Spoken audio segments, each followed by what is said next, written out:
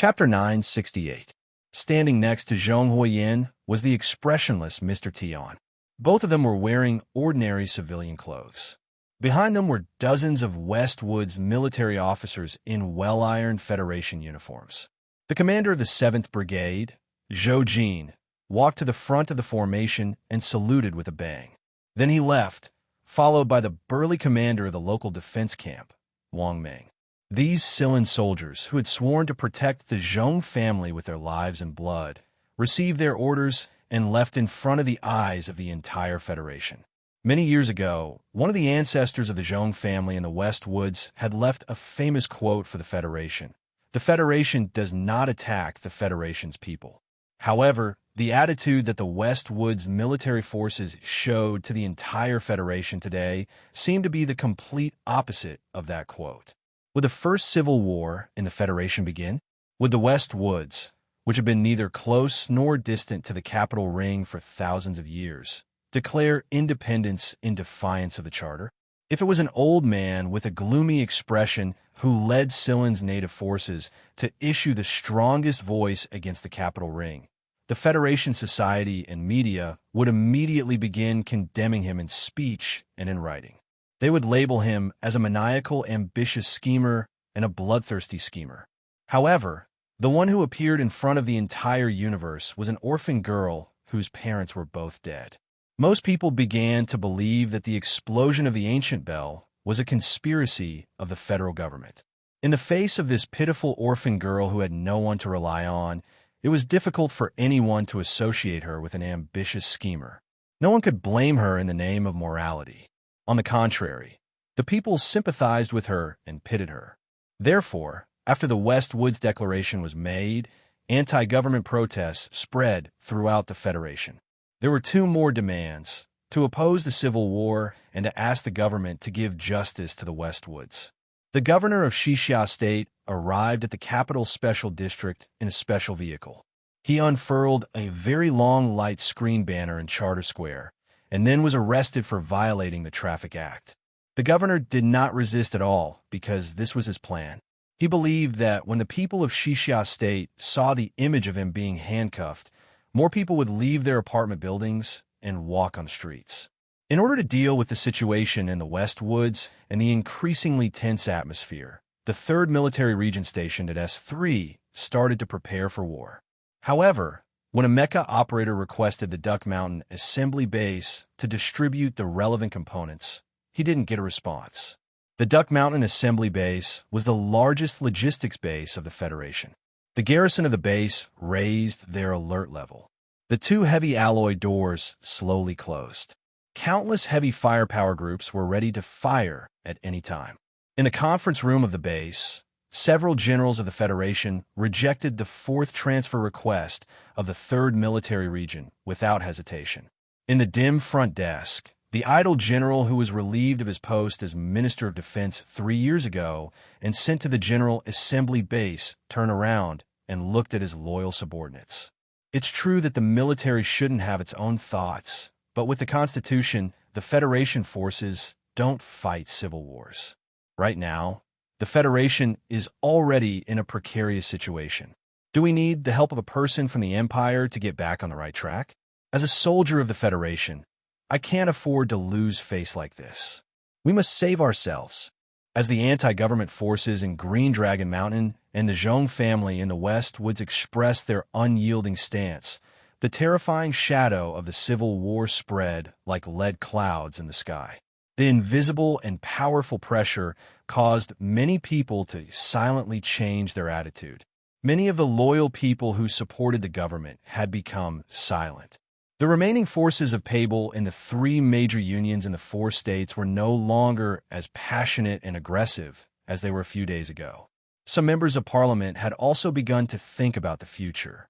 After a night of intense debate, the bargaining and the procedures finally ended. After 3 procedural votes, they officially entered the impeachment process. When they saw the images on the news, the silent citizens who were waiting in front of the Federation TV station, in front of the Parliament Hill, burst into the most excited cheers and screams. In stark contrast, the president's official residence was silent in the snow. This wasn't the first time President Pabre was impeached, but the impeachment proposal proposed by Tai Ziwan didn't even pass the first reading before it ended miserably. Who would have thought that today's impeachment would actually enter the final stage? The staff in the president's official residence had complicated expressions.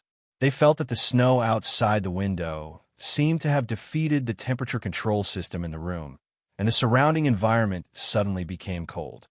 The evidence is still being submitted. After a while, the prosecution and defense will have 2 hours of self-defense time. The defense lawyer and the relevant personnel of the Ministry of Justice have already arranged it. In the Oval Office, Director Breen looked at the president by the window with a tense expression. His voice became a little hoarse and uneasy.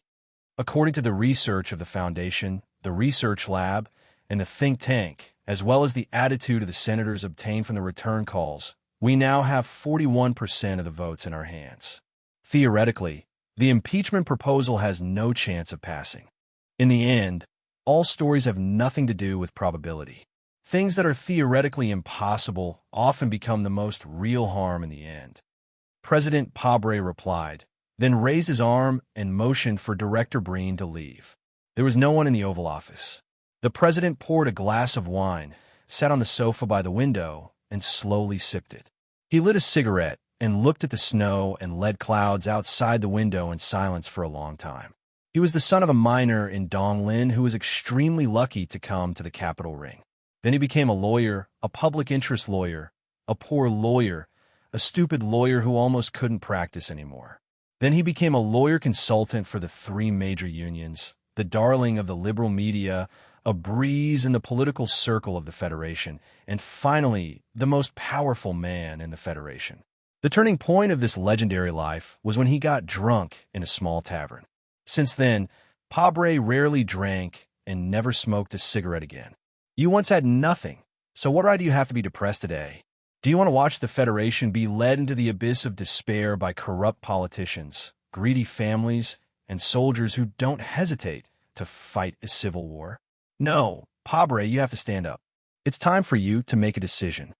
The dark-faced man stood up and stared coldly at the snow outside the window. Suddenly, he slammed the wine glass to the ground and turned around. The First Lady stood silently by the door.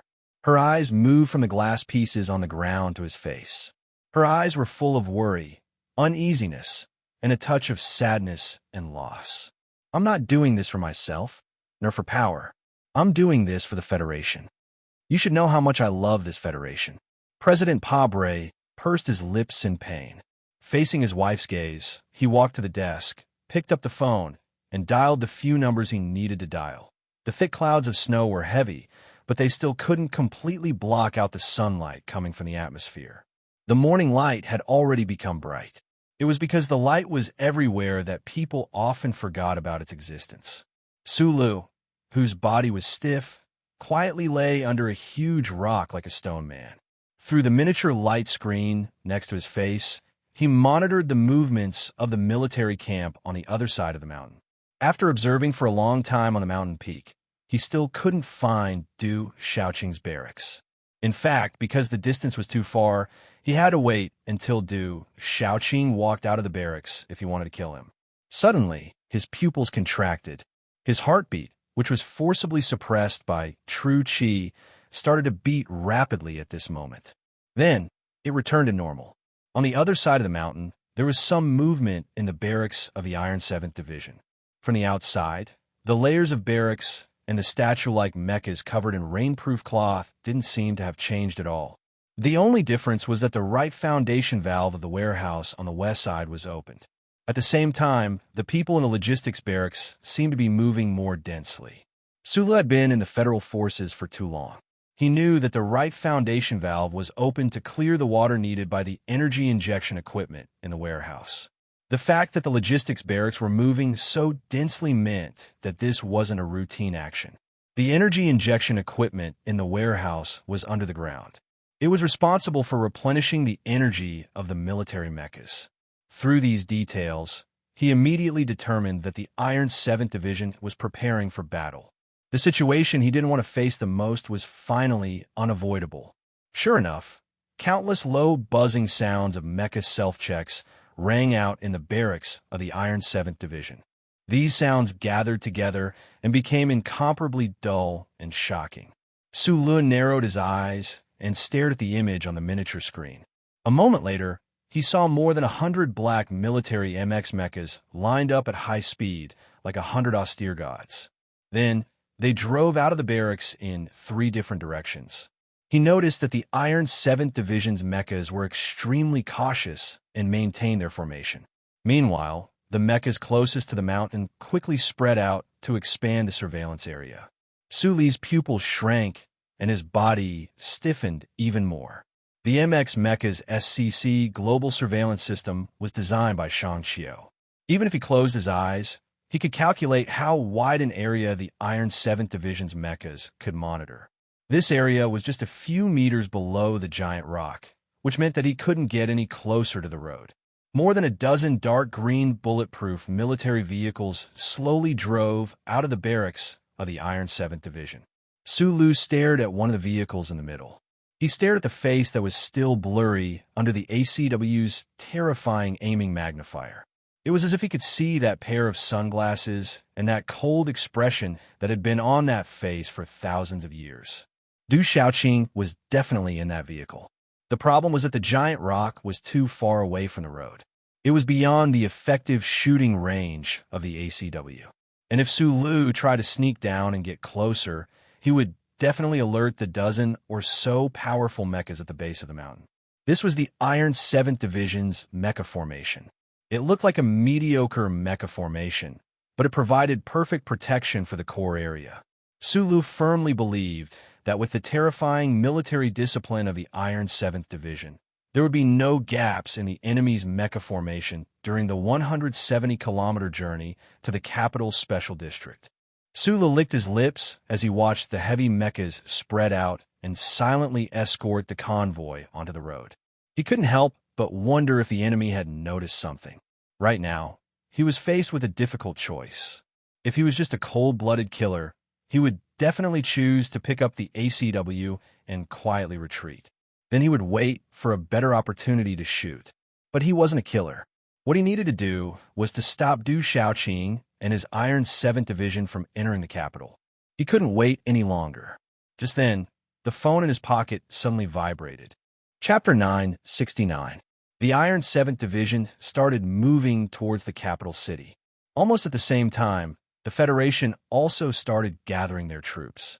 The 4 special class operators from the capital city garrison left their stations and silently guarded the city. The 1st Guard Regiment's mecha battalion headed straight for the back of Macho Mountain. After years of Li Jiedu's deployment, the capital city of the Federation was now surrounded by strong and sturdy metal walls. These troops that were absolutely loyal to President Pabre were the Federation's strongest source of power. Non-wartime deployment wasn't authorized by Parliament Hill, approved by the Joint Chiefs of Staff, and signed by the Minister of Defense. It was a direct order from the President's official residence. The procedure was clearly unconstitutional. According to the relevant regulations of the Federation's Constitution, the Bureau of Proclamation, as the highest-ranking enforcer of the Federation's Constitution, should be able to quickly and forcefully take countermeasures against this kind of blatant violation of the Constitution. On a certain day, at the beginning of the 76th year of the Constitution, the Bureau of Proclamation's Constitution computer in the basement of the Bureau of Proclamation's building immediately sent out an alarm. The entire Bureau of Proclamation's building instantly rang with a sharp alarm. However, in the face of this serious incident, the Bureau of Proclamation's director, Cui Zhedong, stood beside the stairs with a serious expression. He didn't make any reaction. He even forcefully suppressed the anxious questions of some of the workers. Under the Bureau of Proclamation's tacit approval or connivance, the Federation forces controlled the 3 main roads in the capital city in a very short amount of time. The 1st Guard Regiment's mecha battalion from the capital city garrison used their fastest speed to invade the beautiful back of Macho Mountain. In front of the locked iron gate of the manor, hundreds of fully armed soldiers appeared. In the picturesque scenery by the lake, there were also dozens of black MX mechas. In the Capital Special District, in the largest city of the Federation, and in many state capitals, the Joint Investigation Department, which was facing the pressure of being downsized, burst into unprecedented action. The powerful, small-eyed special forces rushed into countless buildings with arrest warrants faxed by the Ministry of Justice and began to make arrests. 2 black armed helicopters roared and landed on the roof of the 3rd Forest United Bank's headquarters. Under the black rope, the elite Small Eyes Special Forces swung in from outside the building and smashed through the huge floor-to-ceiling glass, breaking into the building. Among the glass shards on the floor, more than 10 masked Special Forces members aimed at the young CEO behind the table. Under the accompaniment of the terrified screams of the bank's secretaries and workers, one of the members shouted, "Li Xiuzhu, put your hands up!" The CEO behind the table frowned slightly. "Mr. Li Xiuzhu, because you are suspected of manipulating the stock market, concealing relevant earnings, violating the Financial Compliance Act, and violently resisting the government's investigation. The Federal Ministry of Justice announces your arrest." The CEO took out the arrest warrant, Li Xiuzhu, and then took out handcuffs and was ready to arrest him. The new CEO of the Sanlin United Bank looked at the soldier in front of him. His brows slightly furrowed, and his expression was extremely cold as he spoke in a deep voice. "I'm not Li Xiuzhu. My name is Li Xiaodong." The Small-Eyes Special Forces members around were stunned. They pulled up the electronic information to confirm that the CEO behind the table was not Li Xiuzhu. However, the leader of the Special Forces looked at Li Xiaotong and said sympathetically, "If I were you, I would rather be Li Xiuzhu." Then he took out another arrest warrant and said in a deep voice, "Mr. Li Xiaotong, you are suspected of selling information to the Empire and conspiring with the Empire's spy, He Yu, to murder General Zhong Su of the Federation. You will be tried by the Federation Military Court." Li Xiaodong looked at the arrest warrant issued by the Ministry of Defense and frowned slightly. After a moment of silence, he sighed and then stretched out his hands. Such a scene happened in many places in the Federation. Just like Li Xiaotong, the big shots of those families, no matter where they hid, would always be found by the Small Eyes Special Forces and arrested for various reasons. The 7 great families, who had been hiding in the shadows of the Federation for countless years, possessed strength and connections that ordinary people could not imagine. However, at this moment, in the face of the terrifying and unreasonable offensive of the Federation government, they were still being defeated one after another.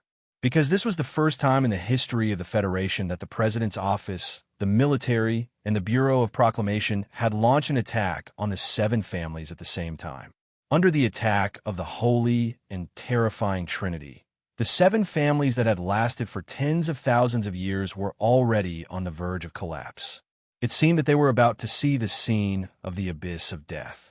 At this time, Sulu, who was hiding in the rock peak and watching the scenery of Iron Sure's battle, received a call from the lady in the back mountain of Macho. Sula knew why Lady Tai knew how to contact him. He only knew that no matter where he was, she could find him. "I want you to delay Du Shaoqing, at least until the Parliament passes the impeachment." Lady Tai said this indifferently on the phone and then hung up. Sulu was left stunned and speechless as he stared at the bottom of the mountain in a daze. Below the mountain was an entire division, the Federation's strongest Iron 7th Division. More than 100 terrifying military MX mechas were scattered across the field. Behind the dozen or so military vehicles, hundreds of armored vehicles were rushing over. He only had 1 person and 1 gun. "Should I thank you for your ridiculous trust in me?" The moment Sulu closed his eyes, he sent the most respectful greetings to the lady in his mind. Then he suddenly turned around, picked up the heavy ACW, and jumped onto the rock under the sun. He aimed at the military vehicle on the road below the mountain. Without any hesitation, he stood on the rock and used the most standard horizontal shooting position. He narrowed his eyes and pulled the trigger at the military vehicle in the distance that on the balcony behind Macho Mountain. Lady Tai sat silently at the table. She looked at the calm winter lake in front of her. She looked at the floating ice shards on the lake and the snowy forest on the opposite shore reflected by the ice shards. "Are you nervous?" she suddenly asked. Butler Jean noticed that the lady hadn't drunk the tea in front of her. He slowly walked up to her and replaced her cup. He didn't answer the question because he knew that the lady was asking about someone else. Secretary Shun stood behind the lady. After a moment of silence, he replied, "I am indeed a little nervous. The capital ring is so unstable and dangerous. It's really hard to imagine." Lady Tai gently pinched the slightly hot ear of the cup. She smiled and said, "That's because you're too young.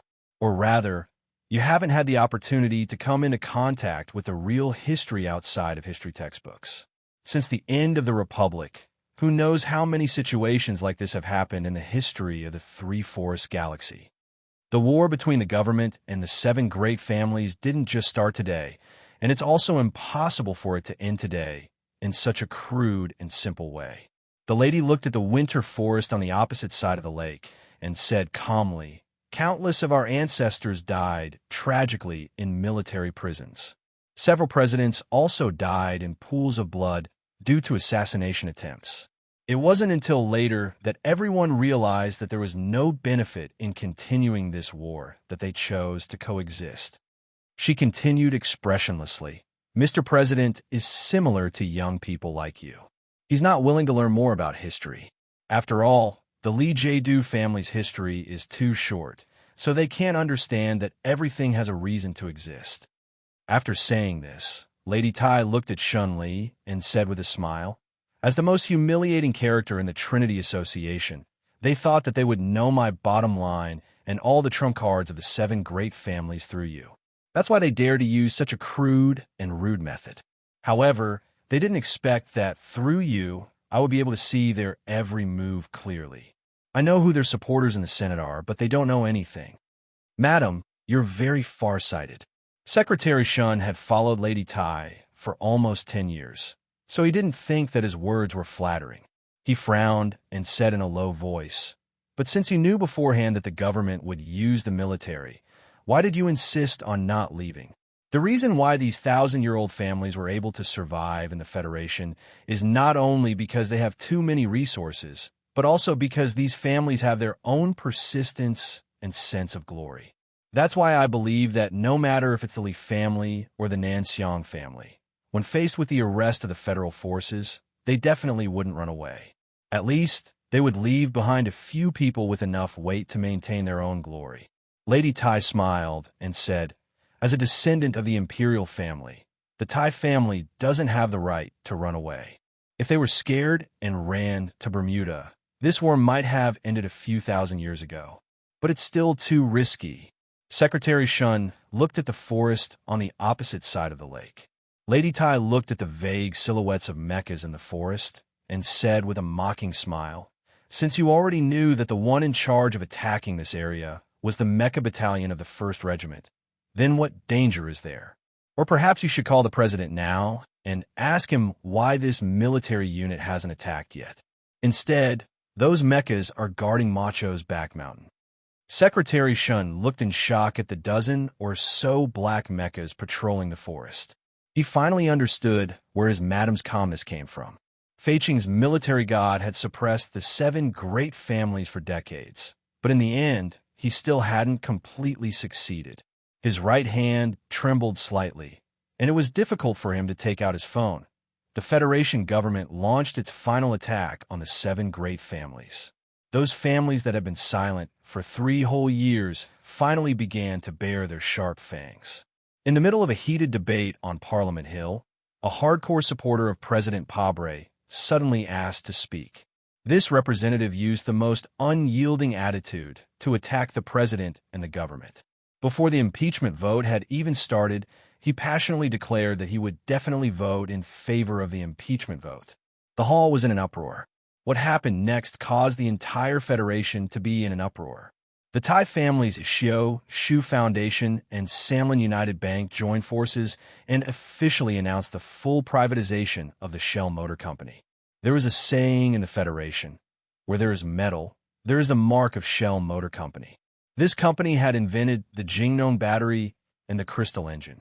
It had a long history and had a close relationship with the federal military.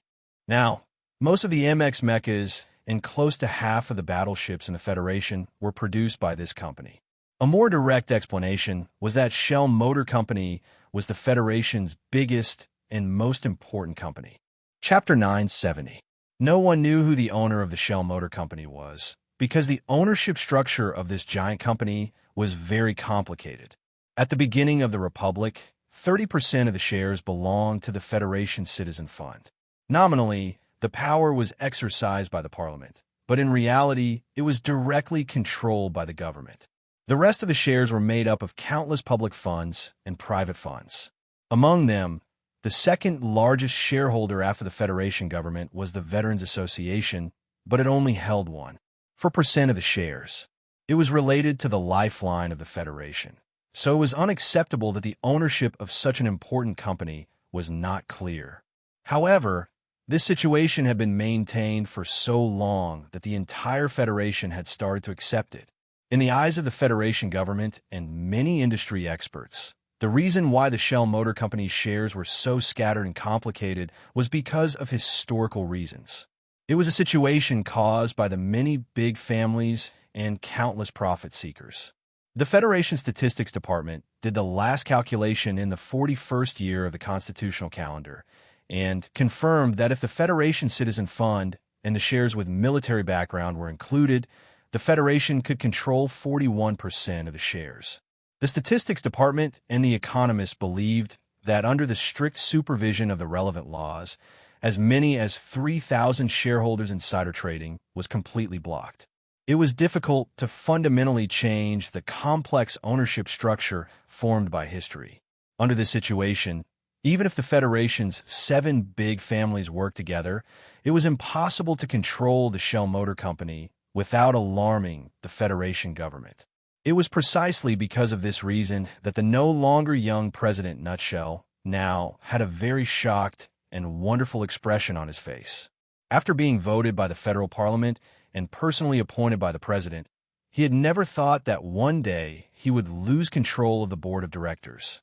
He looked at the shareholders who were attending the emergency board meeting, looked at the complicated but clear share confirmation on the screen in front of him, and looked at the few representatives of the Shio Shu Foundation who were indifferent. He was speechless for a long time. Different from what the Statistics Department and the economists thought, the Tai family did not need to work with other big families to have enough shares to propose a private motion, and they could expressionlessly ask the government to return the Shell Motor Company. There was no insider trading because the thousands of unknown small funds and various associations were originally the Tai families. Since the beginning of the Republic, the bloodline of the previous dynasty had never given up on the control of the Shell Motor Company. The Tai family had only quietly dispersed the shares in their hands and distributed them to numerous newly established organizations. Then, with the most terrible erosion of time, thousands of small organizations quietly changed their names, and the Federation began to forget their existence. They hid in the Forgotten Kingdom, silently enjoying the huge dividends every year. Only when the family faced a fatal threat did these shares, which had disappeared for countless years, resurface. Mr. President, we respect your professionalism very much. I think the confirmation of the shares is very clear now. We have the certification of the 3 major accounting firms. If you continue to insist that the review needs more time, we will directly dismiss you according to the process. The representative of the Shio Shu Foundation looked at the president of the Nutshell Foundation expressionlessly and said, "In fact, we all know very well why you're stalling for time, but I have to remind you that what we do is within the legal framework. Please don't bear the responsibility of the government that you shouldn't bear." The president frowned and asked, "I really want to know why you didn't hesitate to expose thousands of years of hidden shares to take back the Nutshell Motor Company. What is your purpose?" The lawyer walked out from behind and took out a few documents and spread them on the table.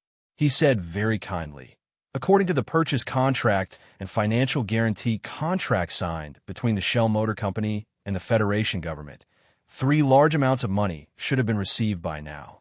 We hope that the government can return the money immediately." The president of the Nutshell Foundation frowned even more.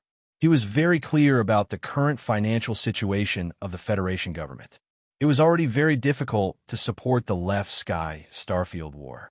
If it was in the past, the government could definitely delay the payment to the Nutshell Motor Company, but now the Tai family couldn't accept it. As for the only company that could continue to provide the government with war loans, the Sandlin United Bank, it was said that their new CEO had just been arrested by the government.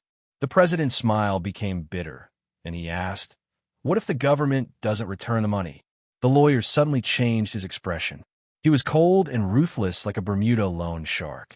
He slammed the table and roared, "It is only right to return the money owed. If the government doesn't return the money, all the production bases under the Nutshell Motor Company are not allowed to give them a single warship or mecha. The 4 feather-level warships that were preparing to leave the Old Moon base are to return immediately. The daily maintenance of the base is to stop immediately. Also, all the mechanical engineers that the company left in the Army must be recalled. Don't forget that we are the ones paying their salaries." The president's body turned cold. He thought about the terrible situation that the Federation forces would face if all of this really happened. He couldn't help but clench his fists and shout, "Are you crazy?" The lawyer wasn't crazy because he was carrying out the will of Lady Tai. Facing the attack of the government, the madam's real crazy response was yet to come. If the voting rights in the parliament and the drastic change in the Nutshell Motor Company couldn't cause the Federation government to panic because of the limitation of time, then the following thing was completely different. Behind the New Moon base, in an important crystal mine area of the Ministry of Defense's General Assembly base, a violent explosion suddenly occurred. This explosion didn't cause too many casualties, but it directly turned 455 units of crystal mines into green smoke. Crystal mines were very stable energy sources. Other than the abnormal transition of electrons caused by laser radiation, they were as safe as a pile of rocks. This sudden explosion in the New Moon base was like a bolt of lightning that struck the hearts of many important people in the government and military. For the Federation forces, in the war against the Empire, crystal mines were definitely the most important strategic resource. Without crystal mines, the Federation's fleet wouldn't be able to cross the vast universe. And no matter how strong the Federation's ground mecha troops were, they would only become a pile of steel garbage that looked at the left Sky Star region from the capital ring. 455 units of crystal mines turned into green smoke in the explosion. This wasn't a loss that couldn't be endured, but the problem was that if this explosion was deliberately caused by some power, then it meant that the other party had the ability to paralyze the Federation fleet at any time. The cold winter wind blew into the balcony and suddenly became warm, gently blowing the hair beside the wrinkles at the corner of the madam's eyes. She took the phone from Secretary Shun, smiled slightly, and replied, "Mr. President, Macho has been controlling the crystal mine consortium in the back of the mountain for too many years. From exploration, mining, purification, preservation, and transportation, there are too many steps in this process. Even I don't know how many methods there are to turn these crystal mines into useless rocks or green smoke. When did you start preparing?" The madam slowly stood up, walked to the railing, and looked at the picturesque landscape covered by the winter snow. She gently breathed, then elegantly replied, "Maybe it started on the day the Empire ended. In the period of history that you and I are in, Macho started preparing these measures in the back of the mountain, starting from conversation on the balcony. Was that 3 or 4 years ago? At that time, sure, Qinghai killed several of your most important partners in the parliament. Su Lu returned from the West Woods to the capital ring, and you couldn't even shoot him down with your battleships. Then, General Li Jiedu came to Macho's back of the mountain and had a long talk with me. Lady Tai held the phone and said, "Mr. President, at that time, I once said something. Once the steel monsters have their own consciousness, their appetite will become extremely greedy. In their eyes, any former overlord is just a few pieces of delicious synthetic meat. My family doesn't want to become the delicious synthetic meat in your eyes, so naturally, we have to make some preparations. You should allow the synthetic meat to have the right to fight back." With a muffled sound, a large caliber bullet with a tungsten tail shot out from the thick barrel of the ACW. It tore through the sky under the shadow of the lead clouds and blasted a terrifying deep crater in front of the military vehicle on the road. The distance was too far beyond the effective range. Sulu wasn't surprised that the first shot didn't hit the target.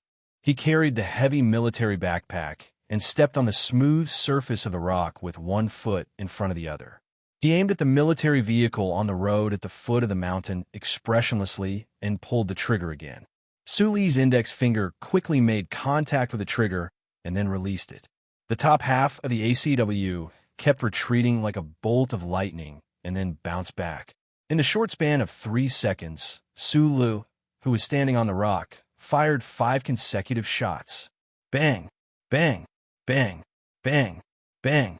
The ground around the military vehicle at the foot of the mountain exploded almost at the same time.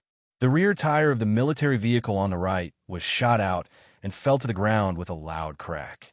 Smoke and dust suddenly filled the road.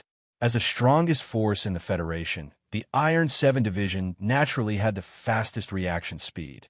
The moment the gunshots rang out, the 2 mechas of the defense battalion arrived with a roar.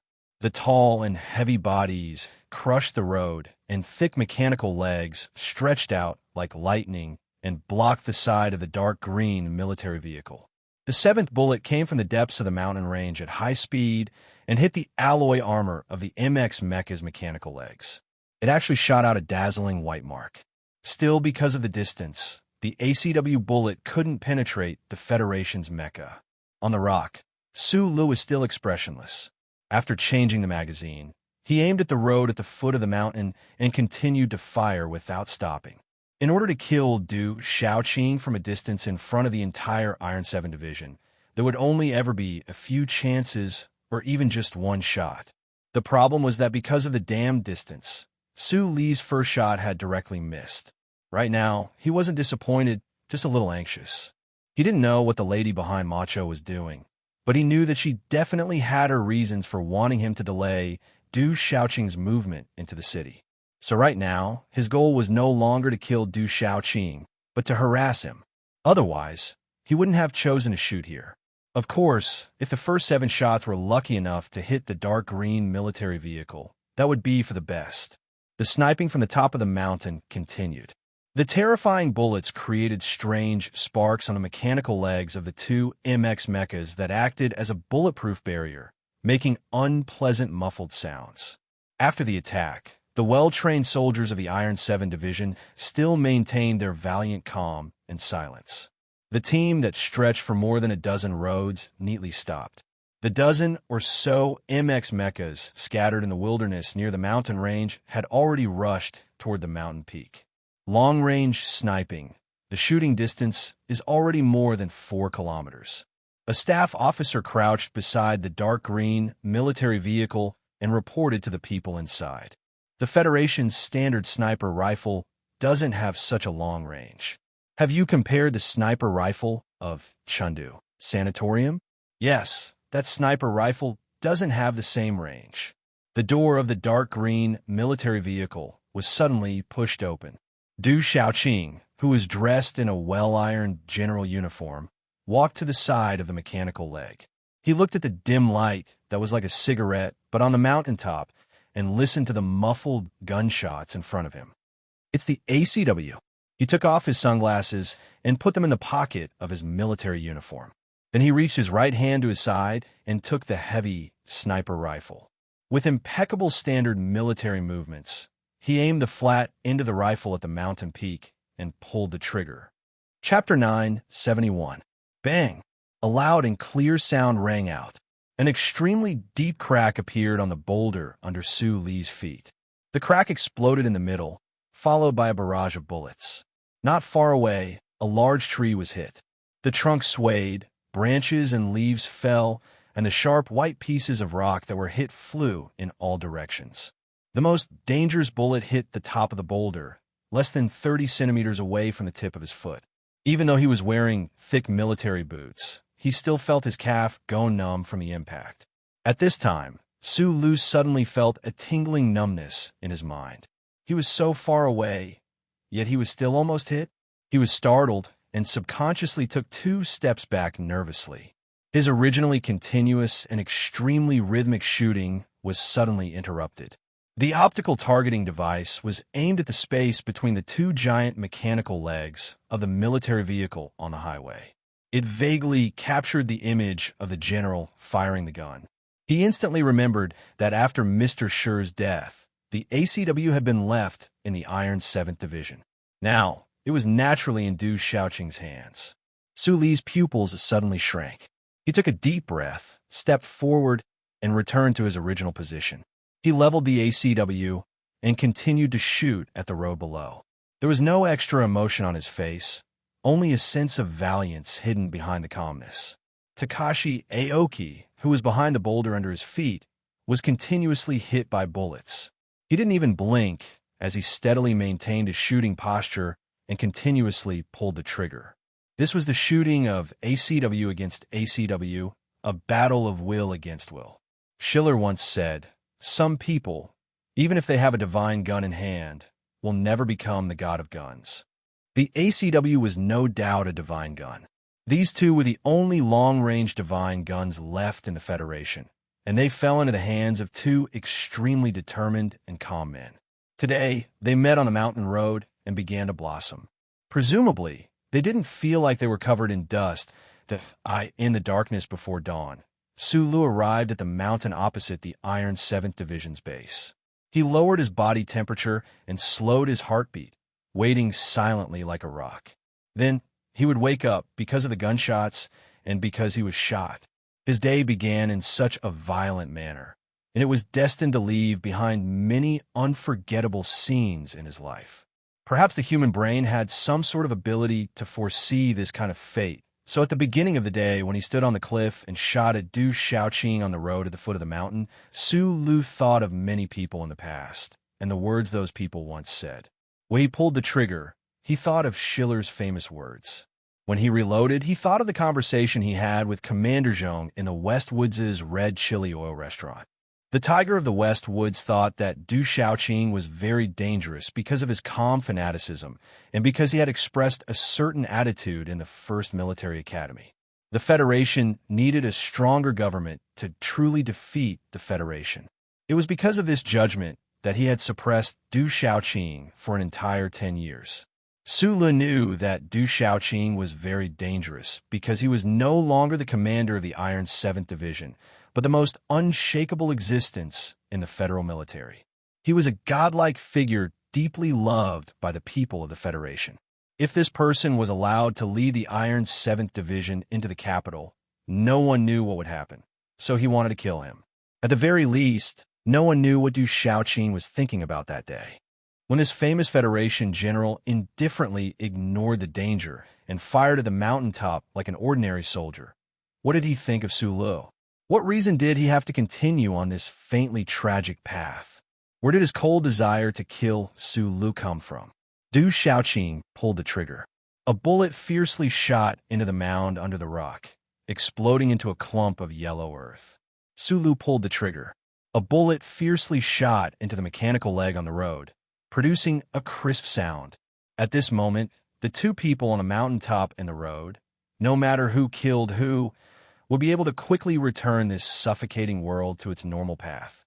However, because the distance was too great, the bullets fired from the two thick ACW barrels made the world change color. Loud bangs rang out, but they were unable to accurately kill each other. It sounded more like two silent blacksmiths continuously hammering iron. However, even if they were hammering iron, the next hammer might be able to break the iron plate. In that case, no one could guarantee that the next bullet fired from the barrel would hit the other's body first. Amidst the flying shards of sharp rocks, the crisp bangs of bullets, and the dense shockwave of bullets, Su Lu and Du Shaoqing coldly looked at each other from several kilometers away, unmoving like mountains. At this moment, this extremely rare exchange of long-range sniping had nothing to do with the quality and accuracy of the guns. The only thing left was luck. The two of them were gambling with their most valiant willpower and determination. They were gambling with each other's lives that on a mountain road 170 kilometers to the south, two men were silently shooting at each other from long range. In the western suburbs of the capital, on the balcony behind Macho Mountain, Lady Tai and President Pabre were still on the phone. Terminating the military supply contract and blowing up the crystal mine is using the lives of millions of innocent soldiers on the front lines to threaten the Federation. Do you not have a single bottom line? What exactly do you want to do? Lady Tai indifferently listened to the president's low and sharp reprimand. She replied, "Mr. President, keeping a promise is the most basic of morals.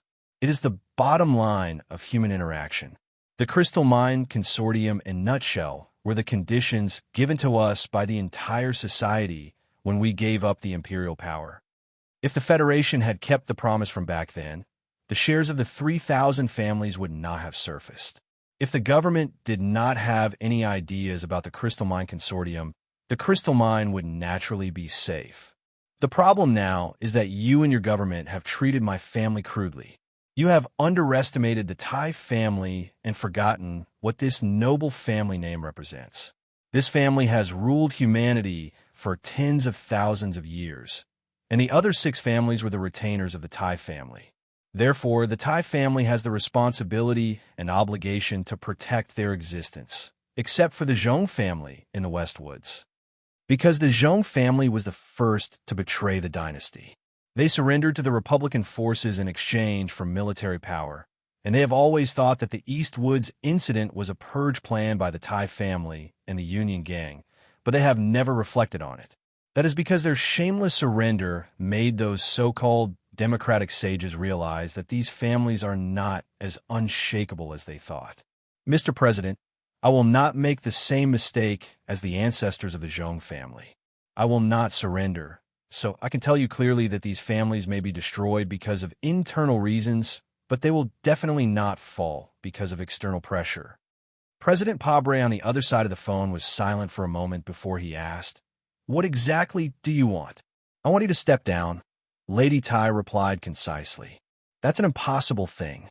President Pabre replied in a deep voice, "The situation has developed to this point. Even if you have a trump card that can shake the Federation, it is impossible to turn back the tide of history. I want to remind you, madam, that Tai Ziyuan has already promised to donate the Crystal Mine Consortium. The shares of Nutshell are exposed to the public. Even if you families force me to step down or even kill me, do you think that the Federation will still be controlled by the 7 families in the future? Our trump card has never been completely explained by anyone, including you." Lady Tai walked to the railing with the phone in her hand.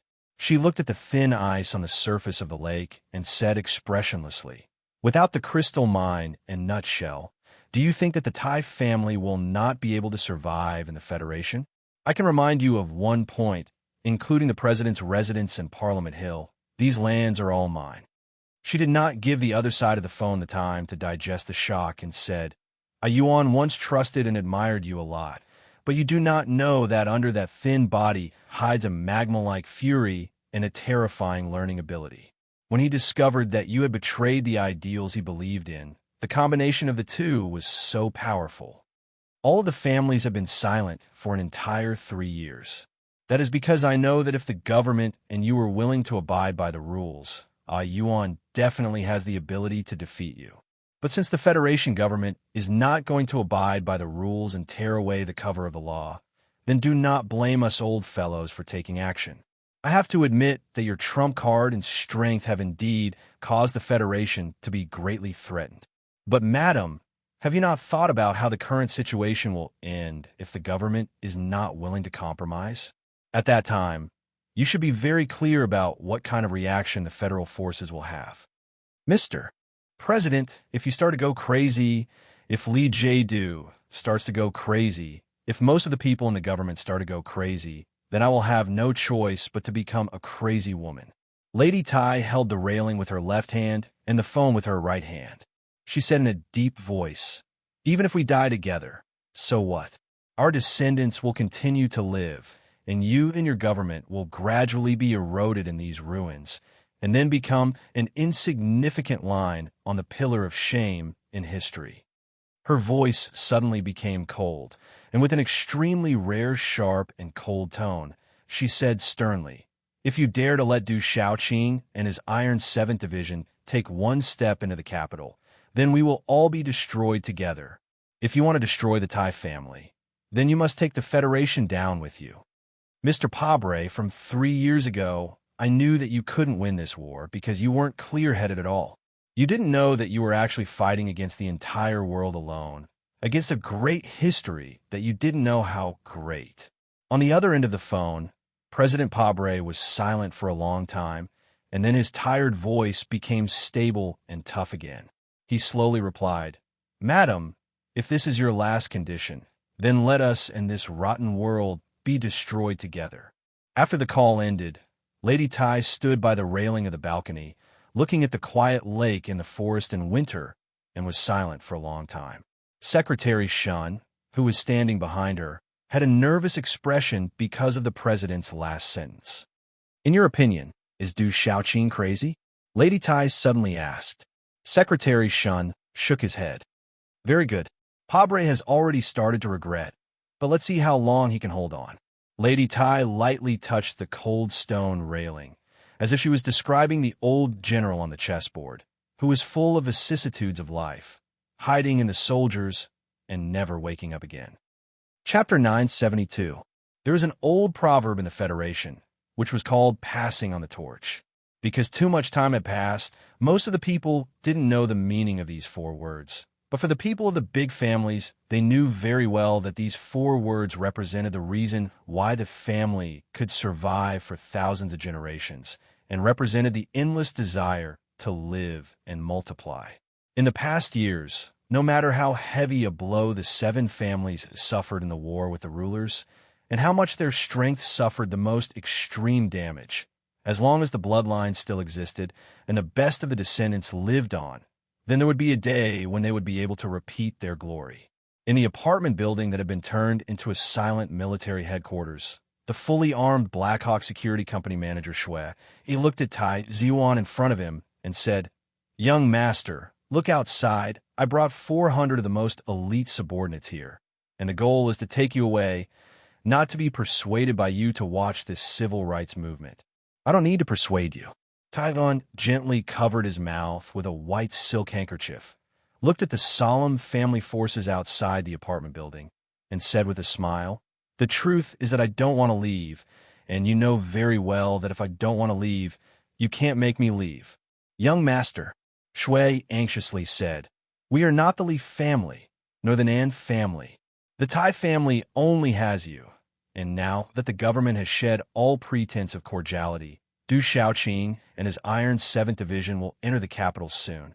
If something happens to you, the Tai family will be finished." Tai Ziyuan slowly put down the white silk handkerchief, pointed at the busy staff in the hall behind him, and said seriously, "The results of Parliament Hill will be out soon. 100,000. No, now more than 300,000 people are waiting in the streets of the capital for the final victory or the shadow of death. And these are all my responsibilities. How can I leave at this time?" "Responsibilities? Then what about your responsibilities to the family?" Shui looked at him with disappointment.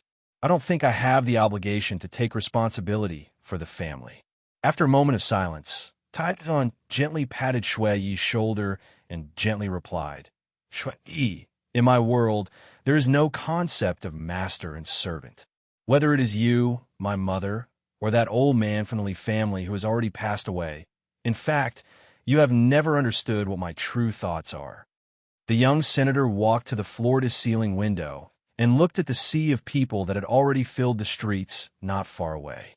He looked at the men, women, and children who were waving flags without knowing that danger was approaching.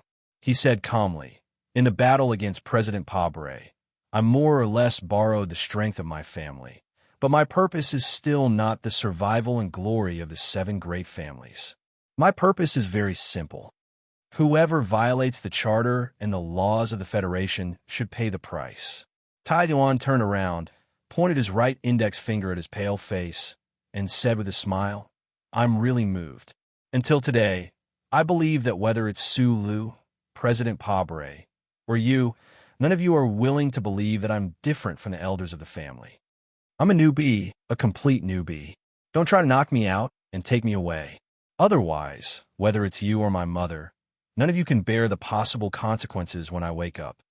After saying this, Taizuan no longer continued to look at Shui Yi and those confused family members.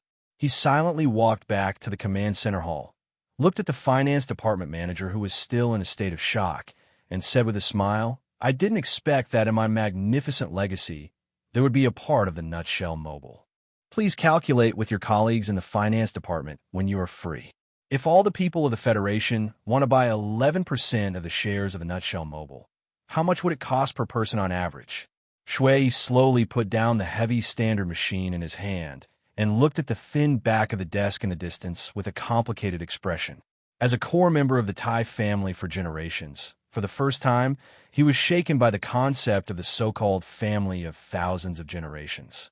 Could it be that these things were really very boring like what the young master said? The homeland of the Federation was already in a precarious situation.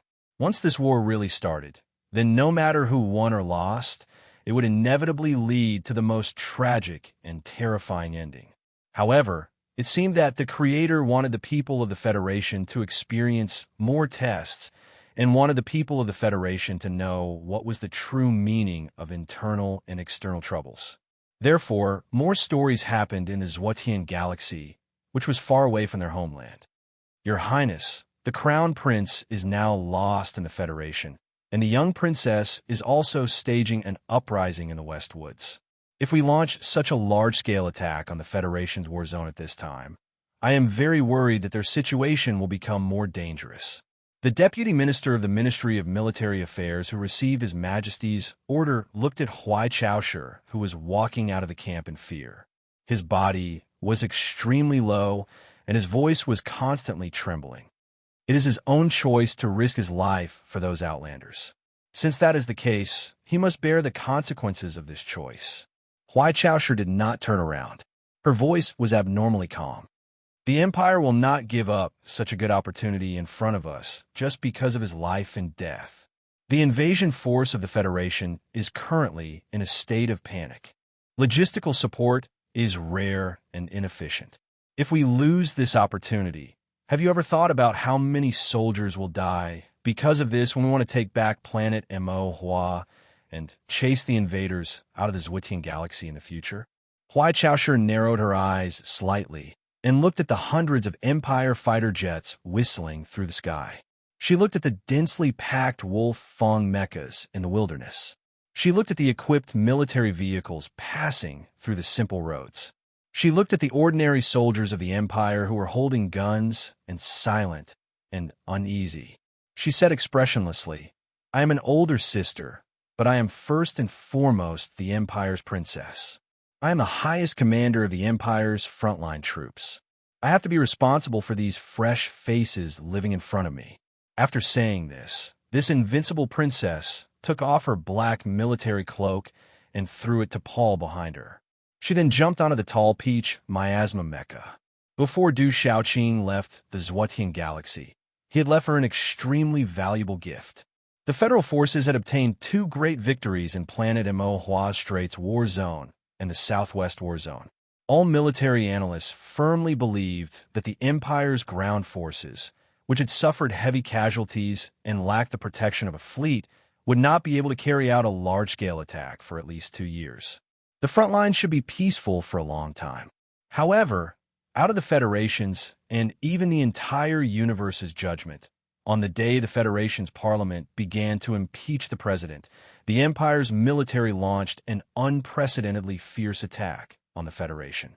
Furthermore, the strategic attack range this time had even exceeded planet Mo Hua and spread to several other war zones in the universe. The Empire's military, which had been lying low for several months, suddenly burst out and used the last of the Empire's fleet. The Imperial family even used ruthless means to directly conscript all the smuggled spaceships in Galaxy L. Faced with thousands of Empire's civilian-armed spaceships that covered the sky and covered the Earth and were not afraid of death, the Federal fleet, which was hovering on one side of the Zhuotian galaxy, watched as their energy supply rapidly decreased. However, they did not obtain an overwhelming advantage. They could only passively leave the main war zones and watch as the ground forces fell into a fierce battle with the Empire's army. The Empire's ground forces fiercely pushed forward on several planets. Their commanders did not seem to care at all whether it was soldiers or mud that fell under the Federation mecha, nor did they care whether there were still allies in the area covered by the bombardment of the cluster formation bases. They only cared about advancing, advancing, and advancing. The battle on planet Mo was the most intense. The surface forces led by the three Empire's Royal Mecha Brigades successfully drove the Federal forces out of the Straits War Zone in the Southwest War Zone after paying a heavy price of 400 Wolf Fong mecha being destroyed. Faced with this kind of almost berserk method of advancement, the Federation's Lieutenant General Hu Lien, who was known for his iron chain defense, was bitterly disappointed before the battle even started. Meanwhile, the Empire's commander Huai Chaosher made a few extremely small mistakes in the Federation's command, and all of them were caught by the Empire's commander-in-chief, Huai Chaosher, and then dealt the most accurate and fatal blow. The Federation's ground forces on planet Mo were forced to retreat under the powerful attacks of the Empire's army. In the few war zones that were separated, some of the troops were even forced to move to the dangerous mountainous areas and began a bleak long-term campaign. In this battle, Her Royal Highness the Princess, whose name shook the universe with her unparalleled strength in mecha warfare, finally proved that she also had the same genius ability in battlefield command. If it wasn't for the new 17th Division and Madman Li in the Beheading Happiness mecha, who fought almost crazily in a bloody battle and held back the two Empire's Royal Mecha Brigades on the northwest front line, perhaps in less than 24 hours, Huai Chaosher and her subordinates would have already killed their way to the Federation's base. On this day, on the smoke-filled front line of planet Mo, who knew how many Federation soldiers were injured, how many Federation soldiers were sacrificed, and how many Empire officers who were gradually calming down silently thought, if the one commanding the Federal forces right now was still Du Xiaoqing, would all of this have happened?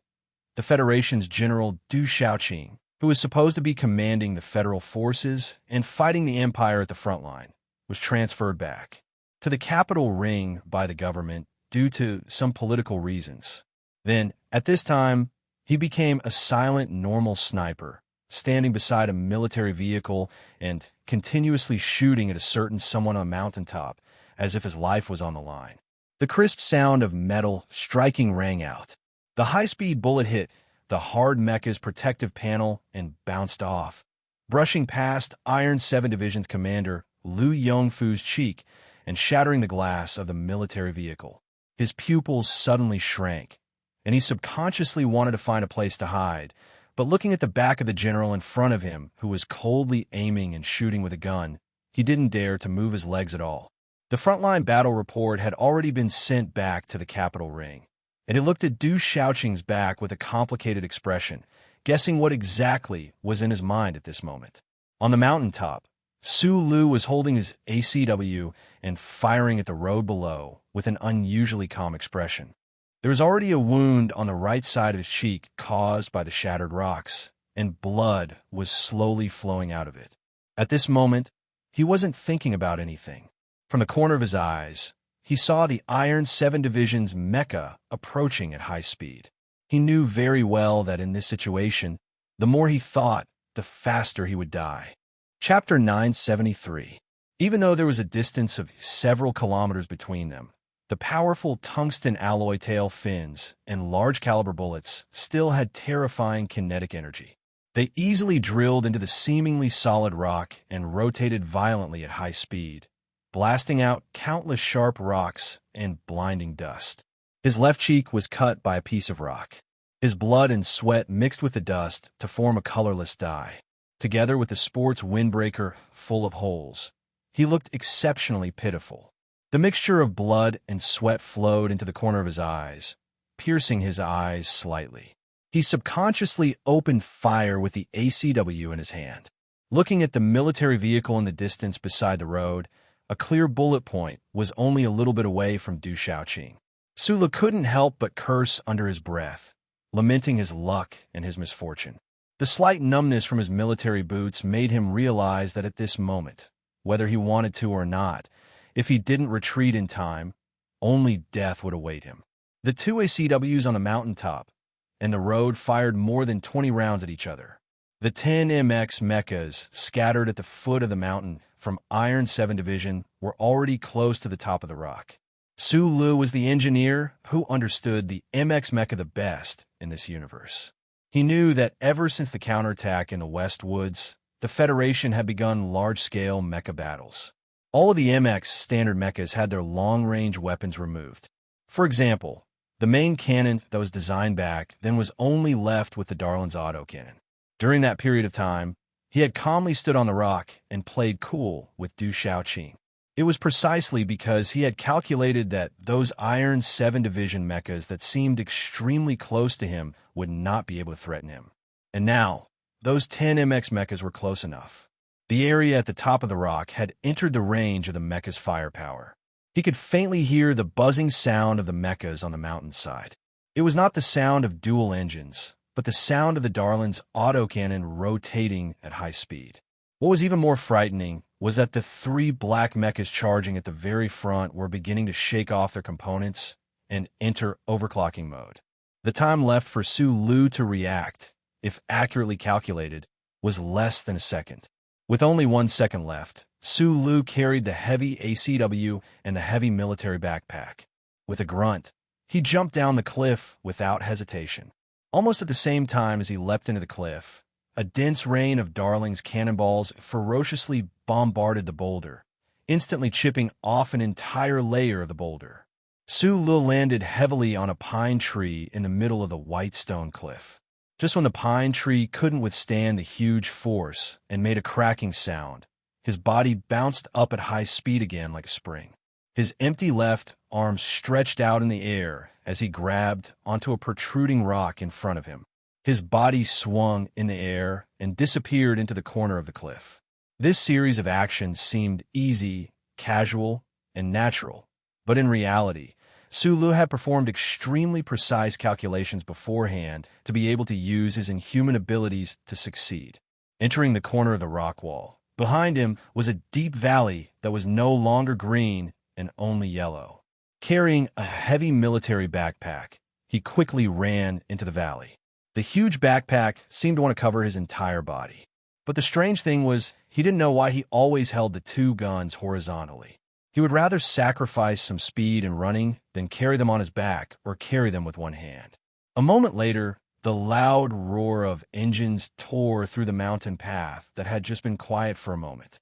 3 black mechas, already in overclocking mode, broke through the mountain rocks and gave chase with a ferocious momentum. Behind them, almost 10 mechas followed. At this time, Su Lu had already charged about 300 meters into the valley like a flash of lightning. He suddenly stopped running at high speed. His military boots dug deep into the mud to dissolve the huge inertia.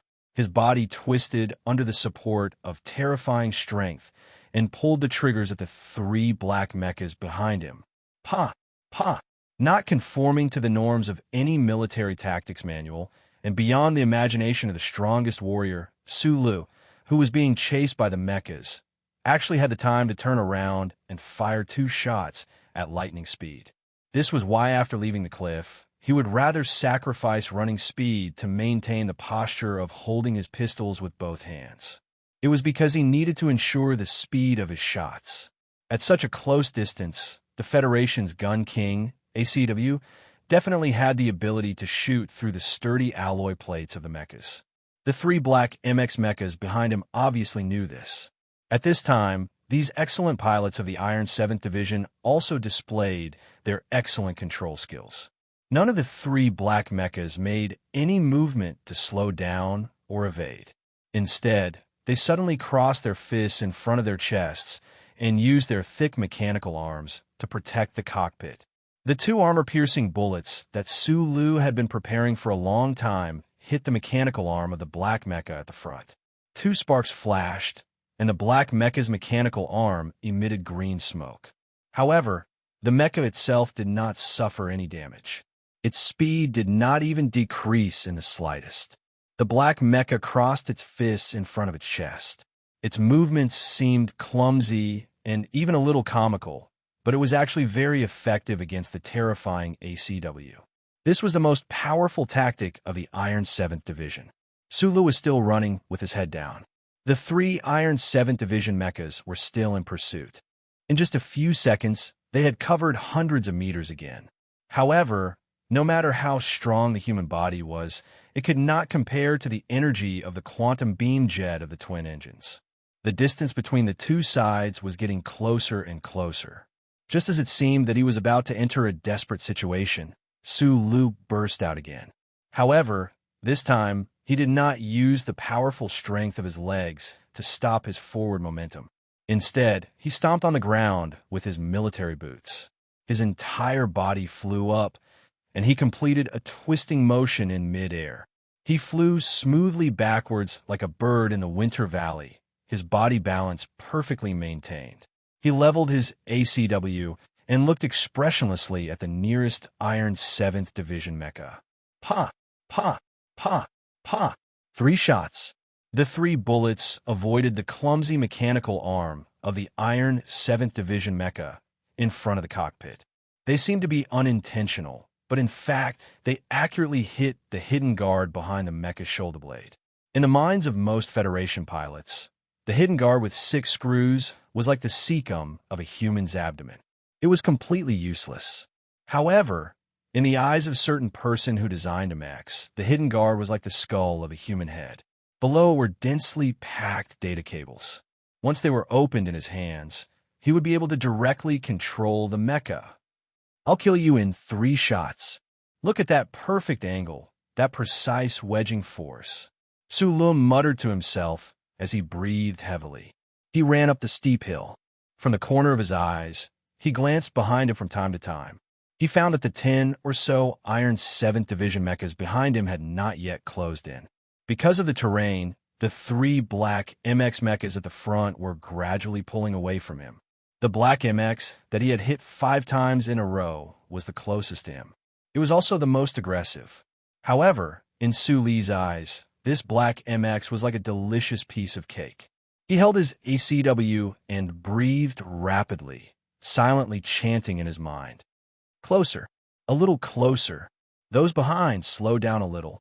It was truly a pipe dream for him to think that he could defeat Du Shaoqing and his Iron 7 Masters with just 1 person or 7 teams to fight against the federal government. However, for him, if he had a powerful mecha, perhaps the situation would be fundamentally changed. After the battle 3 years ago, the Federation government began to strictly control the use of military mechas. They were protected by multiple layers of passwords. When they were not activated, even Sulu would not be able to successfully steal them. Today's scene was the result of Suli's calculations. He knew that the mecha group of Iron 7th Division would definitely catch up, and this would be the best chance for him to steal the mecha. Stealing a military mecha with his bare hands. In the eyes of many people, this was akin to a myth. No one would believe it, but Sulu had seen Uncle Feng Yu go crazy before. In fact, he had even played out a similar scene on Mo Hua planet. Today, Sulu did not have an engineering mecha, nor did he have a miniature repair arm. However, he had his ACW. Seemingly unintentionally, he had been shooting at the hidden guard all this time. His goal was to force the guard open and then find a chance to flip over and use the data under the guard to directly take control of the Black MX. Once he got his hands on the mecha, it would be Du Shaoqing and the Iron 7th Division's turn to fret. Du Shaoqing watched as the blurry figure disappeared over the side of the cliff. He watched as the 10 or so mecha chased after it. Expressionlessly, he took back his ACW and handed it to the officer beside him. Then, he picked up his sunglasses and gently blew off the dust on the lenses before putting them on and walking towards the military vehicle. Suddenly, his sword-like eyebrows shot up. He abruptly turned around to look at the rocky peak that was now nowhere to be seen. He remembered the battle reportedly Feng had sent back from Mo Hua planet a few days ago, and remembered the MX mecha that Sulu had successfully captured. His raised eyebrows suddenly sank. Du Shaoqing said in a low voice, "Withdraw all mecha," including Division Commander Liu Yongfu and all the staff officers. No one understood why the division's mecha had to withdraw just as they were about to catch up and eliminate that damned sniper. However, the discipline of the Iron 7th Division was as strict as a mountain. Facing this division commander Xiaoqing, who was no longer a division commander, everyone was used to following orders without questioning or questioning. The order for the mecha group to withdraw immediately reached the mountain valley in the shortest amount of time possible. Du Xiaoqing stared silently in the direction of the deep mountain valley through his sunglasses, and then ordered, "Troops continue forward. Target is the 1st Unified Special District." The surrounding Iron 7th Division officers were slightly taken aback. Then, some of them understood Division Commander Xiaoqing's meaning. As long as the troops did not disperse and used several mecha to seal off the shooting angles in the direction of the mountain range, what could the sniper in the mountain do? The other party could only watch as this flood of steel silently and unstoppably entered the capital's special district. There was nothing they could do. This was Du Xiaoqing. This was the Iron 7th Division. This division and its core figures sometimes looked a little too mechanical and cold, but they yearned for victory but were not greedy for it. Their eyes were clear, their steps firm. They may not be the strongest division, but they were definitely the division that made the least number of mistakes. Du Xiaoqing sat back in the car with an expressionless face. He didn't look at the handcuffed officer beside him. He slowly undid the top button of the general's uniform, dissipating the heat in his body. Then, he silently thought of the previous moment. Why did he inexplicably hold an ACW and shoot at Su Lo? If this had happened on the battlefield, this would have been an absolutely unforgivable mistake. He, who was known to never make mistakes, slowly frowned, feeling very puzzled. Chapter 974. The handcuffed officer was the commander of Iron 7th Division's 2nd Regiment, Zhou Yu. Back then, he was a top student of the 1st Military Academy. Du Xiaoqing had recognized his talent and forcefully summoned him from Ma Chou and Su Li's underlings to Iron 7th Division. Then, the gentle young man gradually matured on the battlefield. Zhou Yu was highly regarded by Du Xiaoqing. As an officer famous for his tactical deduction, Zhou Yu held an important position in Iron 7th Division. But now he was just a prisoner in the back of a military vehicle. The phone call from the president's residence reached Iron 7th Division's base. Du Xiaoqing ordered all troops to set off for the capital. No one in Iron 7th Division questioned this military order. At this time, Zhou Yu stood up. In front of everyone, he took out his gun and silently placed it on the table in front of Du Xiaoqing. He used this most extreme action to express his strongest opposition. Zhou Yu's bold stand did not affect Du Xiaoqing's decision, at least on the surface. After he was arrested, the Iron 7th Division set off on time, and he was stuffed in the back of Du Xiaoqing's military vehicle and forced to follow them to the capital. "Commander, you made a mistake just now." The current commander of Iron 7th Division was Liu Yongfu, but as long as Du Xiaoqing appeared in this unit, the Iron 7th Division would only call him commander. Zhou Yu, whose hands were cuffed behind his back, did not look at Du Xiaoqing. His eyes fell on the valley in front of them and said, "Why did you make a mistake? Because even you don't know if this is the right thing to do. And I firmly believe that this is wrong. Federal forces interfering in political affairs is a serious violation of the spirit of the Charter. Commander, even the Empire people in the valley understand this, and even risk their lives to stop you. Why don't you understand?" Du Xiaoqing's expression did not change at all when he heard his subordinate's angry objections from the back seat. His cold eyes drifted slightly as the military vehicle moved. After a moment of silence, he replied indifferently, "Back then, in the building of the Ministry of National Defense, Su Lu once pointed at my nose and said that the army should not have its own thoughts.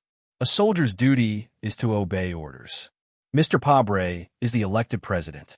As a soldier, what's wrong with obeying his orders? If the mobilization of military forces this time violates the spirit of the Charter, as you said, why didn't the Bureau of Proclamation do anything?" Hearing Du Xiaoqing's explanation, Zhou Yu smiled with some difficulty, no longer trying to convince the other. He understood the general sitting in front of him very well. He was a man of few words and disdained to explain any details of his plans to his subordinates. But today he had actually opened his mouth to explain something, which was rare for him. What did this mean? It could only mean that he was constantly looking for reasons to strengthen his resolve. The engine hummed, and the military vehicle slowly started moving. A cool breeze blew in from the window, and the temperature dropped a little. The expressionless Du Shaoqing still seemed to feel a little hot, and he unbuttoned the second button of his military uniform.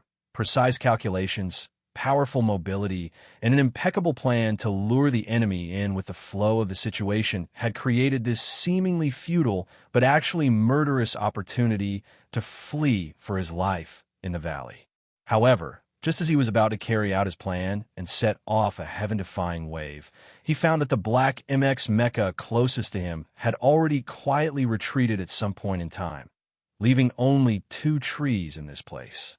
This was like an excellent boxer who did not hesitate to hold his head and take a beating passively, getting beaten until his nose was bruised and his face was swollen and bleeding profusely, pretending to be weak and stalling for time until he finally found the moment to land the fatal blow. He viciously threw out the right heavy punch that he had hidden for 11 rounds, only to suddenly realize that the punch was aimed at empty air. Sulu, whose face was covered in blood and stains, stared blankly at the 2 trees.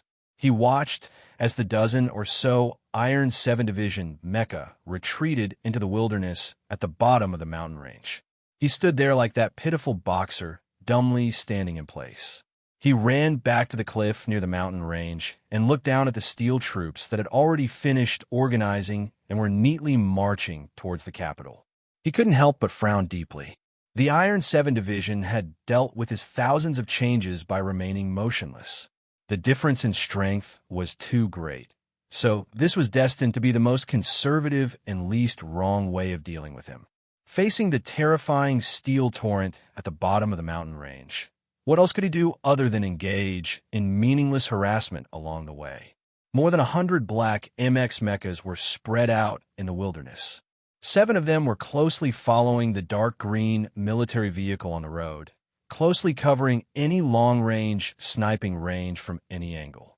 Hundreds of armored vehicles followed behind, and the army of more than 10,000 people maintained a perfect formation as they slowly advanced in the direction of the capital. Other than the roar of the engines, there was no other sound to be heard, giving people a silent, oppressive, austere, and unstoppable feeling.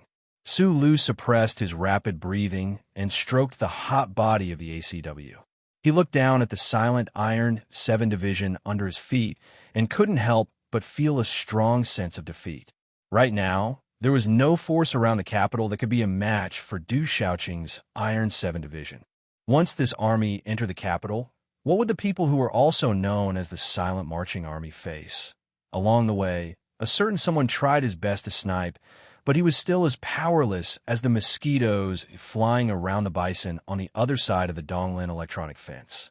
The bison that silently ate grass didn't care about the bullets in the air at all. It only occasionally swung its tail to hit them, and a certain someone had to retreat into the mountain range at high speed, like a mosquito fleeing for its life. It seemed that there was no force that could stop the Iron 7 Division from entering the capital. However, at this moment, the silent steel torrent suddenly stopped outside an inconspicuous town. It wasn't Iron 7 Division that stopped the advance of the Iron 7 Division, nor was it Blackhawk Security Company, nor was it the Zhong family troops from the West Woods who suddenly learned how to travel through space, nor was it the Imperial armies who madly followed the Crown Prince. It was just a man covered in dirt and bleeding wounds like a beggar. No beggar, not even the beggar gang leader in Schiller's 8, could slow down the pace of the Iron 7 Division at all. However, this beggar was Dongfang Yu, the former commander of the Iron 7 Division. Many of the officers and soldiers of the Iron 7 Division in the armored vehicles in front of him were personally selected by him and promoted to be his subordinates. Dongfang Yu, who was holding a pair of crutches, looked at the armored vehicle that slowly stopped in front of him. An abnormal flush of excitement appeared on his face. He supported himself with his crutches and struggled to move forward. The wounds on his body that were left a few days ago were now bleeding.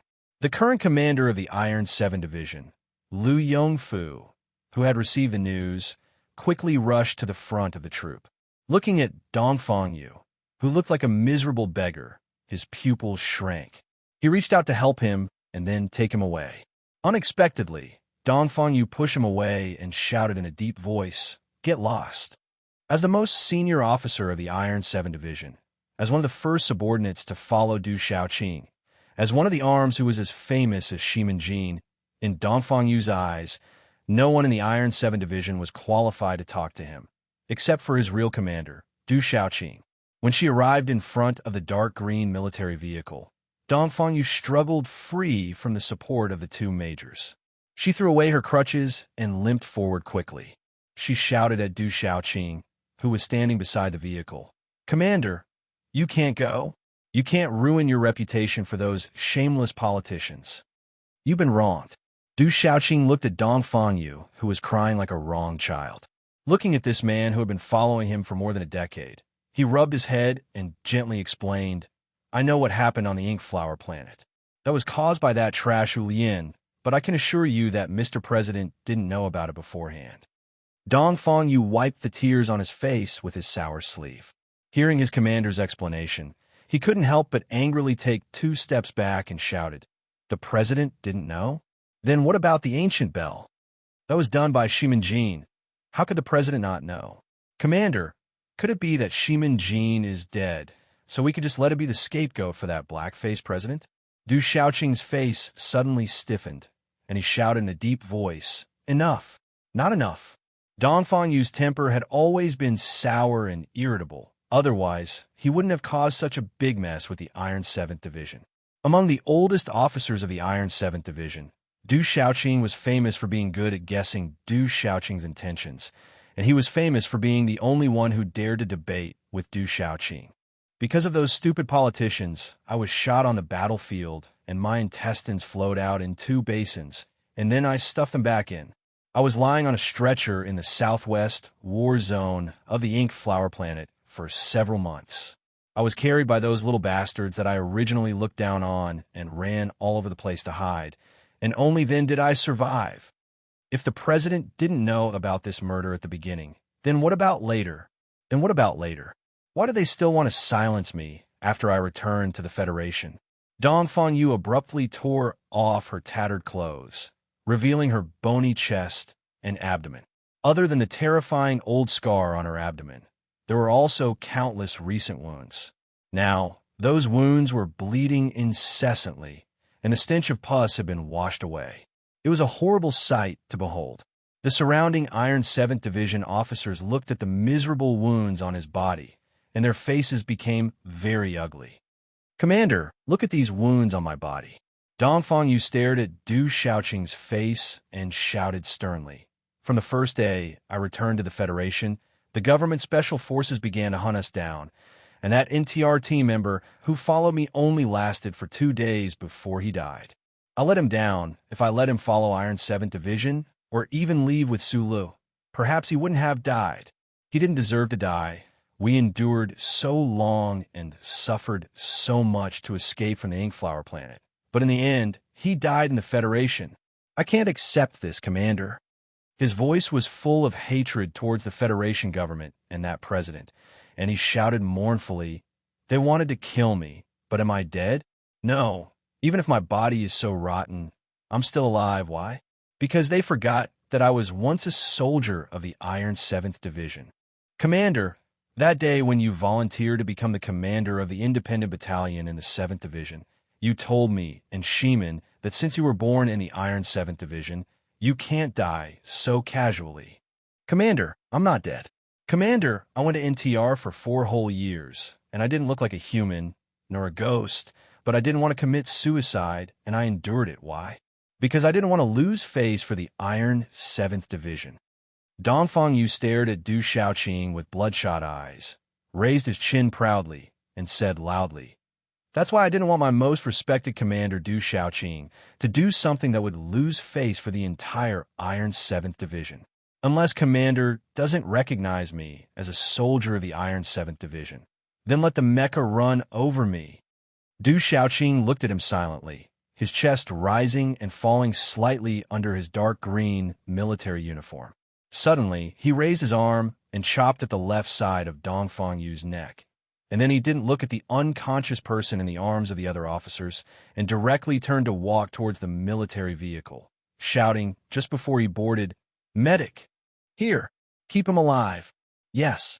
Sitting in the front passenger seat of the military vehicle, Du Xiaoqing glanced at Zhou Yu's face from the corner of his eye.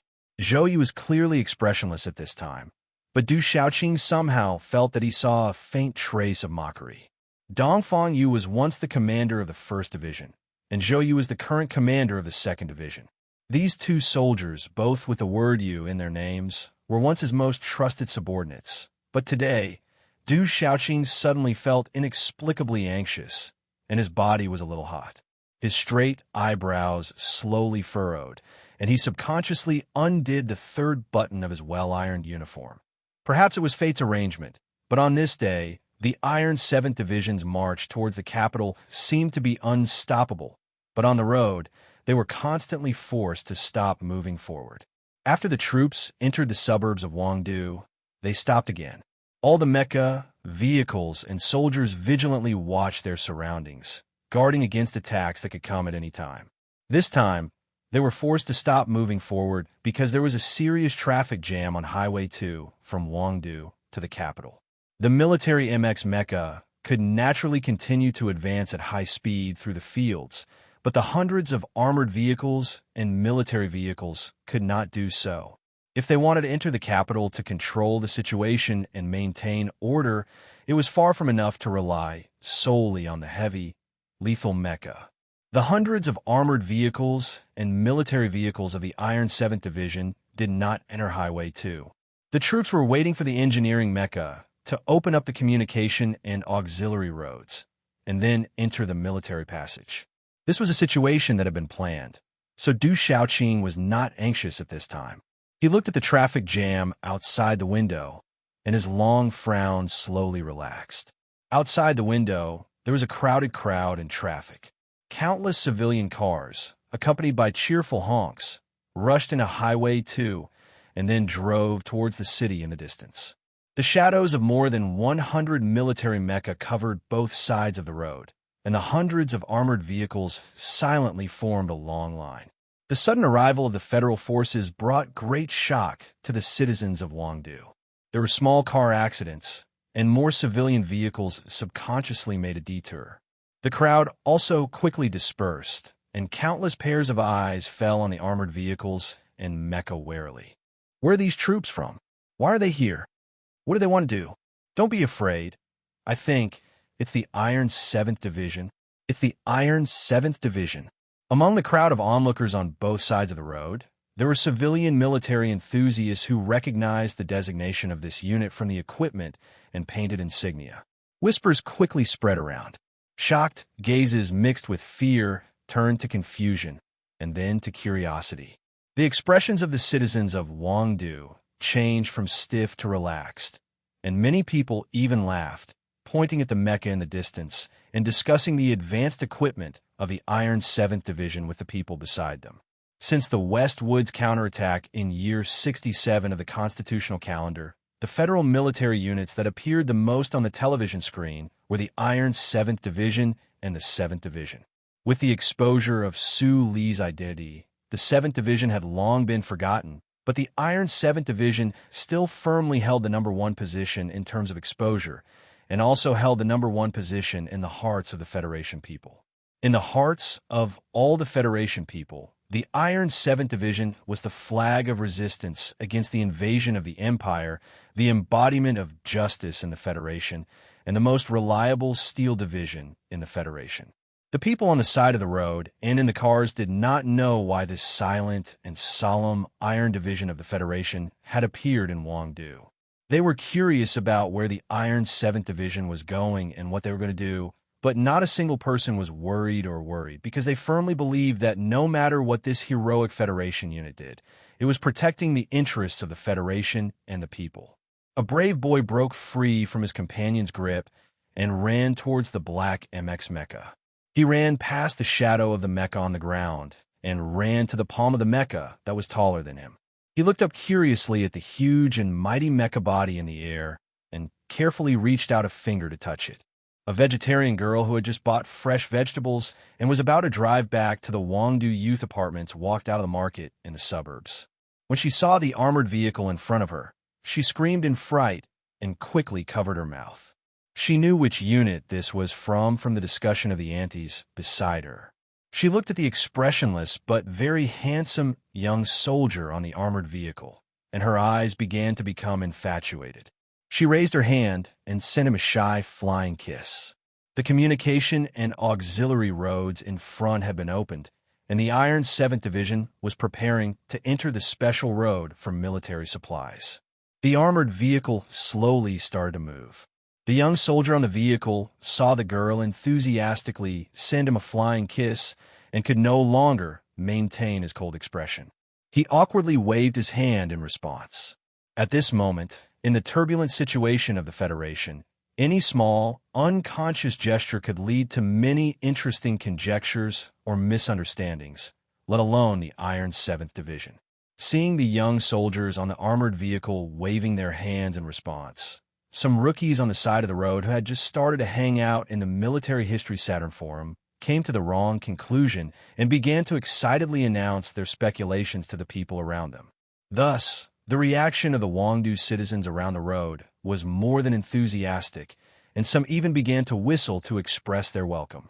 With a soft thud, something smashed through the crowd and luckily passed through the half-lowered window, landing on Du Xiaoqing's knees. The officers of the Iron 7th Division were shocked. They reacted quickly and pulled out their guns to counterattack. Du Xiaoqing waved his hand to indicate that they should not be nervous and said calmly, "People like Su Lu won't shoot in a place like this." After saying this, he picked up the fresh flower on his knees and fell silent. Relying on the river-like Jinqi in his body and the compressed energy bars in his backpack, Su Lu ran 170 kilometers through the steep mountains and finally arrived at the suburbs of Wangdu that he was familiar with. His speed was not much slower than the fully mechanized Iron 7th Division, but in order to achieve this, he had paid a heavy price.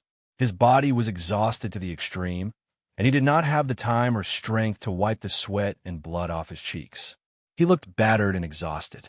In an electrician's room under the overpass, he watched the Iron 7th Division armored vehicles enter the special military passage one by one. He slowly released his index finger from the ACW trigger converter.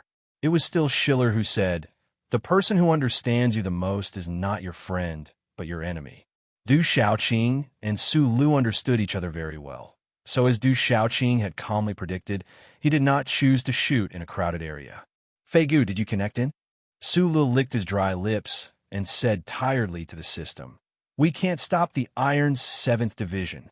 We can only try the last stupid method." The interior of the military vehicle was very spacious.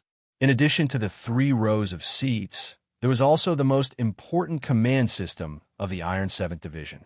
The communications officer wearing the headset suddenly turned his head and said nervously, "Commander, someone has synchronized with the division's communication system and is requesting to speak directly with you." He said, "He is Su Lu."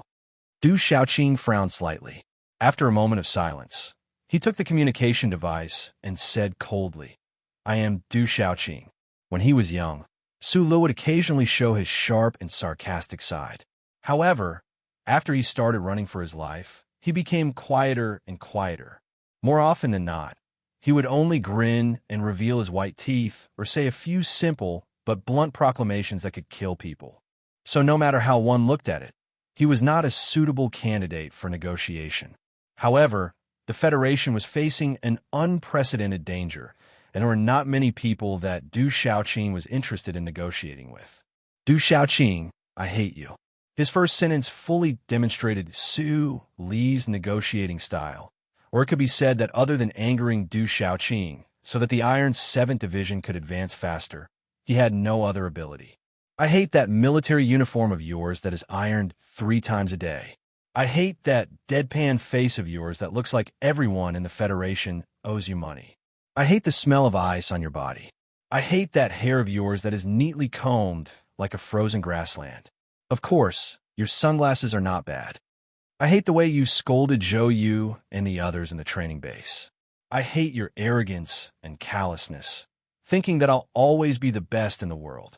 I hate it the most when you and your troops live like fucking coal machines. And in order to prove that you adhere to the philosophy of the collective always before the individual, even when the Iron 7th Division has been fully equipped with MX, you still refuse to enter the cockpit of your mecha. Don't you find this pretentious and disgusting? But no matter how much I hate you, it is difficult for me to have any doubts about you on the battlefield. Many years ago, at the front line of solitary Yellow Mountain Ridge in Base 5460, my mecha had been running for an entire night. It couldn't have been worse. You asked me to take the risk to kill the enemy for the sake of the Iron 7th Division's ambush plan. I didn't hesitate and followed your orders because I believed that you would not shoot your comrades in the back.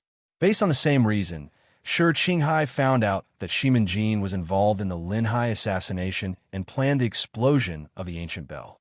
But I insisted that these things had nothing to do with you. I think that I understand you very well. I always thought that you were a model professional soldier. You were just doing your duty as a Federation soldier and following the orders of the Federation president and the government. But I have to remind you that what you are doing now has crossed that boundary. Stop, Du Xiaoqing. Even if you are still pretentious and want to be buried with Pabre, his government, and their ideals, even if you insist on being a professional soldier, why can't you wait a little longer? Just wait for a short period of time until the impeachment case is over. If the impeachment case is passed, Pabre will no longer be the Federation president. You don't need to follow his orders. If the impeachment case is not passed, he will still be the Federation president. Then, what is the need for you and your troops to make the situation more complicated? If you insist, then it proves that you are afraid. You are afraid that Mr. Pabre, whom you have followed for so many years, has been abandoned by the people. You can't stand firm anymore. Du Xiaoqing, why are you so silent? Because I have torn off your glorious mask of a professional soldier and let you see that the premise of this order is that Pabre is no longer the Federation president? Accepting an order that is not from the president or not needing to accept an order from the president or waiting is a good choice. This is not the paradox of twins in physics. This is a clear fact. After being silent for a long time, Du Xiaoqing finally calmly replied, "It has already been many years. I know how that tiger looked at me back then. I know how many people in the Federation look at me. They all think that I am an idealist who is calm on the outside but fanatical on the inside. In reality, they are both wrong and right. Unlike the other people in the Trinity Association, I have never had the dream of overthrowing the 7 great families.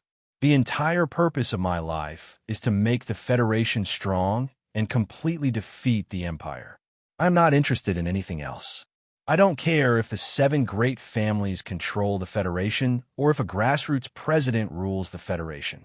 I only care about whose Federation can be strong enough to completely defeat the Empire. You and I both know that rotten meat like the 7 great families and politicians like the former president cannot do this.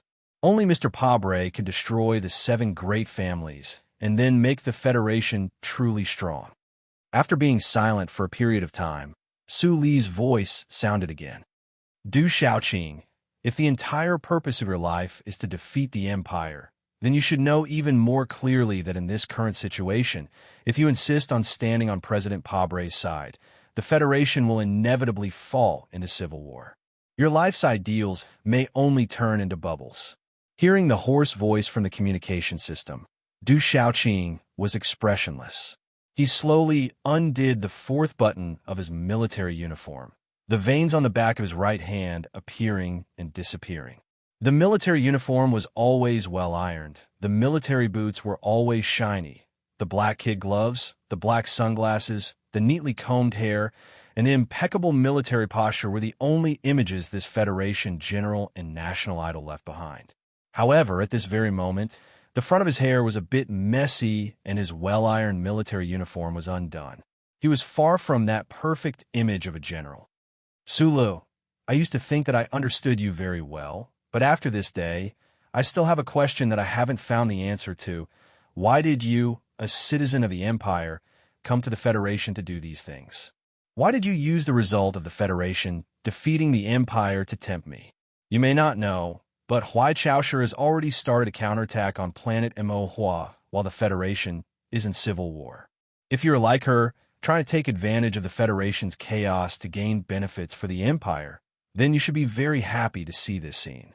Just as you said, the West Woods will declare independence, but the Federation will fall into civil war. Why? Because this is not a war between two countries to begin with. Su Li's voice was emotionless as he replied in a deep voice, "There may not be such things as justice in a war between countries, but at other times, there may be."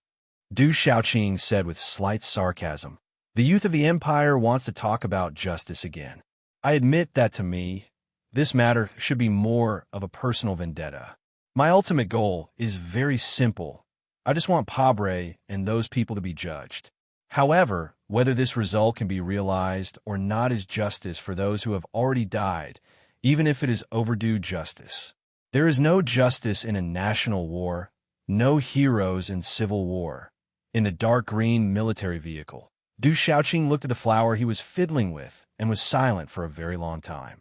Then, the corners of his lips curled up slightly as he said in a sarcastic tone, "If you want me to stop, then beg me." After a moment of silence in the communication system, Su Li's unprecedentedly serious and sincere voice rang out. "Commander Xiaoqing, I beg you." Passing through the metal bridge temporarily built by the huge engineering mecca, hundreds of armored vehicles were parked silently at the entrance to the military tunnel in the suburbs of Wangdu. More than 100 black MX mecha were spread out in the wilderness beside the tunnel, vigilantly observing the surrounding movements, ready to launch suppressive fire at any moment. Su Lu, who was being closely guarded by the Iron 7th Division, did not feel too proud at this time. Through the ACW's aiming equipment, he watched as the well-ironed general in his military uniform walked into the armed helicopter under heavy protection. He watched as the 7 dark-colored armed helicopters rose into the air in the light snow above Wangdu. The string of nerves that had been stretched taut all this time suddenly loosened. Fatigue and pain instantly took over his entire body. He held onto the wall of the electrical workshop to prevent himself from collapsing. Negotiating with Du Xiaoqing seemed to be more stressful than engaging in a life-and-death battle with Madman Li. But could this be considered a success? He did not know. He could not even understand why Du Xiaoqing would be so easily convinced by him and leave the Iron 7th Division's main force with only one company of soldiers. This was because he did not know about Zhou Yu, who was handcuffed in the back of the military vehicle, or Dongfang Yu, who was still unconscious like a beggar in the medical vehicle. He also did not know about the delicate flower that had been thrown into the military vehicle, nor did he know that Du Xiaoqing had unbuttoned 4 buttons in a row. Su Lu was now even more puzzled by the other's words about the meaning of life. Thinking back to the fierce, violent, and even incomparably cold-blooded attacks this person had launched against the Empire's troops on Mo Hua planet these past few years, he really wanted to know where exactly Du Xiaoqing's bone-deep hatred for the Empire's people came from. Everyone had a part of their heart that was as gentle as jade. It was just that they needed to carefully polish it to peel off the surface layer that might be ideals, obsessions, or desires. Then, they would let the jade heart gently bloom, illuminating themselves and those around them. Dongfang Yu's hard shell was slowly worn away by Su Lu and the Iron 7th Division's attitude and actions on Mo Hua planet. On this day, Su Li's bullets could not stop Du Xiaoqing, and Su Li's words could not persuade him. It was only because of Zhou Yu, Dongfang Yu, and that flower that he slowly unbuttoned his military uniform that he had never undone in front of outsiders, that he had already made his decision. No matter how important external factors seemed to be, the most difficult choice had to be made by oneself in the end. Dozens of Special Task Force agents in black suits quickly set up a cordon. 7 dark-colored armed helicopters landed on the wide lawn in front of the president's official residence.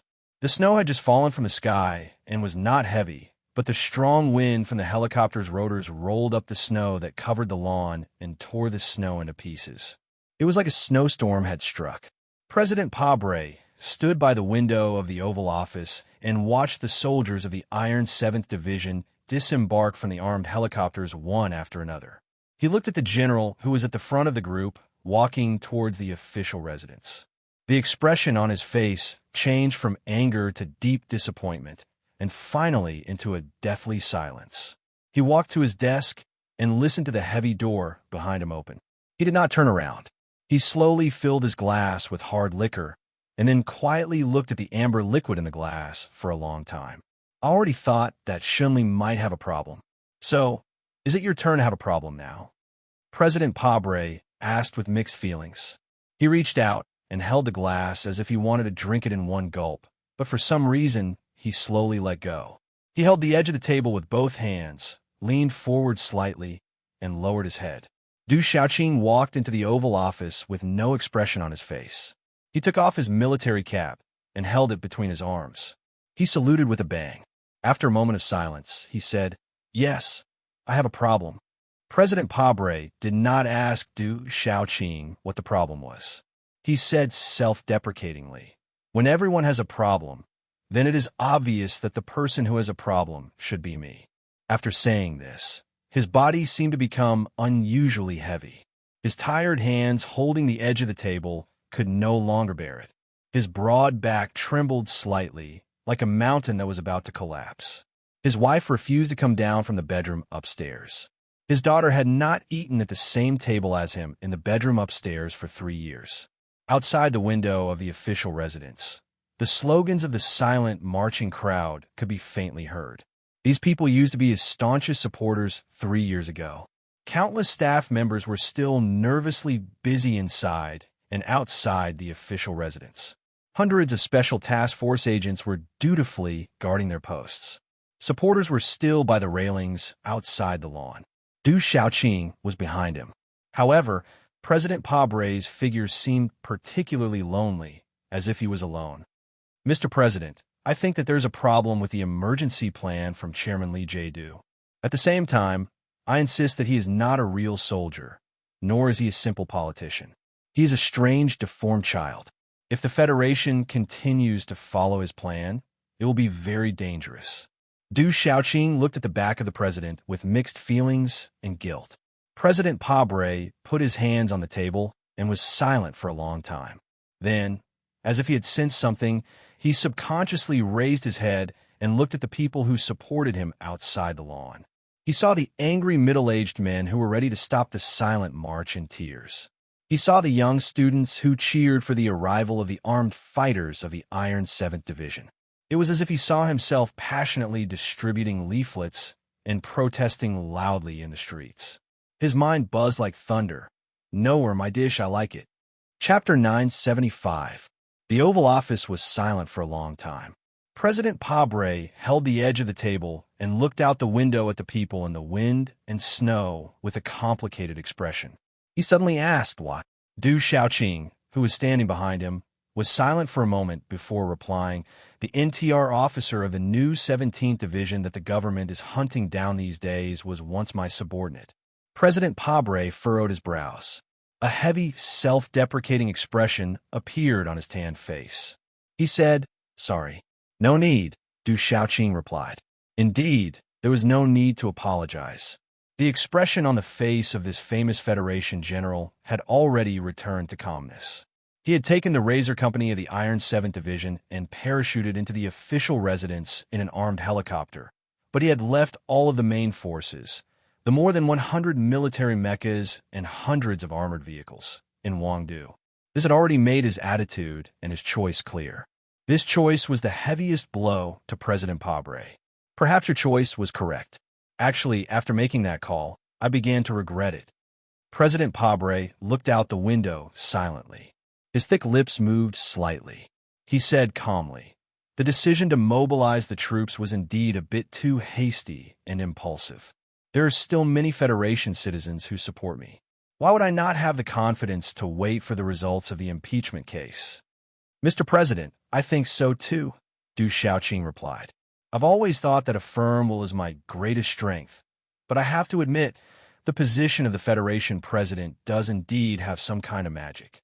It can make people forget what you were like in the beginning, forget that you were once a young lawyer protesting on the streets, forget what you hated the most back then. Even now, I still believe that my actions were not wrong, including mobilizing the troops. It's just that I began to feel a strong disgust towards certain changes. My disgust lies in Pabre turned around and looked at Du Xiaoqing. He sighed softly and said emotionally, "Every morning when I wake up and look in the mirror, I realize that I've finally become the kind of person I despise and fear." Right at this moment, the heavy door of the Oval Office was quickly pushed open from the outside. Office Director Breen, who was forcing himself to appear calm, hurried in. He glanced at the electronic document in his hand and asked with great difficulty, "Mr. President, are you going to defend yourself on Parliament Hill?" "Why not?"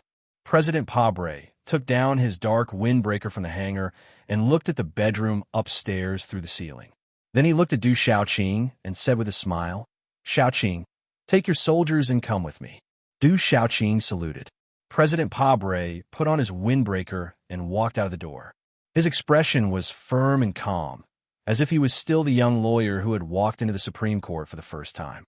Back then, the young and poor lawyer did not have the confidence to win the public service lawsuit against a certain giant enterprise, but he was very confident. Rapid footsteps were heard as President Pabre walked down the stairs under the protection of the Special Task Force agents and a certain razor-sharp company of the Iron 7th Division. He followed the secret passage under the official residence to the exit behind the Ministry of Finance building in Charter Square. A convoy had been waiting there for a long time. Underneath the official residence was the Federation Government Processing Center, which occupied a large area. Countless daily affairs in the Sanlin sector were completed here, and the work of contacting countless departments was then handed over to the president for signature. The soft light was like the most gentle sun, shining in the vast underground space. Hundreds of staff in the Government Processing Center looked at the crowd walking by the wall and stood up subconsciously. The expressions on their faces were complicated and gloomy because they knew where the president was going and what he was going to do. Everyone has worked hard.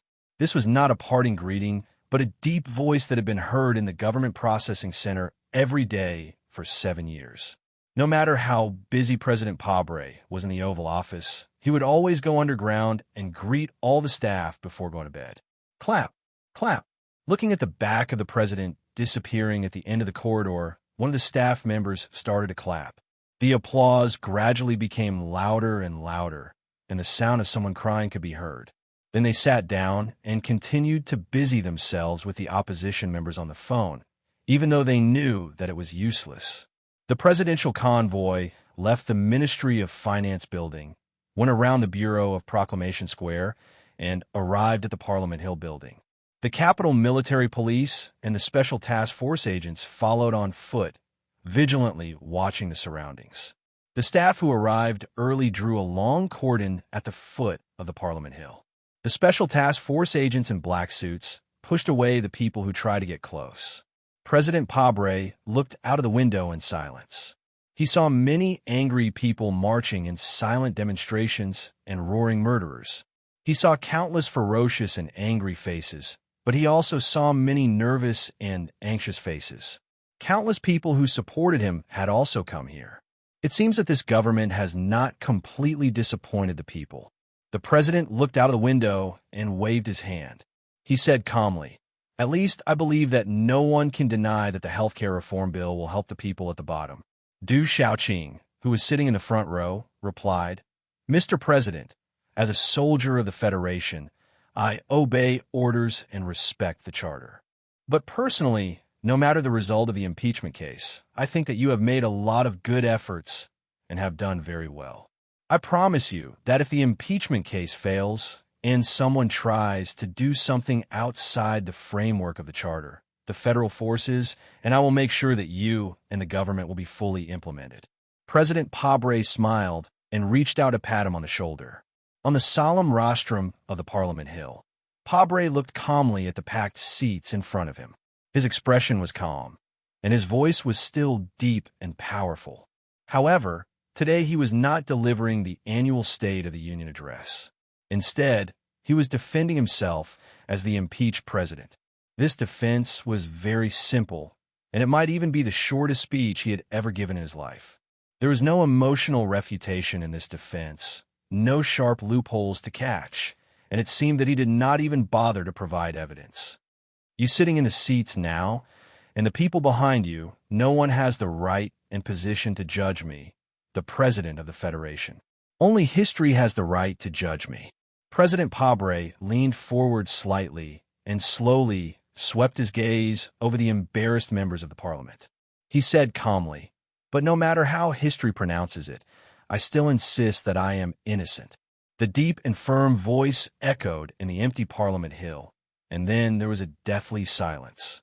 Looking at the dark-faced, middle-aged man on the rostrum who did not have much elegance or nobility, the excited members of the Pabre faction could not help but stand up and return the warmest applause. This was the poorest president in the history of the Federation. A poor lawyer who came from a mining family in Donglin had finally ascended to the throne of power in the Federation. Looking at the face they had loathed for 7 years and thinking of the fierce battles in front of and behind the scenes, even the opposition members of the parliament could not help but feel endless emotions in their hearts. They subconsciously began to softly clap. After the defense ended, the Parliament Hill entered the most crucial voting session. President Pabre and his government officials left the hall and went to the conference room to wait for the final result. According to the calculations of the subordinate organization of the official residence, there should be at least 40% of the Parliament Hill members who could not lose their votes. However, before the final result of the voting was out, no one dared to say that they would definitely win. The old man on the rostrum of Parliament Hill smiled and nodded to the even older chief judge who seemed to have fallen asleep beside him. After clearing his throat, he said, "Everyone, the vote for the impeachment bill against President Pabre has officially begun. Before the vote, I want to say a few words. Although we all like money and power, for the sake of the Federation, for the sake of the little sense of responsibility that you may have, when you answer yes or no, please try to only ask your own rationality and emotions." Everyone knew that Deputy Speaker Sheehan was the closest political partner of Lady Tai in the back mountain of Macho. It was natural for him to make such a statement before the impeachment vote. However, when the vote began, many people were shocked. "Senator Sun Yiyu, do you think President Pabre is guilty of the first charge?" "Yes." "Senator Scree, do you think President Pabre is guilty of the second charge?" "Yes." "No." "Yes." "No." The impeachment vote was going on anxiously and nervously. As several members unexpectedly voted in favor of the impeachment, the hall began to be filled with a strange and depressing atmosphere. The members who did not understand what was going on whispered to each other with extremely complicated expressions. The people in the Parliament Hill knew the senators who could be controlled by the 7 major families and could be swayed by the political forces of each state.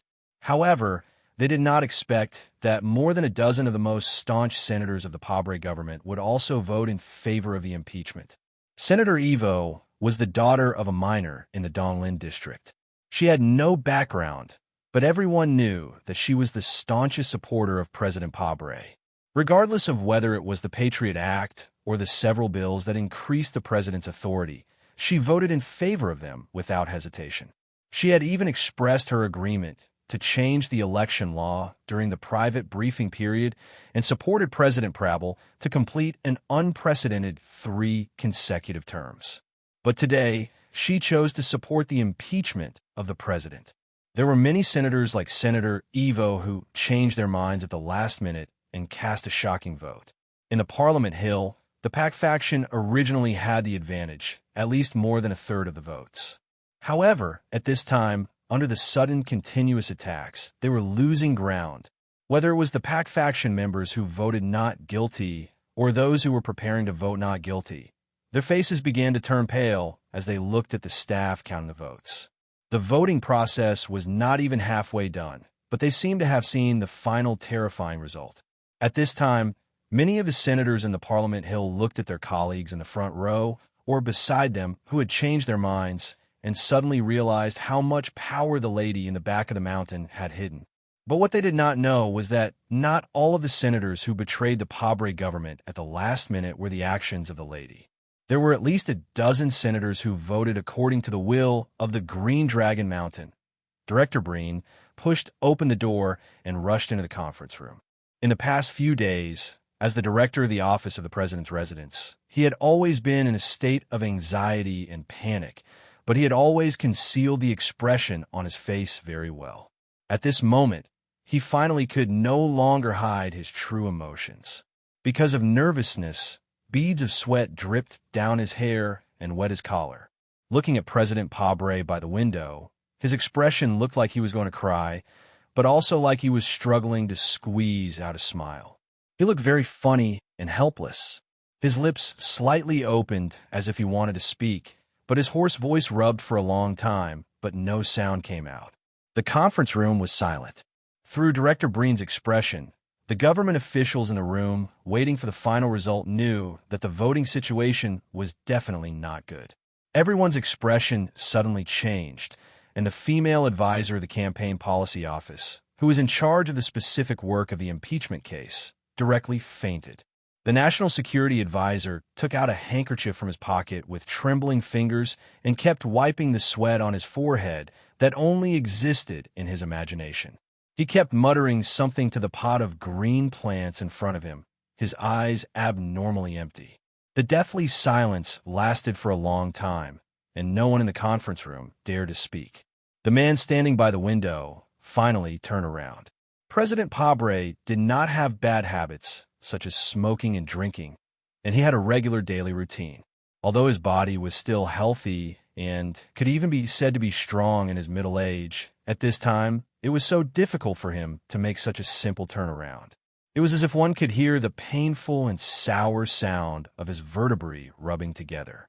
It was like a strong machine that was overloaded and suddenly lost all of its energy source and reason to move forward at a certain point in time. He quietly looked at the officials in the room and did not say anything. He directly walked out of the room with Du Xiaoqing and left Parliament Hill. On the road, let's meet in Santa Fe. The official residence motorcade stopped outside the west gate of Capital University. After President Pabre hung up the phone, he walked out of the special bulletproof car and walked into the small, inconspicuous tavern on the street. This tavern, called Santa Fe, was not famous. The only thing it had was probably the religious red wine smuggled from Bermuda. With the situation in Capital Special District currently unstable, there were even fewer people who were willing to drink in the tavern to pass the time. The surroundings were quiet. The tavern was next to the west gate of Capital University. Across the street was the First Military Academy, which was under military control. The silent march demonstration that was extremely orderly had not spread to this area for the time being. However, the Special Task Force agents and officials of the Federation Investigation Bureau had still expanded the security area around the block. The Iron 7th Division's Razor Sharp Company was responsible for the security of the tavern. Although Du Xiaoqing and his Iron 7th Division refused President Pabre's orders at the last moment, he still gave them absolute trust. Perhaps it was because of this demeanor that Mr. President was able to make such a talented person like Du Xiaoqing to follow him in silence. Back then, because of the Shika Pharmaceutical Company's pollution case, I was fired for the first time. At that time, I only had the $200 I borrowed, which was half a month's rent that my wife had been waiting for a long time. But I don't know why, when I saw this tavern, I couldn't help but come in and get drunk. Sitting in a dark corner of the tavern, President Pabre slowly rubbed the surface of the old wine table with his right hand and said calmly, "It was in this tavern that I first met the Tao and my companions in the Trinity Association. In the past few years, sometimes I couldn't help but think that the drunken encounter and argument was probably really the arrangement of fate. The impeachment vote in Parliament Hill was probably coming to an end at this time." President Pabre's dark face showed a very faint sense of frustration. He said, "Those who accept the arrangement of fate are not necessarily favored by fate. I thought that we might fail, but I don't understand why. Could it be that what we did was not right?" Why is the government under my leadership full of shady deals and a bunch of incompetent trash, as you once said? Why are people like Julian, Barry, and Descartes ultimately the fatal reason for our failure? I never understood until I came to this tavern. Only then did I vaguely understand one of the possible reasons for our defeat in this war. Standing by the wine table, Du Xiaoqing was silent, quietly listening. Last time, I told you that there are too few true idealists in this world, and our cause, even the most basic operation of the government, requires countless people. What can I use to attract them? I can only use official positions and power to attract them, not those empty ideals. And many years ago, those members of the Trinity Association I saw in the tavern were the most outstanding geniuses in the Federation, like you. They were all idealists, and they could have become the core of the government, the foundation of the Federation. If I could still have such a group of companions, the course of this story might have been completely different, and the ending of this story might have been completely different. President Pabre looked at the dimly lit tavern, as if he was looking at the faces of those companions he was most familiar with, and said sadly, "It's a pity that they're dead. Too many of my genius companions died under the guns of Shi Qinghai and Su Lu. If we really lost our cause, then a large part of the reason was because of the unreasonable assassination of those two young people. But there's no point in talking about this now. I just miss those companions." President Pabre smiled slightly, pointed to a small wine table to his right, and said, "That day, we argued for half an hour in the private room and very simply decided what to do. Then we came out and continued to drink. I still remember that Byron and I were sitting at this table." Then he pointed in another direction and said, "Matt was sitting here, and Hu Zhu and a few others were drinking over there. They were rich in Taoism, so they opened 3 bottles of brandy number 1 that day. Later on, we came to this tavern to drink a few times. Although it wasn't a lot, we all sat around the same place. The last time was to celebrate Byron's official entry into the political arena, and since then, we haven't seen each other in public. Speaking of which, at that time, you might have been studying opposite. Du Xiaoqing had studied at the First Military Academy for 4 years, and buried himself in teaching and military regulations all day long, so he had never come to this tavern that changed the history of the Federation. His eyes moved in the direction of Mr. President's finger, and fell on every corner of the tavern, as if he could see those geniuses of the past quietly looking at him under the dim light. At that time, I was still a student in the 5th year of middle school. He shook his head and replied. President Pabre looked at him calmly, and suddenly said, "Actually, when we first met, I knew that you, Xiaoqing, did agree with our ideals, but the real reason why you were willing to help me was because you agreed with me that the Federation with the 7 great families would never be able to completely destroy the Empire. There's a question I've never asked. Why is your hatred for the people of the Empire so deep?" Du Xiaoqing was silent for a moment before replying, "Mr. President, please allow me to keep some privacy." President Pabre laughed self-deprecatingly and said, "Perhaps at this moment, I am no longer the president of the Federation. Could it be that you still insist on not telling me?" After confirming that he didn't have the same sentiments and desires as he did, President Pabre smiled and continued, "It seems that I have to apologize to you on this matter. I have no way of making the 7 great families disappear from the Federation, and I also have no way of helping you lead the troops into Tianjin Planet." It was unknown what he thought of, but his brows furrowed slightly. He gazed at the specks of snow drifting down outside the window and said calmly, "Before Li Yuangong died, he once told me that the true changes in the Federation will occur internally. I don't know if Counselor Tai Ziyuan will do as he said and do what he should do." A long time had passed since they had arrived at Parliament Mountain, but Li Jiedu still hadn't appeared. President Pabre sank into a long period of silence. It was unknown whether he was thinking about something or reminiscing about the past in this tavern that was extremely meaningful to him. Li Jiedu still hadn't come, but Tai Ziyuan had. After receiving the report from his subordinates, Du Xiaoqing glanced at President Pabre. After confirming, he said calmly, "Invite Counselor Feng over." The dust was about to settle, and the war between the rulers and the seven great families seemed to have ended with the latter's victory. This kind of scene was not rare in history. According to the noble pride and elegance of the seven great families, the heads of the families generally wouldn't appear at such moments. They would even coldly reject any negotiation terms proposed by the other party. However, the federation of the 76th year of the constitutional calendar was different from the previous federation. In this war, the opponents of the seven great families were more determined, patient, and powerful. Although the impeachment bill was about to be passed in Parliament Mountain, there were still countless Federation soldiers loyal to him.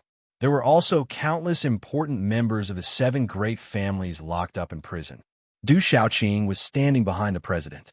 Therefore, the young Federation counselor, the successor of the leader of the seven great families, the Tai family, became the most suitable and most sincere negotiation target.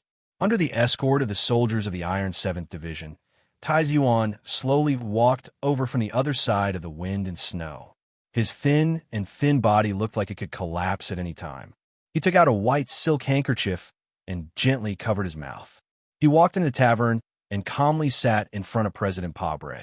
He said tiredly, "Mr. President, I hope you can calmly accept the result of the Parliament's vote." Pabre quietly looked at the young counselor in front of him. After a long time, he suddenly opened his mouth. He didn't answer the question, but seriously praised. As an old civil servant, I know very well that the assembly movement may seem very simple, but in fact, it is very difficult to do it well. And you did very well. It is my honor to be praised by you in this aspect.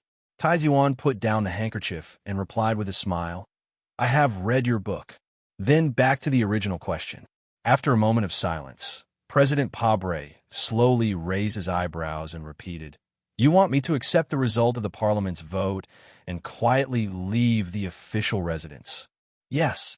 President Pabre sighed with emotion. "If I simply leave like this, the Federation will once again return to the hands of corrupt families and greedy politicians. Wouldn't that be the most boring repetition? Then what have I done in my life? What has the Federation changed because of this?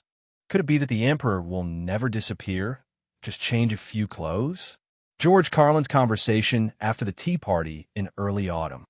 Tai Ziyuan calmly looked at him and slowly replied with a very serious tone, "You can believe that the Federation will definitely change in the future. That Emperor will not always put on a cross-dressing show, because as I said, I have read your book." Hearing this, President Pabre's eyes gradually brightened. He looked at Tai Ziyuan's delicate and slightly pale face, as if he was looking at a good picture. "The impeached president will lose all power. I will be put on trial, and many people who follow me will also be sent to prison by you to bear the responsibility that they should not bear. Will you still agree to Xiaoqing continuing to be the commander of the federal forces?" "I don't believe it at all," Tai Ziyuan said with a calm but firm tone. "For people like Dr. Wei, if they don't go through trial, how will we know whether or not they should bear the responsibility? If teacher Xiaoqing has never been deeply involved in those dirty things, you have to believe that I want him to continue to be the commander of the federal forces more than anyone else, because I know that he is more suitable than anyone else." As for the president, the young senator suddenly closed his mouth slowly, but in his still clear eyes, there was actually a faint smile that could see through people's hearts. Du Xiaoqing, who had been silent all this time, suddenly said in a deep voice, "In order to ensure the safety of the president, the Parliament must issue a special pardon, and the successor must sign it, providing a full pardon and even protection to the former president in exchange for the other party to voluntarily hand over the power in their hands, thus avoiding social unrest and even civil war in the Federation."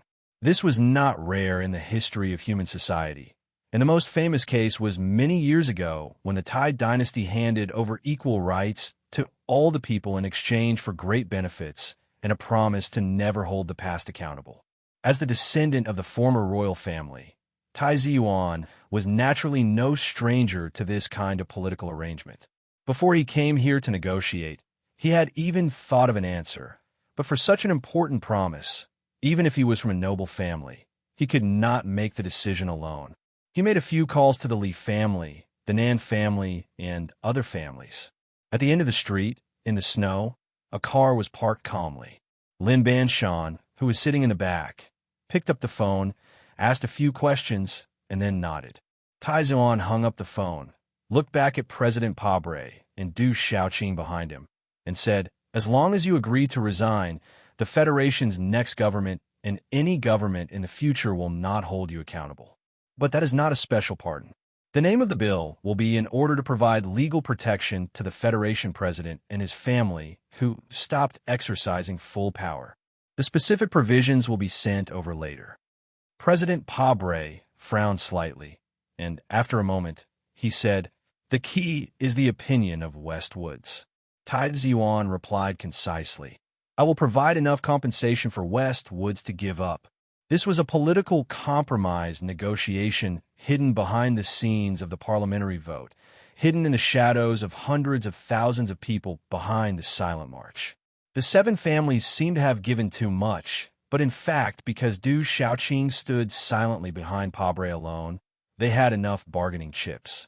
A sharp chirp sounded on the campus of Capital University. Because it was very far away, it sounded like the cry of a winter bird. But when it fell into the ears of the people inside and outside the tavern, who had a military career, it was an extremely clear gunshot. Then, the sound of gunshots rang out again. Although it was not dense, it was obvious that it was getting closer and closer, as if the shooter was approaching the tavern.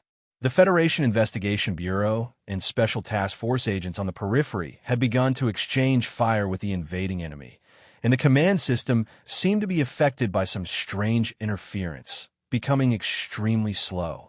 Du Xiaoqing walked to the entrance of the tavern and listened to the indirect gunshots from 3 directions behind him. He looked at the empty street, looked at the courtyard wall that was extremely quiet in the wind and snow, and slowly frowned. He waved his hand to signal the Iron 7th Division's razor-sharp company to spread out and set up a defense. In the tavern, President Pabre looked at Tai Zuan quietly. Tai Zuan shook his head. In the car at the end of the street, Lin Banshan frowned and asked Zhang Xiaohua sitting in the front row, "If it's not our people, then who dares to cause trouble at this time?" For the Federation, which was in the shadow of civil strife, for the Federation, whose frontline troops were suffering a serious blow, and for the Federation, which had been in turmoil for too long, this tavern next to the west gate of Capital University had changed its history. Now, it was another very, very important moment. This moment could not be disturbed, could not be interrupted. The scattered gunshots and the tense atmosphere inside and outside the tavern did not seem to affect Tai Zuan at all. He stared into President Pabre's eyes and asked in a deep voice, "Mr. President." President Pabre was silent for a moment before he said, "I agree." These 3 simple words were too crucial and too important for the current Federation. At this moment, in those manors and prisons, countless people began to clap and celebrate. Then, at this moment, a hoarse, tired, but unusually strong voice came from across the street. "I disagree." Hearing this voice, the soldiers of the Iron 7th Division on the street were shocked. They could not imagine how someone could hide from the team's scanning equipment and get so close to the tavern. They quickly raised their guns and aimed in the direction of the voice. It was the modeled wall of the 1st Military Academy. There were traces of time and snow on it. Suddenly, a person jumped off the wall with a whoosh and swept away the remaining snow on the wall with a cold wind. That person moved so quickly that the soldiers of the Iron 7th Division did not have time to aim and fire. They only heard a series of gunshots coming from both sides of the street, especially from the west gate of Capital University. More than 10 men in advanced infantry equipment rushed over with modified sniper rifles. "Don't move. Don't move. Don't you fucking move. 7th Division bastards, don't move. Cannon. You fucking cannon of the 17th Division. Put down your guns, you son of a bitch." The members of Team 7 snuck into Capital University through the underground sewers and then used feints to attract the attention of the Special Task Force on the perimeter. They quietly approached their destination. They were already panting and exhausted from running all the way, but they still believed that they could take control of the situation immediately. However, when they found that they were facing an old acquaintance, an old enemy, an old rival, the razor-sharp company from the Iron 7th Division. They knew that taking control of the situation had become a luxury. Xion Linquan pointed the barrel of his gun at the officer in front of him, who was only a lieutenant colonel, and roared, "If you dare move, I'll blow you up." "You can fucking try." The commander of the razor-sharp company of the Iron 7th Division roared back. Just like how Team 7 felt at the moment. When the commander realized that these people were all from Team 7, he became more cautious than usual, even though there were many of them on his side. These two groups of soldiers had clashed many times in the open and in the dark during maneuvers and on the battlefield. They both knew how powerful each other was, so no one dared to act rashly. In such a tense situation, only the small-eyed man who had jumped down from the wall dared to move. Wearing a tattered sports coat and carrying a heavy military backpack, Sulu walked silently from the wall to the tavern across the street in the wind and snow, just like he did every time he was in battle. The only difference was that he wore a pair of glasses on the bridge of his nose. When he jumped down, Du Shaoqing, with his sharp eyes, immediately noticed this. He clasped his sunglasses tightly with his right hand behind his back and quickly gave the order to not shoot. The pair of military boots that had run 170 kilometers in the mountains squeaked as they stepped on the thin layer of snow. There was a large hole in the front of the boots, as if they were mocking someone. Sulu, whose face was covered in blood and dirt, ignored the black muzzles around him. He pulled out a pistol from his waist and loaded it with a click. He walked to the tavern across the street with an expressionless face. Xion Linquan and a dozen other team members also approached from both ends of the street. They aimed their TP rifles at the nearby soldiers of the Iron 7th Division, completely ignoring the wounds on their bodies and the blood dripping into the white snow. When he walked past Du Shaoqing, who was standing at the entrance of the tavern, Sulu paused and looked at him. He reached out his left hand to push his glasses up the bridge of his nose and said, "Thank you." Du Shaoqing gripped his sunglasses tightly with his right hand and looked at him expressionlessly. Naturally, he wouldn't say nonsense like, "You don't need to be so polite." He coldly asked, "Are these the glasses that Shi Qinghai used?" Sulu replied, "Not those, but they're better than the ones he used. I know your gun is still in the case, so you weren't as fast as me." Du Shaoqing frowned slightly. He remembered 3 or 4 years ago, when Vice President Byron was blasted into a bloody flower by ACW under the long stone steps of the Parliament Hill. He remembered that the sunlight in Charter Square was quite good that day. He remembered that he smoked a thick cigarette on a couple's chair in the square and watched the handsome, smoking young man under the statue of the Group of 5 die, as if he was asleep. So he finally confirmed why Sulu came at this time, and why he dared to come point 2011. 5:13. 13:38. Modified version. Chapter 976. Hiding behind a beautiful velvet curtain and making some shady deals and compromises behind the backs of the entire audience. This is probably the legendary insider trading. The people involved in insider trading know very well that their faces are indeed very ugly at that time, so they have to hide in dark corners, such as in this tavern, whispering to each other like thieves so that no one can hear them, right? But it's really a pity that my hearing is too sharp.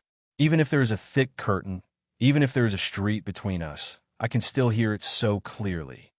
The loaded military pistol was tightly gripped in his hand, and the heavy military backpack was heavily carried on his shoulders. As he swayed with his footsteps, it hit his back and collided with the bulletproof hard pottery shards in his tattered sports windbreaker, making a clear and crisp sound.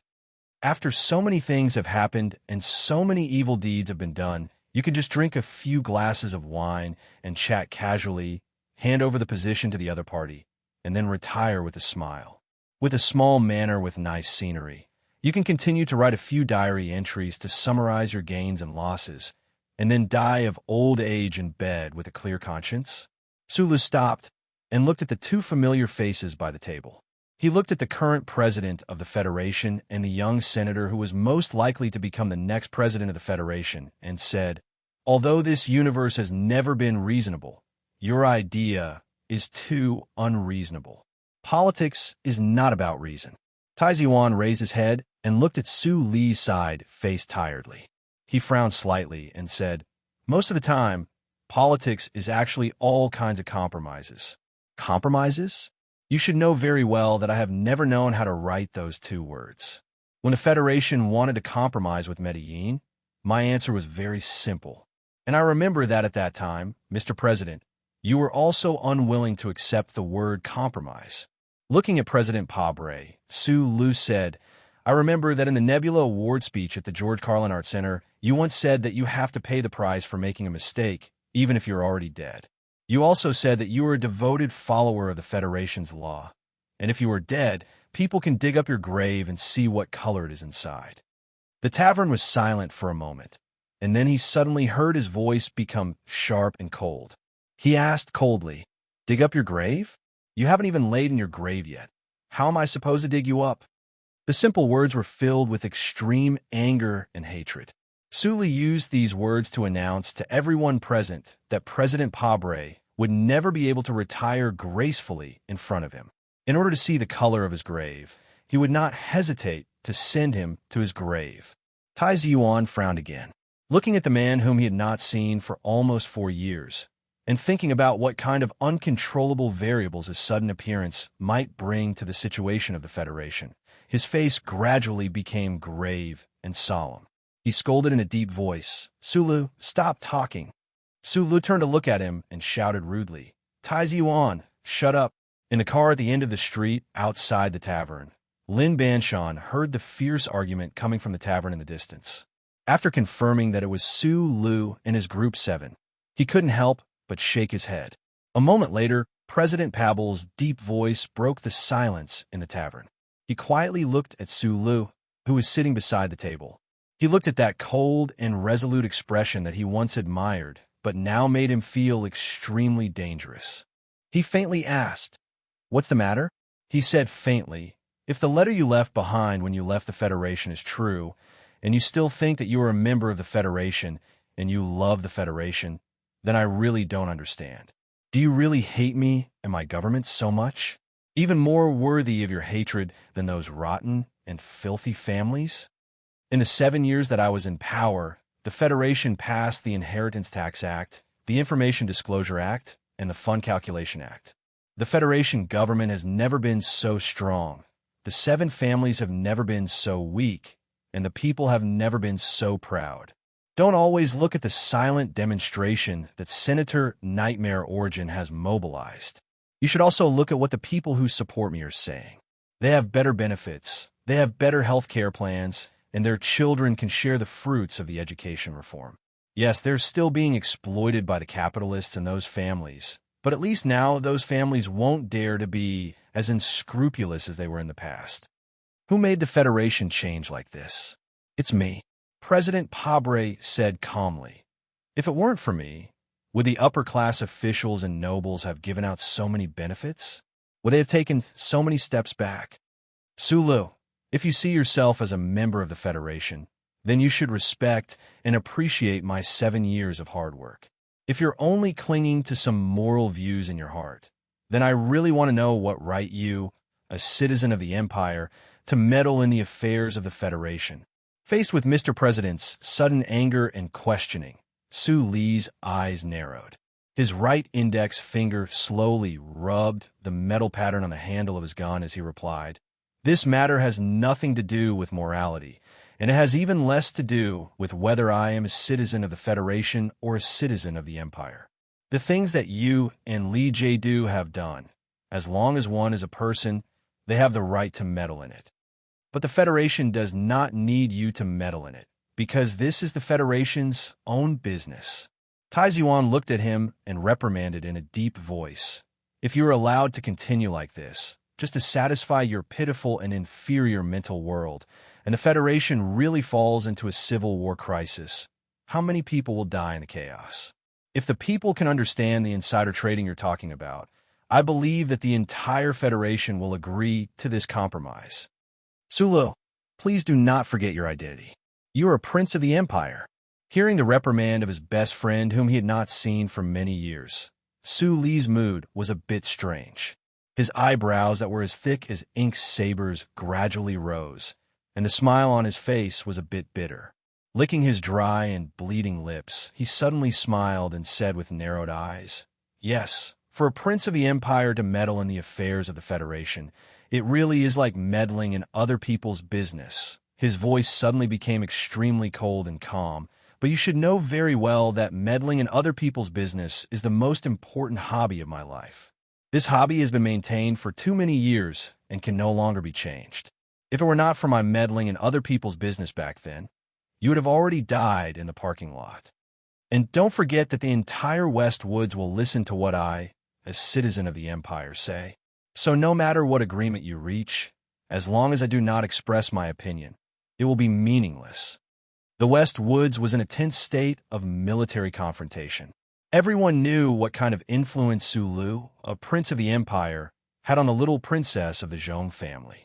If he insisted on doing something, it was believed that Zhong Huiyin would definitely lead the troops of the West Woods to follow closely behind. There was a dead silence around the wine table. Just now, I was hiding behind the wall of a courtyard. I did not think about coming out, but I really did not expect that things would develop into this situation. Sulu looked at Tai Ziyuan, then looked at Du Shaoqing, who was behind President Pabre. His thick eyebrows that were raised like sabers gradually calmed down, and he said with a self-deprecating and slightly sad smile, "Compromise, compromise, always compromise? Compromise, compromise, everyone is compromising. And I am the only citizen of the Empire who refuses to compromise? This is indeed ridiculous and absurd. What is going on? Is the world crazy, or am I crazy?" There was too much sadness in his plain, self-deprecating tone. Sulu took a deep breath, and his right hand clenched the hard handle of the pistol. The wounds on his body split open, and blood slowly oozed out. His eyes that were staring at Du Shaoqing became brighter and brighter. At the end of the story, if you still want to play the role of a national scholar and not betray your master, then I'll play with you. I'm here now. You can beat me to death, but I can guarantee that before I die, I will definitely send this shoe-polishing president to his grave. As his eyes became brighter and brighter, his voice became louder and louder. His hoarse voice resounded in the tavern, but it was not impassioned, but firm, persistent, and valiant. Not holding anyone responsible after stepping down, the dead waitress in the gymnasium will not agree. The soldiers of the West Woods on the ancient bell will not agree. The dead brothers of Group 7 will not agree. Commander Zhong and his wife will not agree, but they can no longer speak. So I will say on behalf of them, I do not agree. Even if the whole Federation agrees, I still do not agree. Even if the Federation falls into a civil war. Tai Ziyuan stared at him coldly. Sulu did not look at him, nor did he answer his question. He slammed the pistol that he had been holding for a long time on the small table and placed it in front of President Pabre. He said in a motionless voice, "A civil war is indeed terrible, but other than compromise, there are actually many ways to end it all, to prevent the Federation from falling into a civil war, and to my satisfaction. Sacrifice yourself." He stared into President Pabre's eyes and said, "Mr. President, don't you often ask people to sacrifice themselves for the Federation? Didn't you tell me before that some innocent lives must be sacrificed for a great cause? According to your concept, many people in the Federation have already been sacrificed. So now that a civil war is about to break out before the danger of separation, why can't you sacrifice yourself for the Federation? Don't say nonsense like the Federation can't do without you, and the righteous cause needs your leadership. There has never been a savior in this world, and the people don't need a savior. You are not, and neither is Tai Ziyuan. No one can be a real savior." President Pabre silently looked at the pistol with a metallic luster on the table for a long time. Then he looked up at Sulu and asked, "Do you want me to die so badly?" Sulu was silent for a moment, and then he smiled and replied, "I have always had a feeling that the young master has been lying in the grave looking at me all this time. He killed the vice president of the Federation. If I let the president of the Federation escape, he will definitely laugh at me, and I can't stand being laughed at by him. So yes, since there is no trial, your death is very important to me." Chapter 977. Death or spending the rest of my life in prison? Is this the choice you're giving me? Dying with the whole world or bravely taking responsibility? For someone who has sacrificed countless times for others, it shouldn't be a difficult choice. I didn't expect you to still believe in law and justice in the Federation. Mr. President, you've never really understood me. Even when I was forced to flee Donglin to the capital ring when I was young, I still believed in the law. It wasn't until I found out that there was a problem with the people enforcing the law that I began to fight my own battles. The slightly worn metal bracelet was in his sleeve, sticking to his wrist. The 2 lines of small words related to the morality of the stars seemed to be deeply imprinted on his skin. If this is the end of the story, I really hope that the naive thoughts of my youth can be properly verified. That's why I insist that you must be tried.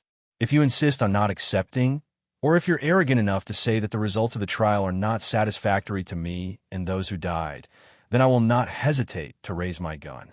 Sulu stared into President Pabre's eyes and said word by word, I will kill you with 1 shot, or 2, or even a random shot. As soon as he finished speaking, a series of gunshots rang out in the distance. The gunshots were some distance away, deep in the campus on both sides. It was probably the Special Task Force or the Federation Investigation Department's agents organizing some kind of attack. Because of the chaotic gunshots, the atmosphere between the members of Group 7 and the Iron 7th Division's razor-sharp company suddenly became more tense. Sulu raised his head and looked out of the tavern. His gaze, which was many times sharper than that of ordinary people, penetrated the tavern's characteristic Bermuda pattern glass window. It was not blocked by the falling snow and landed on a water tower in the campus about 800 or 900 meters away, where he saw the reflection of a scope. There were snipers trying to aim at him, but because the interior of the tavern was too dark and he was too close to Pabre and Du Xiaoqing, the snipers did not shoot for the time being. Suli used his empty left hand to hold the frame of his glasses and adjusted it slightly. He narrowed his eyes and looked at the railing of the water tower, then at the cleaning room of a dormitory. He used a little force on his left wrist, and the muscles vibrated slightly to trigger the red trigger button hidden in his sleeve. Pop, pop, pop. A few muffled but loud gunshots that sounded like spring thunder instantly cut through the snowy sky in the deep winter. The high-speed, rotating ACW sniper rifle bullets seemed to have come from the sky and hit a certain spot in the water tower and the dormitory building on the campus with unparalleled accuracy. Cement splattered everywhere, and the iron railings were twisted and broken. A terrible hole was blasted open on the top of the water tower, and thin pieces of ice were violently spurting downwards. The officers and soldiers of the Iron 7th Division's razor-sharp company were very familiar with this kind of gunfire. Today, when they were traveling from the southern encampment to the capital, they had to travel through the mountainous mountains and villages along the way. It was as if the terrifying gunfire had never stopped. His gaze pierced through the glasses, and the hidden ACWs accurately bombarded the exact same spot. This was the true method of killing with one's gaze. This was the same method that Shi Qinghai used to kill Vice President Byron in front of the entire Federation when he barged into Parliament Hill alone in front of the Charter Square. The main forces of the Iron 7th Division and the mecha groups did not enter the city. There were still more than 100 people from the Razor Sharp Company guarding the area around the tavern.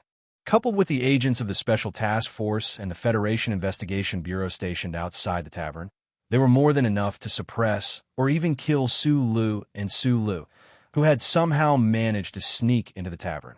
However, Du Xiaoqing remained silent and did not say a word. This was because he had noticed the glasses on Su Li's nose from the very beginning and knew that Su Li's threat was very real. Before the people who wanted to compromise killed him, as long as he kept his small bright eyes open, he could kill anyone he wanted to kill with 1 or 2 shots. Like President Pabre.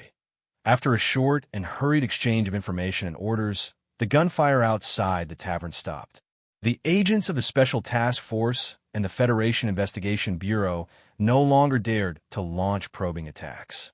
As for the snipers, they all retreated to higher ground to avoid wasting their lives in vain. In a dark corner of the tavern, President Pabre looked at Su Lu and asked with a frown. You've always been looking for justice, but the question is, what makes you so sure that what you're doing is right? I've spent too much time and too many words discussing this question with someone in a dark room before. So today, we won't be talking about justice. I can only say, after a moment of silence, Su Lu replied, I can't be sure if what I'm doing is absolutely right. I can only be sure that what you and Li Jie-du did was wrong. He raised his hand and pointed at Tai Ziyuan across the small table and said, if you're wrong, you have to admit it. If this guy becomes the president in the future and becomes the second you, I won't let him go. President Pabre frowned slightly and said, actually, I've always been a little confused about you. If a normal person is like you, constantly encountering bizarre changes, entanglement, and tribulations in their life, they would have already broken down. At the very least, it would be very difficult for them to believe in certain things so firmly. He looked at Su Li's ordinary face and said with emotion, but you're so strange. Time and encounters seem to have no effect on you. You're still as determined and persistent as before, as if nothing has changed. The people of the Capital Ring call us, the people of Eastwood Stone, because we are smelly and hard. For a smelly stone like me, perhaps we can't change this world, but I can't let this fucking world change me. Hearing this, President Pabre's equally straight eyebrows slowly creased. His tanned cheeks showed a complicated expression. He looked at Su Lu as if he was looking at himself. He murmured softly, as if he was talking to himself, have I really been changed by this world? Under the dim light, around the small table, the deathly silence lasted for a long time. President Pabre seemed to have made a very important decision. His solemn and steady face suddenly exuded a long-lost, relaxed expression. He smiled and said, I agree with your disagreement. When a government document required the president to sign an order, it would sometimes use an electronic fingerprint. Sometimes, it would simply be circled and then annotated. Most of the time, it would only say one word, I agree. I agree with your disagreement. Everyone around the table understood this sentence. Standing behind President Pabre, Du Shaoqing's eyes were at first shocked, then inexplicably gloomy. His face was expressionless. His hands behind his back were clenched so tightly that his veins could be seen. Tai Ziyuan looked at President Pabre across the table in shock. He did not hide his strong puzzlement. He frowned and did not understand. Could someone really be willing to make such a choice? President Pabre slowly stood up. This time, he was not as heavy and tired as he was when he realized the Iron 7th Division had not entered the city and the situation on Parliament Hill was dire. He appeared exceptionally calm and relaxed. He smiled at the people and said, Don't forget, I'm also a smelly stone from Donglin. A stone's ending should not be one of escape, but one of pride. Your choice has won my respect in the end, Su Lu replied. The truth can't be hidden forever. The right result obtained through wrong means will eventually become wrong. The government relies on, well, everyone knows these words and can even recite the various versions. But unfortunately, just because you can understand and recite doesn't mean you can do it. In the Oval Office of the President's official residence, President Pabre held a glass of red wine and looked at the clear scenery outside the window. He hugged his wife in his arms and smiled. At this time, the phone rang. Li Jie-du's calm voice sounded from the phone. Sorry, Mr. President. I had to prepare some things, so I didn't keep the appointment. And I think that now is not the time to reminisce. Reminiscing in small taverns should be something that happens when one is truly old. Everything is over. President Pabre looked at the disappointed and even pained supporters outside the lawn and said with a little emotion in his calm voice, Parliament Hill has passed the impeachment proposal. No, it's not over yet. On the phone, Li Jie-du's voice didn't sound depressed or disappointed. Instead, it sounded unprecedentedly calm and confident. Du Shaoqing and the Iron 7th Division disobeyed the military order, but the 3 key areas in the capital are still under the military's control. We still have a lot of troops to support. I have made all the preparations and a perfect plan. Mr. President, please believe me. Even if we are forced to form a government in exile, we only need half a month to regain control of the order. I'll send troops to pick you up right away. Padre held the phone and replied calmly after a moment of silence. I had a dream last night. Do you want to know what the dream was about? There was silence on the other end of the phone. In the dream, I was flying freely in the sky. It was romantic and happy. After landing, countless mobs came roaring. I asked the officer next to me what had happened. The officer told me that in order to fulfill my dream of flying freely anywhere, the people all over the country were driven to set their houses on fire to create a large updraft. Some absurd dreams appeared in President Padre's mind on the eve of the impeachment and the eve of the implementation of a powerful plan. It could explain a lot of emotions hidden in the depths of his spiritual world. Lee J. on the other end of the phone understood what Padre wanted to say and what kind of attitude he expressed, so his voice became cold. Mr. President, you have disappointed me. I'm no longer the president. Do you still remember our conversation in the tavern? Padre said calmly, haven't you noticed that we are gradually becoming the kind of people we loathed and feared in the past? Lee J. didn't answer. After a moment of silence, he directly hung up the phone. Padre was deep in thought. He slowly drank the red wine in his glass and smiled at his wife, who was looking at him worriedly, saying that he was fine. The heavy door of the Oval Office was pushed open. Mr. Padre took his wife's hand and walked out of the door. Outside the door, Du Xiaoqing and the other Federation soldiers, Xiong Linquan and the other members of Group 7, Tai Ziyuan and Lin Banshan, and the representatives of the Judicial Committee of Parliament Hill were all quietly waiting for him. He wasn't the first president of the Federation to be impeached, but he was definitely the most courageous president of the Federation to be impeached. Chapter 978. Salute. Outside the Oval Office, the officers and soldiers of the Iron 7th Division stood at attention and saluted. Du Xiaoqing took off his sunglasses and silently followed behind Mr. Padre. Xiong Linquan and the other members of Iron 7th Division did not salute. Covered in dust and blood, they held their TP-modified sniper rifles. Being pretentious was never part of this team's temperament. Before confirming that the target had entered the detention center of the Ministry of Justice, they would remain vigilant. Nannies, cooks, cleaners, and all the service staff stood in 2 rows in the corridor. Mr. Padre extended his broad palm and shook hands with them one by one. He gently expressed his gratitude in a low voice and then said goodbye to these people who had lived together in the official residence for 7 years. Walking to the front door of the official residence, he whispered to Du Xiaoqing behind him, if the other party keeps their promise, you have to seriously deal with the 1st Guard Regiment and the brigades in the garrison area. I think there seems to be a problem with Chairman Lee's side. Du Xiaoqing nodded. Mr. Prabble held his wife's hand and gently kissed her on the cheek. After that, he turned around and looked at the building that had witnessed the most glorious and darkest moments of his life. Looking at the empty staircase, his eyes couldn't help but turn gloomy. Tap, tap, tap, tap. A hurried sound came from the stairs. Miss Padre rushed down. She ran so fast that her waist-length curly hair was a little loose. She rushed into her father's warm and solid arms. Still not speaking, she just hugged his waist tightly and pressed against his chest. The father and daughter, who hadn't spoken or eaten at the same table for 3 years, hugged quietly like this. Then Padre pulled his wife in, planted a kiss on the foreheads of the 2 women, and walked out with a smile. When he walked past Taiwan, the young member, who was most likely the next owner of the official residence, said calmly, Madam and Miss Padre will be very happy. Is this a promise? Mr. Padre asked in return. Taiwan raised his eyebrows slightly and replied gently, Yes, but you don't have to thank me. Mr. Padre laughed loudly. His deep voice sounded particularly relaxed. 7 years ago, when you helped me get elected for the first time, I didn't thank you either. I learned a lot from that time, Tai Ziyuan said with a smile. Mr. Padre spread his arms and said with a smile, and then I used it today. Exactly. The cold wind at the end of the month of the 76th year of the constitutional calendar whistled with snowflakes.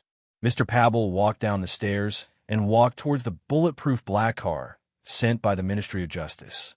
Beside him were the commissioners sent by the federal parliament's Judicial Committee and the Ministry of Justice. Before he was about to get on the car, he seemed to feel someone's gaze on him.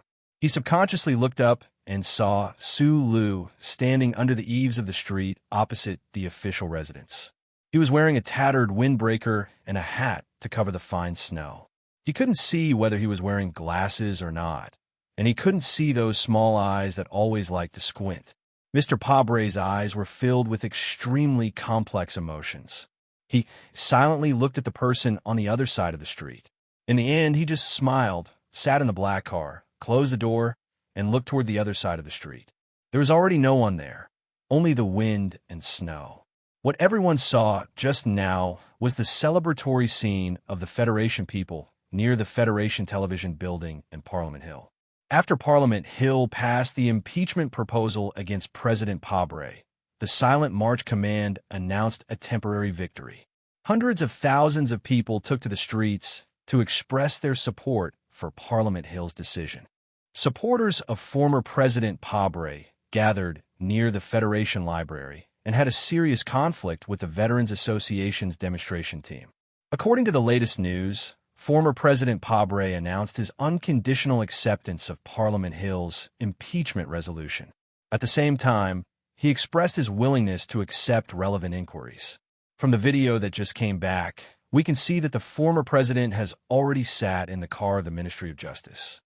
The National Security Advisor, Minister of Finance, and Director of the Medical and Food Administration announced their resignation. The Federation Election Committee issued a notice. According to the relevant provisions of the Constitution, because there has been no by-election for the Vice President of the Federation, the position of President of the Federation will be temporarily replaced by the Deputy Speaker of the Federation Parliament, Mr. Zion, and the presidential election process will begin in the shortest time possible. On the TV screen, a certain male anchor of the Federation News Channel was broadcasting the biggest news of the Federation at an extremely fast speed. Although his professionalism required him to enunciate clearly and speak at an appropriate speed, at this moment, all the viewers could see that he was very emotional at this moment. Parliament Hill's successful impeachment of the president. The Ministry of Justice announced the start of the trial and related charges, and a series of explosive news occupied the content of all the TV channels. As long as you were a member of the Federation, no matter which channel you were on, the broadcast you would see was either the historic moment of Parliament Hill passing the impeachment proposal or the moment Pabre walked out of the official residence. In the elevator of a certain military building, Lee Jae-do, chairman of the Federation's Joint Staff Committee and commander of the 1st Military Region, was watching the broadcast on the TV screen with an unusually calm expression. However, if one looked closely, they would be able to see the anger, disdain, and deep disappointment in the deepest part of this military leader's eyes. When the elevator door opened, General Lee Jae-do took one last look at the scene of Pabre walking out of the official residence on the news screen. He slightly shook his head in an extremely imperceptible manner and walked into the military vehicle in front of him. The crisp sound of a gunshot rang out. The moment the dark green military vehicle drove out of the underground parking lot, it encountered a sudden gunshot. The soldiers of the Federation inside and outside the building shouted in a low voice and spread out with their guns, trying to find or kill the audacious gunman. Inside the dark green military vehicle that stopped, Lee Jae-do glanced at the horrible bullet marks on the bulletproof glass and frowned with some disgust. He said indifferently, "Keep driving." Against the scattered bullets of the long-range sniper rifle, the convoy quickly drove out of the compound and roared into the capital's main street, driving toward a secret military airport in the western suburbs. Coward, hypocrite, coward, loser, cynic, capitulator, naive idealist, childish poor student, lunatic. Inside the dark green bulletproof military vehicle, Lee Jae-do thought of his companion, who left at the most critical moment. His white eyebrows slowly furrowed, and he murmured a series of words in disappointment and sarcasm. "General, in fact, I have always thought that only you can lead such a great cause." A major general with a cold expression on the passenger seat turned around and said, "The president chose to surrender. Perhaps it is to tell you that you can't shirk your responsibility at such a moment. When a group walks on this long and difficult road, some people will fall behind, some people will defect, and any ideological struggle will cause great damage to the cause. So at that time, we must unswervingly support the person at the front to ensure that the team can eventually reach the destination of victory. General Lee Jae-do looked out of the window with an expressionless face. Looking at the snow floating between the winter trees on both sides of the street, he said indifferently, "Now that the person at the front has chosen to give up, then the person at the second position has to take over." What you said makes sense. As a specific part of a great cause, perhaps this is also an opportunity for me to realize myself in life. All three plans have been launched. The Major General looked at the screen on the workbench in his hand and reported, "The Western Suburbs Airport is under the 4th sequence of surveillance, and the Harbor City Garrison is under the 6th sequence, so we have decided to leave through Harbor City." He turned around and looked at Lee Jae-do hesitantly and suggested, "General, I understand that we need to stay away from the glory of the charter to complete the plan, but now the Bureau of Proclamation is in chaos. Why don't we choose to take off directly from the Western Suburbs Airport? Everyone who doesn't want me to leave can guess that the Western Suburbs Airport is my destination. What's more, the Bureau of Proclamation is in chaos, but it doesn't mean that the charter computer is also in chaos. And I believe one thing, Tai Ziwan or Lin Banshan, at least one of them is now in the Bureau of Proclamation." Lee Jae-do said calmly, "Go according to the plan." The convoy of dark green military vehicles had just passed the Western Hills compound when they quickly turned around at the next street corner and drove along Helsham Avenue to the capital airport. Lee Jae-do has left. Try to attack to stop. Ineffective. The destination may be the Western Suburbs Airport. Wrong. The convoy has turned around. The destination may be adjusted to the capital airport. Jiaozi is making a record in the Western Suburbs. Give up immediately. I have arrived at the civil airport. Lee Jae-do's plane confirmed. On the runway, distance 347 kilometers. Low altitude, 17 Sparrow fighters. Judgment, taking off from the Western Suburbs Airport. Escort formation, destination unknown. Attention, destination unknown. Enemy planes are taxiing. Second attack attempt in progress. Report suspended. A burst of fierce gunfire came from the communication system. Su Lu stepped on the top of the snow-covered wall and stomped into the soft lawn, supporting his body. Like a shadow, he quickly swept past all kinds of obstacles and passed through the streets and alleys of the capital. He listened to the report in his ears, and his expression was extremely serious. As the strongest supporter of the Pabre government and as the leader of the federal military, Lee Jae-do was naturally the most important target. And because of the shadow that was still unclear, Su Lu had never let his guard down. Therefore, when the Iron 7 Division and the Iron 7 Division were in danger, he put his most trusted and most capable partner on the other side. He only had one request for Bai Yulan. No matter how badly the Iron 7 Division was fighting, Bai Yulan was not allowed to leave her post. She had to keep an eye on Lee Jae-do's movements. After receiving Bai Yulan's first report, he left the presidential residence as quickly as possible. Then, he sat in an unmarked military vehicle on the right side of Charter Square. According to the coordinates in his ear, he kept giving directions to the driver in the major's uniform. The unmarked dark green military vehicle roared through the streets of the capital. Sulu listened to the reports that became more and more frequent until he heard gunshots. His mood became heavier and heavier. He knew that stopping Lee Jae-do from leaving had become a very difficult task. Thinking of this, he took out the phone in his pocket and dialed a number. With a hoarse voice, he roared angrily, "Lin Banshan, you said you can take care of the Bureau of Proclamation, but I don't care. Then, have you taken care of it yet? Find Lee Jae-do's coordinates immediately, or just directly shoot him down. If you let him escape, do you know what the fuck will happen?" Chapter 979. In the capital airport, in the relatively remote area, Children's waiting room. A 5 or 6-year-old boy pointed out the window and curiously tugged at the hem of his mother's clothes. He screamed, "Mom, look over there. There's an uncle shooting a plane. Don't talk nonsense."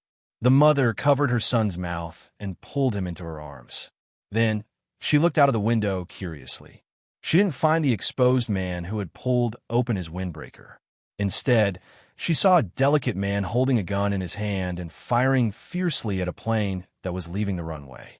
This was not an old joke in a vulgar joke collection. It was a real scene that happened in the capital airport at the end of the winter of the 76th year of the constitutional era. Someone was really shooting a plane. Bayulon dragged his injured leg and limped forward desperately along the isolation net. The TP sniper rifle in his hand continued to fire bullets.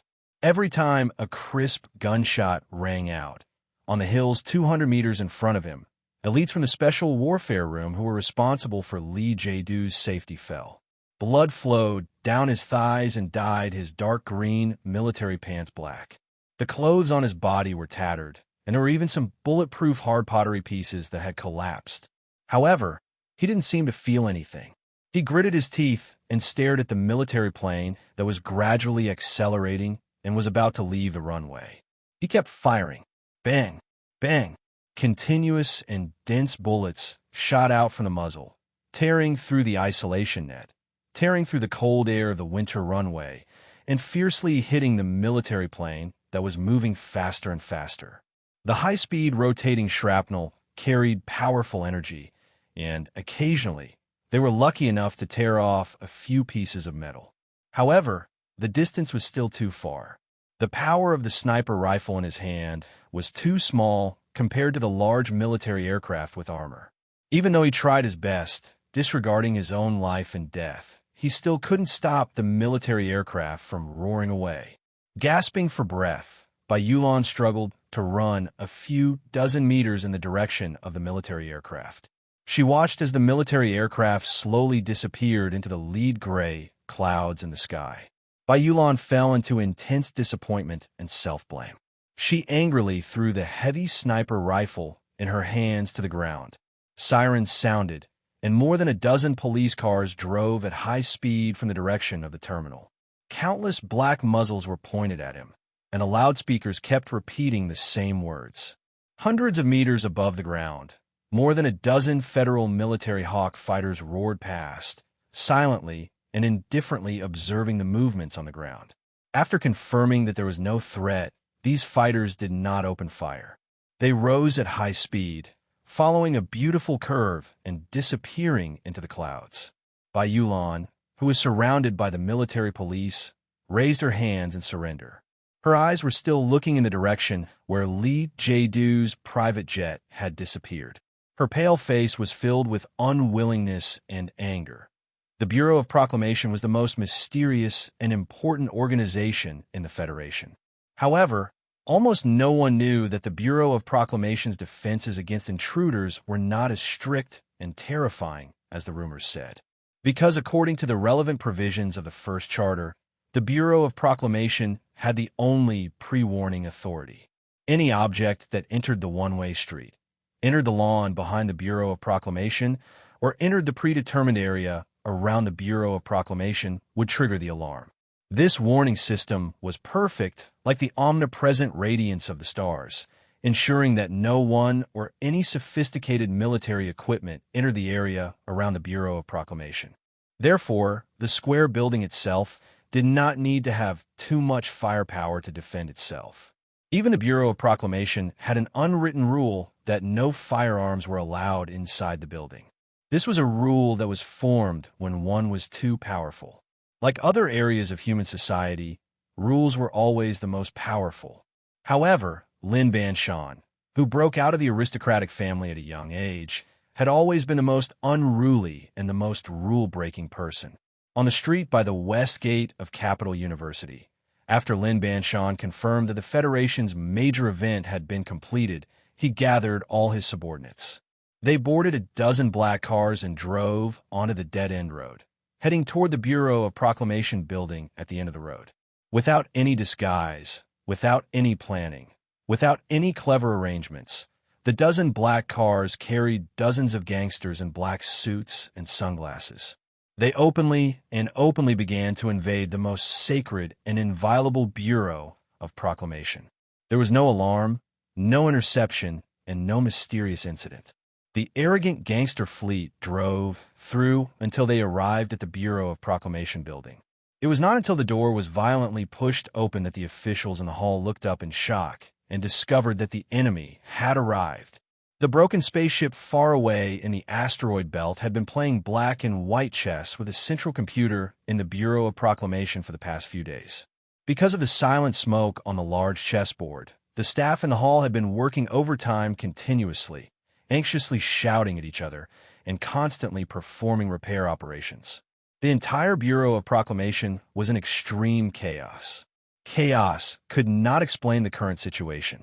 The Federation's most secretive Bureau of Proclamation, no matter how chaotic it was, could not become a bathhouse where guests could enter and leave freely. When Lin Banshan's fleet had just driven onto the straight road, there should have been an early warning inside the Bureau of Proclamation. There were no heavy firepower defensive weapons outside the Bureau of Proclamation building, but in a sense, as an organization that had managed human society for tens of thousands of years, it had countless terrifying trump cards. Once the early warning system was activated, the officials in the building only needed to make a very simple response to eliminate all the invading mechanics. It should be known that in the Federation's plan to deal with the surprise attack of the Empire's fleet, the evaluation of the Bureau of Proclamation's defensive power was that it was impossible to break through. For such a mysterious organization that was thought to be impossible to break through, it was undoubtedly very easy to destroy a fleet of more than a dozen black cars. However, the most important problem was that the Bureau of Proclamation's perfect early warning system had failed at this moment. There were internal officials and even the entire department that had clearly ignored or even secretly destroyed the alarm process. Chaotic and hurried footsteps sounded. Dozens of gangsters in black suits rushed into the hall on the first floor of the Bureau of Proclamation building and quickly occupied all the key positions. The Bureau of Proclamation officials in the hall stood up in shock, not knowing what had happened. Some angrily reprimanded each other, and some female officials screamed and angrily slammed the table. Although they were at a loss, they were not afraid. From the beginning of their life in the Bureau of Proclamation, they did not know what fear was. Lin Banshan, wearing a black windbreaker, slowly walked into the Bureau of Proclamation under the protection of Han Chu and Zhang Xiaohua. His emotionless eyes slowly swept across the faces of all the Bureau of Proclamation officials, as if he was a king who had returned to inspect his territory. The gangsters in the hall were expressionless and extremely cold. Only the curiosity and shock in the depths of their eyes revealed some of their true emotions. Even Zhang Xiaohua and Han Chu, who were usually unruly and did not even care about the Federation government, had a nervous and complicated expression on their faces. This was the Bureau of Proclamation that led human society with its brilliance high above the clouds. How many gangsters in human history had been able to enter the Bureau of Proclamation? In this tense and perplexed moment, something very interesting happened. A gangster in the front right came from Bermuda. He was the leader of the Ink Village gang, who was known for his coldness.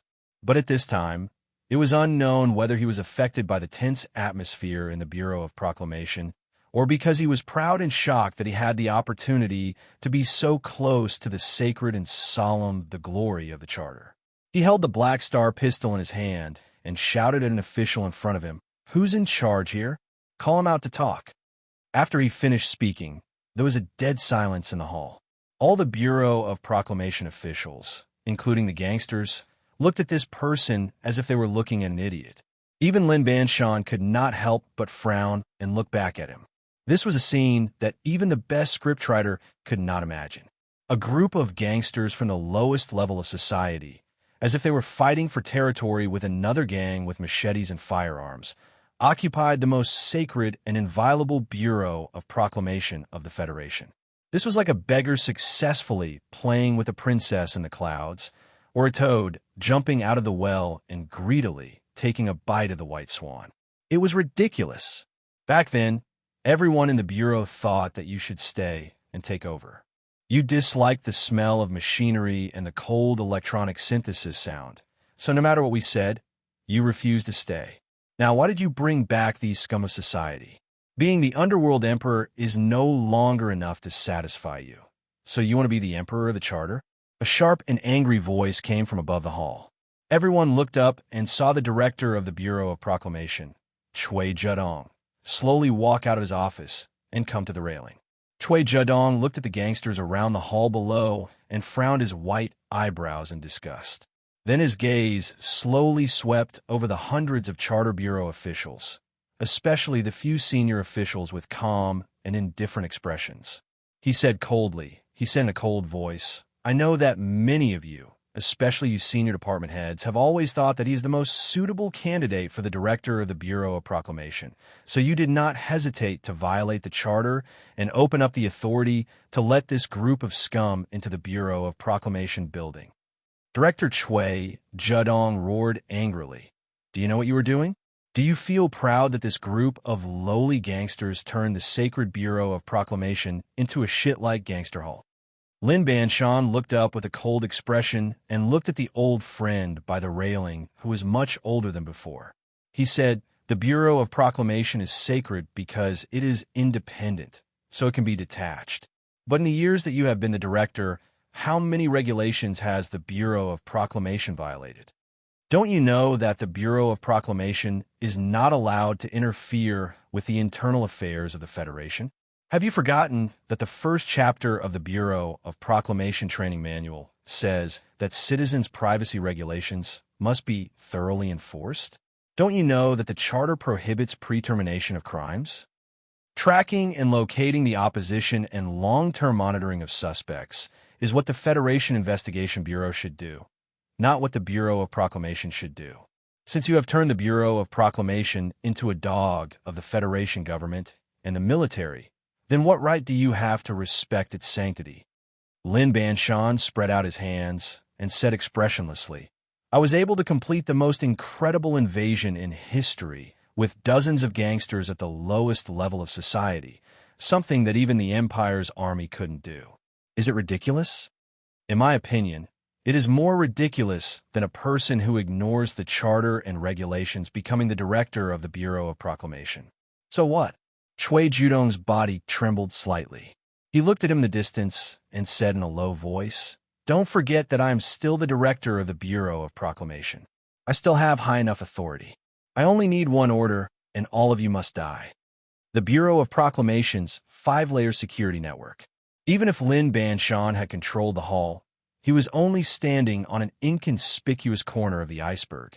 He was still very far from controlling the organization. Lin Banshan looked at the middle-aged official in the corner and used his eyes to ask. The student, who was his peer at the Bureau of Proclamation, shook his head slightly. He looked at the official in front of him and then at the floor, indicating that the most important people were still not under control. At this moment, there was a soft sound of brakes outside the door.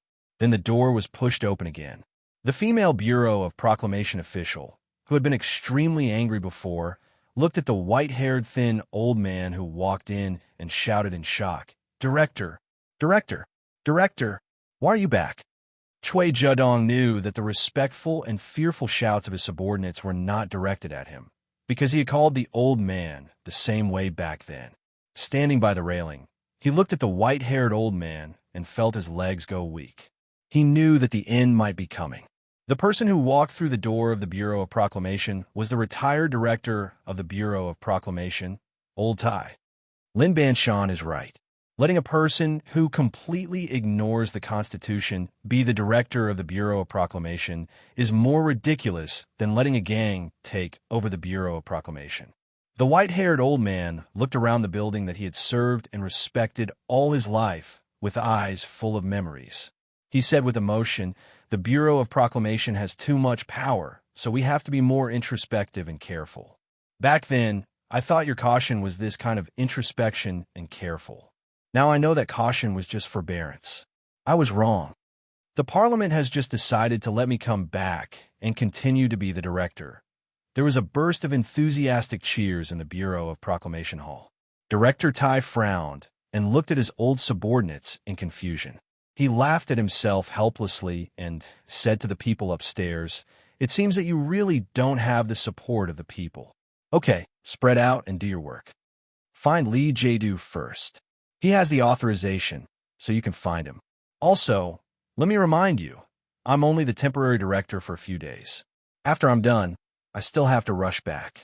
I don't know if the temporary worker at home will forget to fish out the pickled beans. Director Tai waved to the crowd and then stood up with his hands behind his back. He walked toward the elevator like an old farmer who had just returned from the field. There is information from the Ministry of Defense's General Assembly Base. Some military resources have been abnormally consumed in the past few years. All of them have been transported to Base 887584. There is a temporary military base in front of the border. A small fleet is stationed there. Because it has just been developed, the Constitution Network is not complete. Or Director Tai sat in the chair in the director's office and looked at the analysis report and data curve on the two-dimensional light screen. He said expressionlessly, "The base has been secretly destroying the network. So many resources, including the 3 batches of ores on the Mo Hua planet, have all been transported to that base. Now no one knows who wants to do something in that base."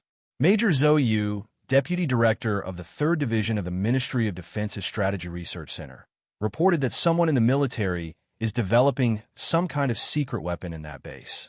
Director Tai looked at Lin Banshan and smiled. "You know the relationship between that little girl and Su Lu, so this information should be found by Su Lu. The problem is that he didn't say what the secret weapon is. High-power battleship main cannon." Lin Banshan frowned.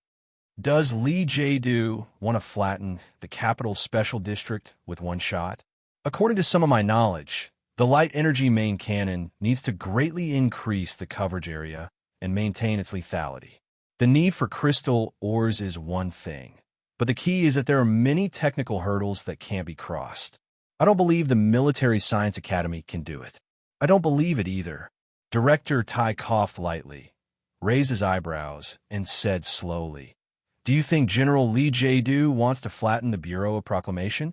It's difficult to flatten the Capital Special District, but it's not difficult to flatten the President's residence, Parliament Hill, or even the Bureau of Proclamation.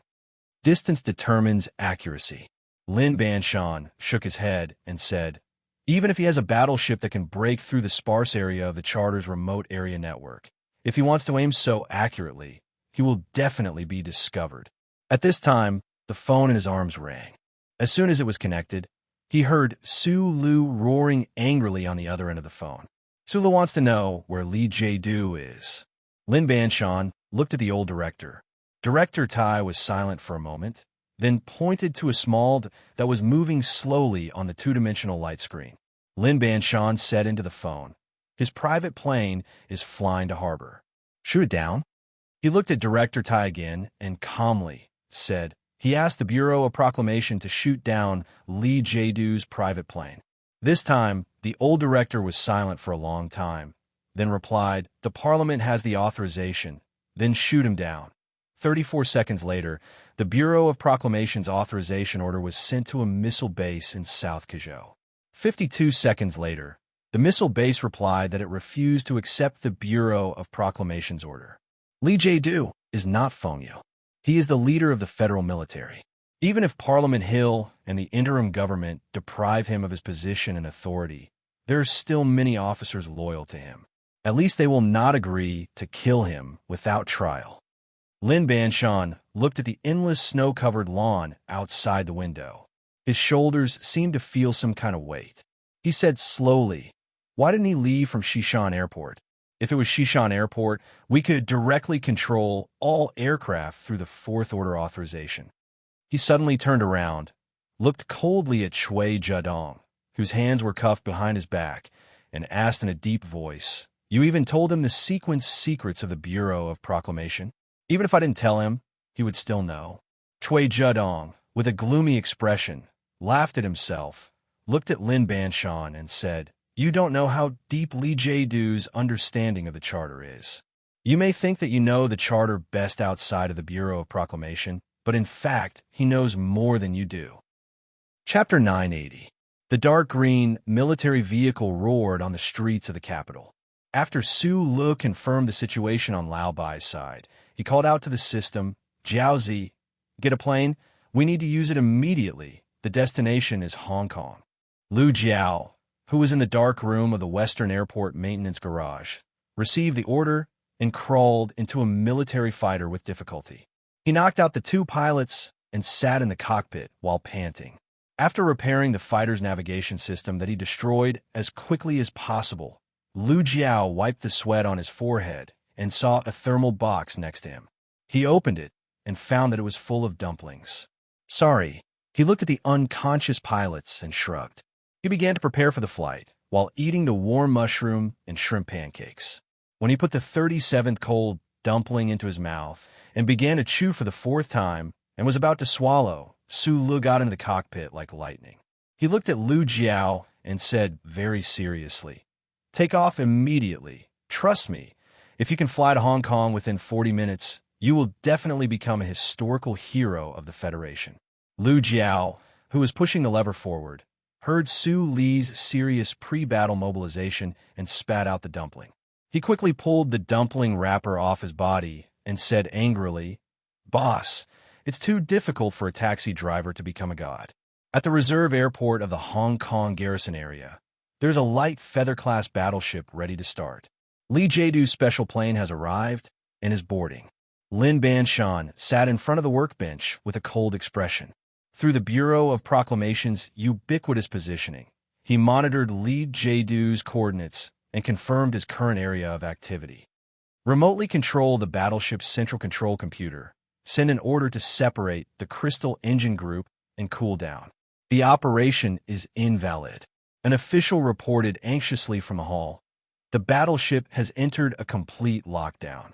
After 3 scans, it failed to capture a stable frequency long-range signal. Lin Banshan frowned. Director Tai, who was looking at the lawn by the window, turned around. Both of them were puzzled as they didn't understand why they couldn't capture the battleship's signal. It was very rare for the Bureau of Proclamation to use remote authority to directly control the Federation's battleships. However, it was even rarer to find that remote control was ineffective. The glory of the charter that spread throughout the Three Woods Galaxy could illuminate the world. Only the heavy lead room, where the Bureau of Proclamation conducted experiments, could become a black zone. However, at this time, the warship anchored at the backup airport of the port city garrison was about to roar. How could it block the long-range signal? That battleship has been modified. All the remote control chips are brand new, unmarked chips. There are also some modifications to the hull that even I don't know about. Chui Zhedong, whose hands were cuffed behind his back, looked at the two of them and said with a gloomy expression, "As I said, I know Zhang Che better than you think. No one knows that he is the craziest genius in the world. If we want to stop him, the only way is for Zhang Che to kill him directly." Everyone in the room knew very well that the Federal Central Computer was strictly prohibited from direct physical operations, and it was even more forbidden to communicate with the human chip. The so-called omnipresent demon that could directly kill someone through the chip was just the evil propaganda of the Empire and the anti-science cult in Bermuda.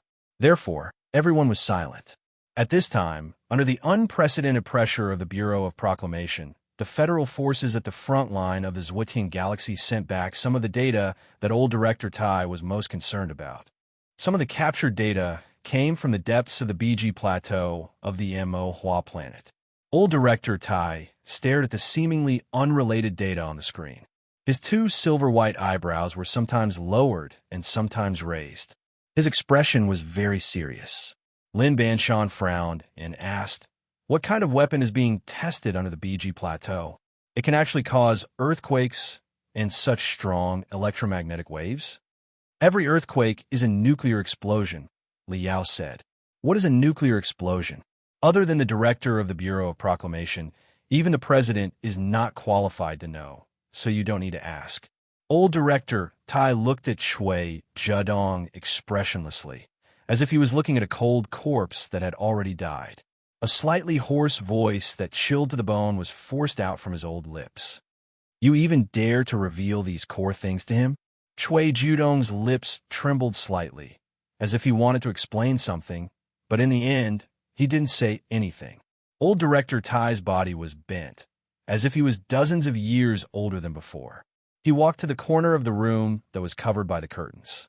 He slowly pulled out a hard and heavy metal club from the club barrel that no one had visited for many years.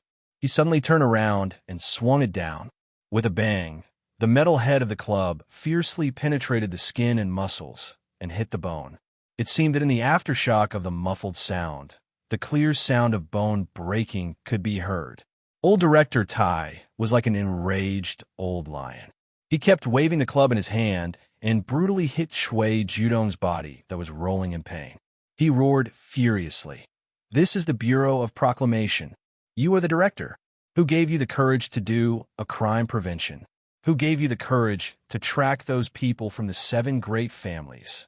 Who gave you the courage to violate the charter regulations? Who gave you the courage to even say the most coarse secrets?" After venting the anger in his heart, Old Director Tai panted and threw away the bloodstained club. He didn't even look at Shui Judong, whose face was full of broken nose and who was crying in pain. He walked out of the office with Lin Banshan.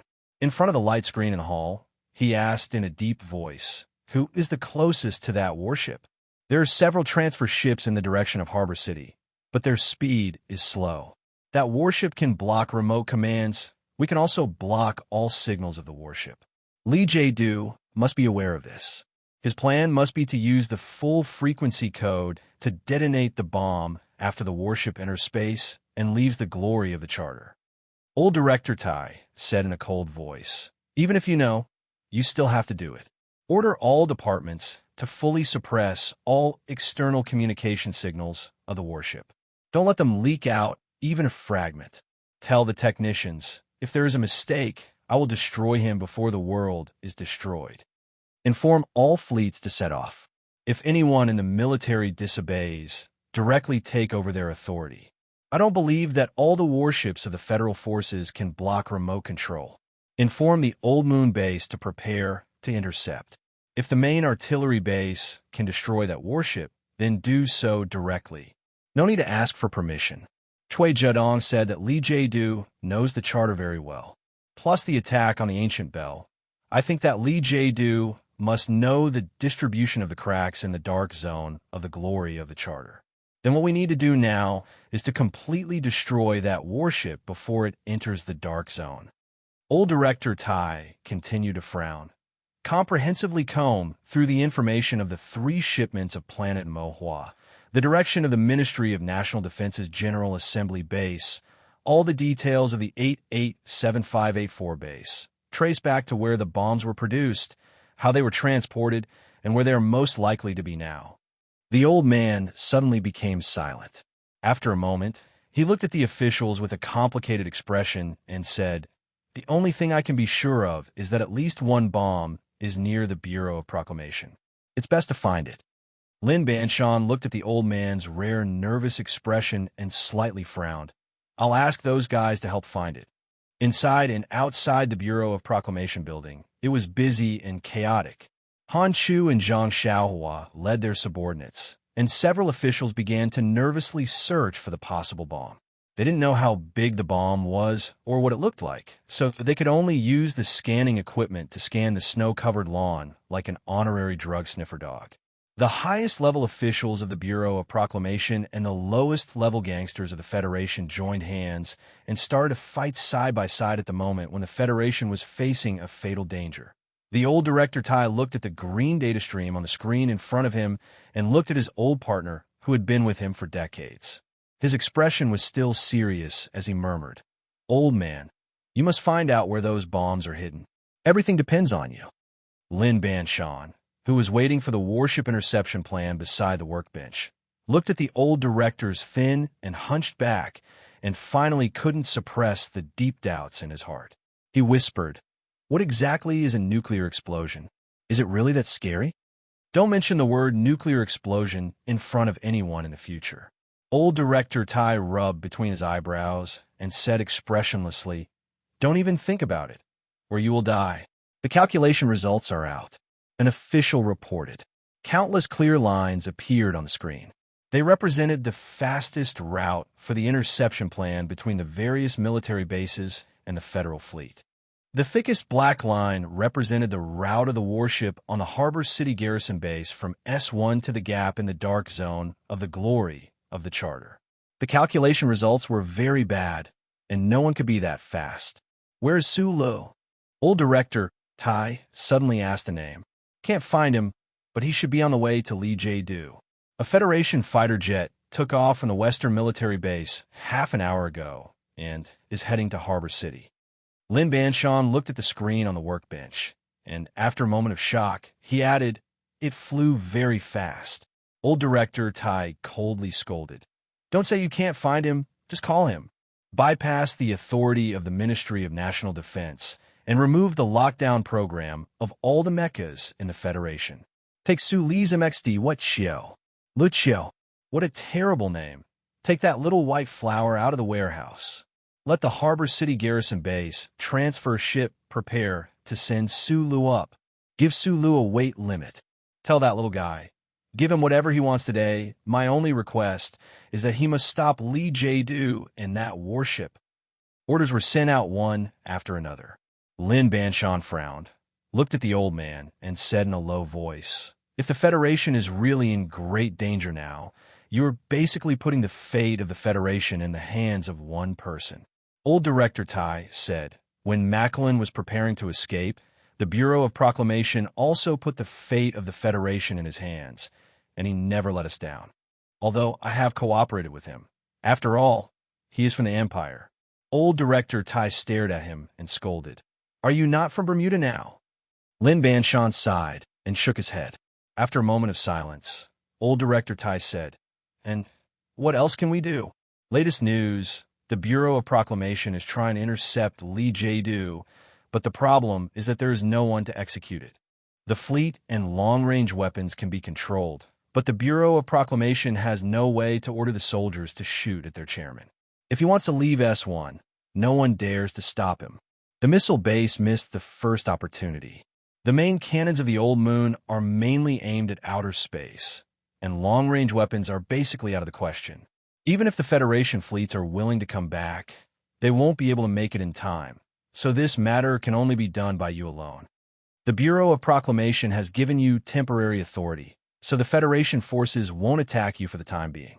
The mechas have completed their self-checks and are on standby, and a few small transfer ships are waiting for you.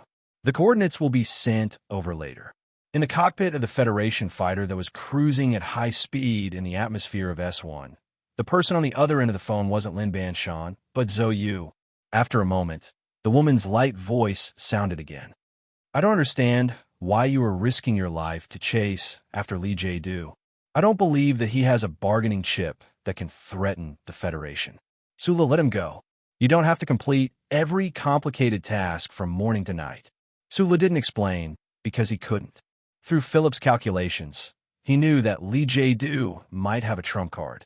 Once that trump card was revealed, it would be extremely terrifying, especially under the premise that this person seemed to have a way to deal with the glory of the Charter. In fact, he didn't even know what that trump card looked like. He only knew that those bad bombs had once caused a civilization that was even more glorious than the current one to disappear into the long river of time. He made his hoarse voice as stable as possible and said, "It's okay, we'll eat in 2 days." "Okay, Lin Yuan is not bad. Let's go there." The Federation fighter landed with a roar at the large container truck transfer yard to the west of the Harbor City Industrial Park. It slid forward with the roaring sound of the engine.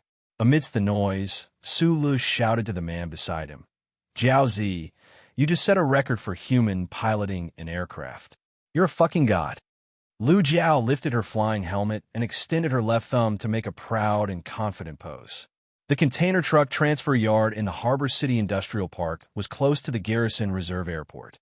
The Federation fighter was still sliding, but the cockpit had already opened. Sulu directly jumped down from it. His military boots landed heavily on the ground, and the crack in front of him instantly widened. Looking at the little white flower that was covered in years of dust but still couldn't hide its cold light, looking at the bespectacled female engineer who was instructing her subordinates from the engineering department to do the final inspection, Su Li's eyes narrowed, and he ran faster. He rushed in front of the female engineer, and before he could say anything, he only had time to kiss her forehead that hadn't been washed in days like a dragonfly over the surface of a pond last summer. His footsteps were as fast as lightning. He took off the heavy military backpack on his back and jumped onto the tall little white flowers mecha. He installed the ACW on the left mechanical arm of the mecha, jumped into the cockpit, and pressed the red button with his finger. There was a series of heavy mechanical sounds, and the cockpit of the little white flowers mecha was already in overclocking mode before it even closed.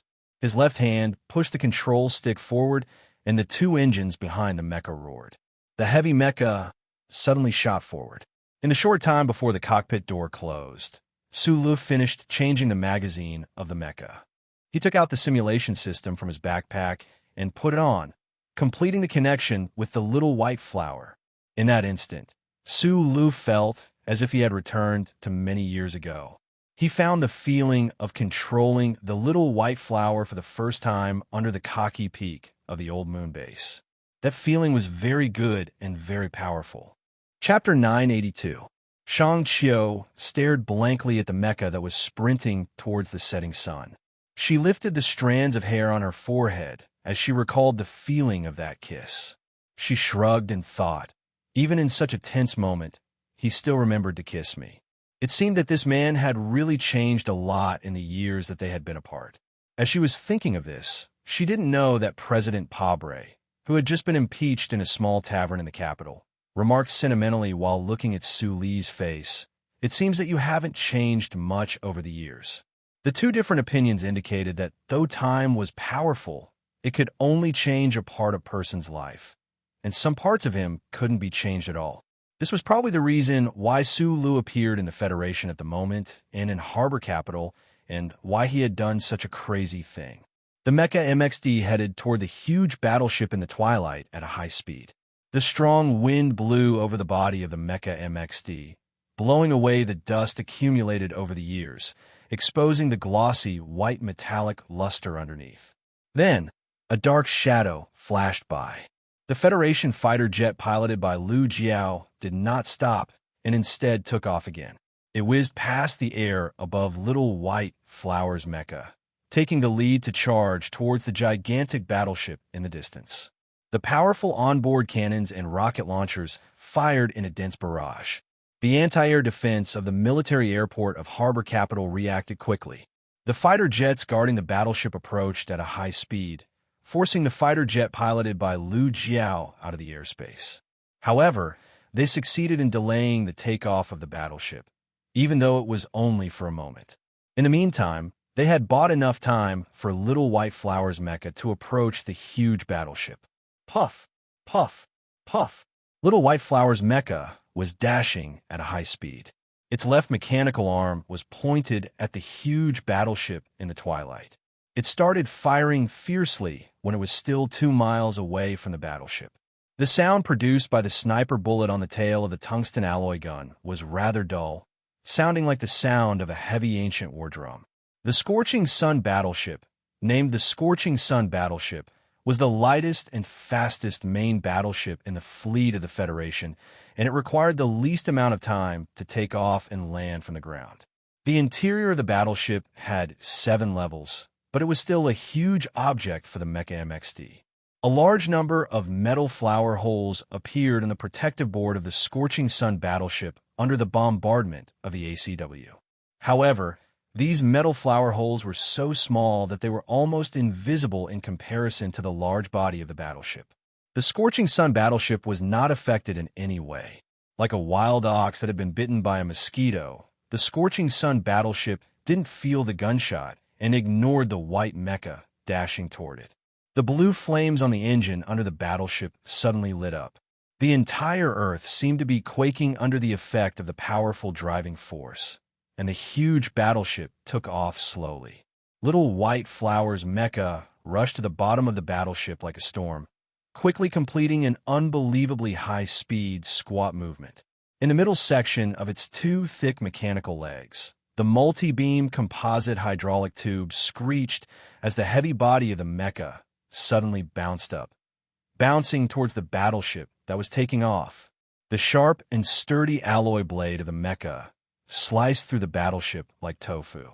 However, it was still unable to cause any serious damage, nor could it stop the battleship from slowly rising into the air, flying off into outer space under the sunset glow. In the Grand Hall of the Bureau of Proclamation, Director Tai stared at the image of the scorching sun battleship taking off on the light screen with a grave expression. "Why hasn't the transfer battleship taken off yet?" he demanded icily. An official by his side replied while wiping the sweat off his forehead. "It's because Su Lu is on the transfer battleship." "Where is he then?" pressed Lin Banshan with furrowed brows. The official raised his trembling arm and pointed at an inconspicuous corner on the light screen, saying in a trembling voice, "It seems that he is on the scorching sun battleship at the moment." The multiple images captured by the monitoring system of the garrison and the military satellites were combined into a clear image of the scene in the Grand Hall of the Bureau of Proclamation. As the staff of the Bureau of Proclamation adjusted the focus of the image quickly zoomed in on a spot on the lower right side of the scorching sun battleship, where a small dot could be vaguely seen. The camera zoomed in at a high speed, and the image was enlarged and enlarged. The people in the Grand Hall of the Bureau of Proclamation could finally see that the small dot was actually a white mecha. The alloy blade on the front end of the right mechanical arm of the white mecha was inserted deeply into the outer shell of the battleship.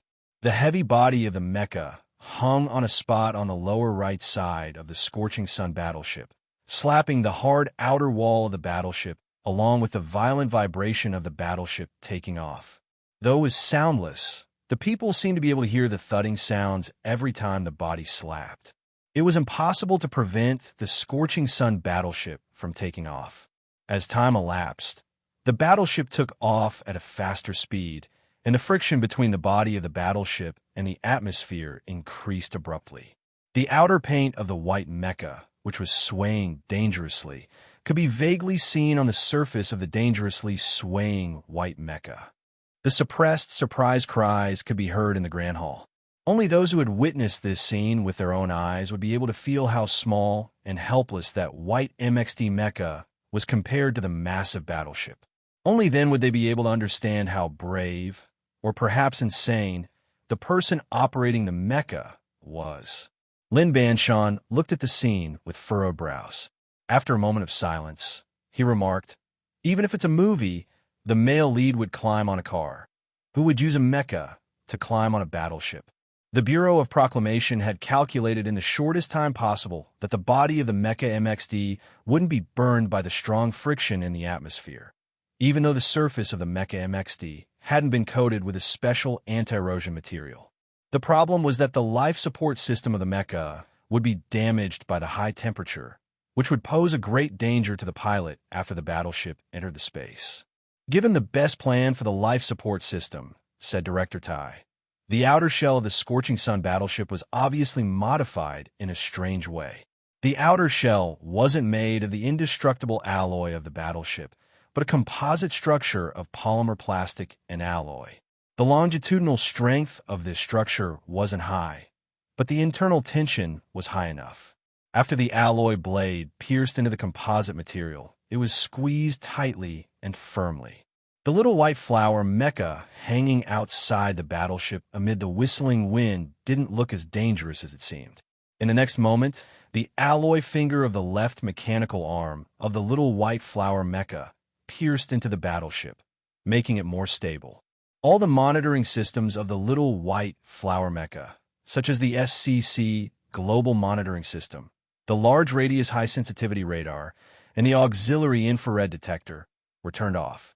Su Lu saw the peculiar scenes that looked like flowing flames through the sturdiest optical window, and sensed the violent quakes in all directions.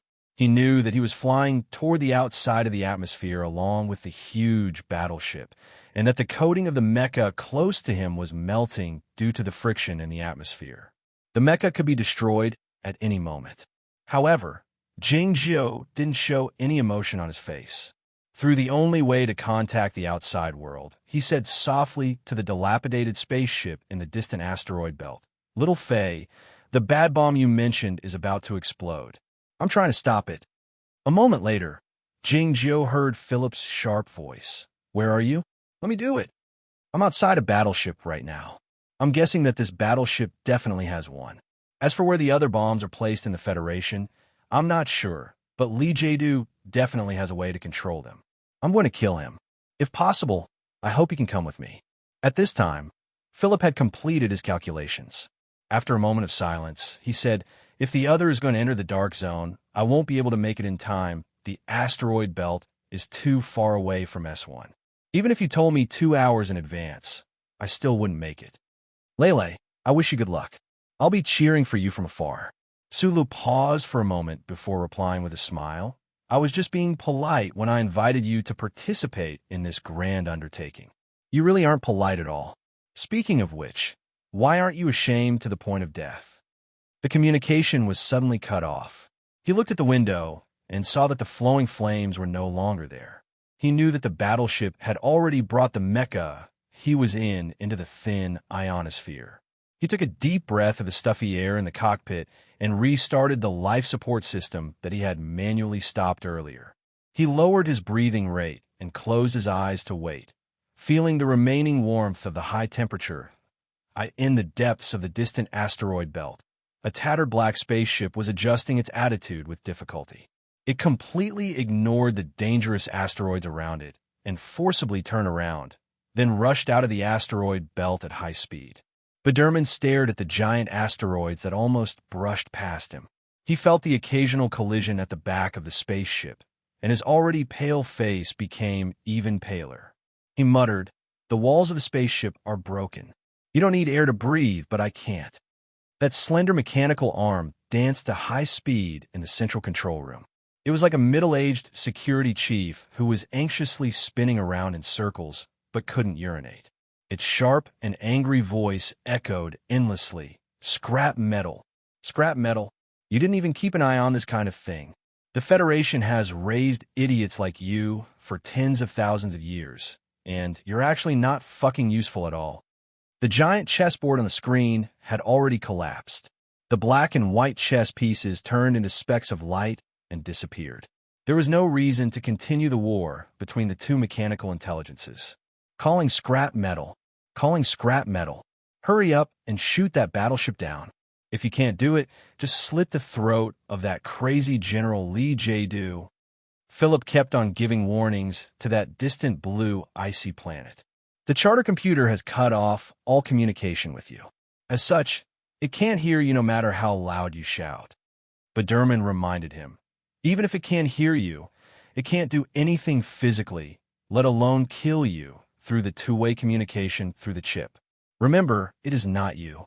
It doesn't have self-awareness and true intelligence. It has only the cold rules in its world. A moment later, Biderman said solemnly while rubbing his hair that looked like dried grass.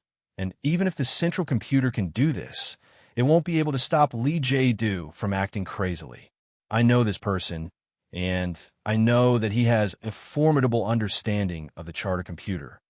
The Scorching Sun battleship broke through the atmosphere and passed through the route between the old moon and the new moon, heading toward the pale, permanent star in the distance. As it entered the large space of the universe, the huge battleship looked like an inconspicuous flying machine. The interior of the battleship was divided into 7 levels, with nearly 1,000 crew members. Numerous MX mechas were parked in the passageways from the 2nd level to the 5th level of the battleship.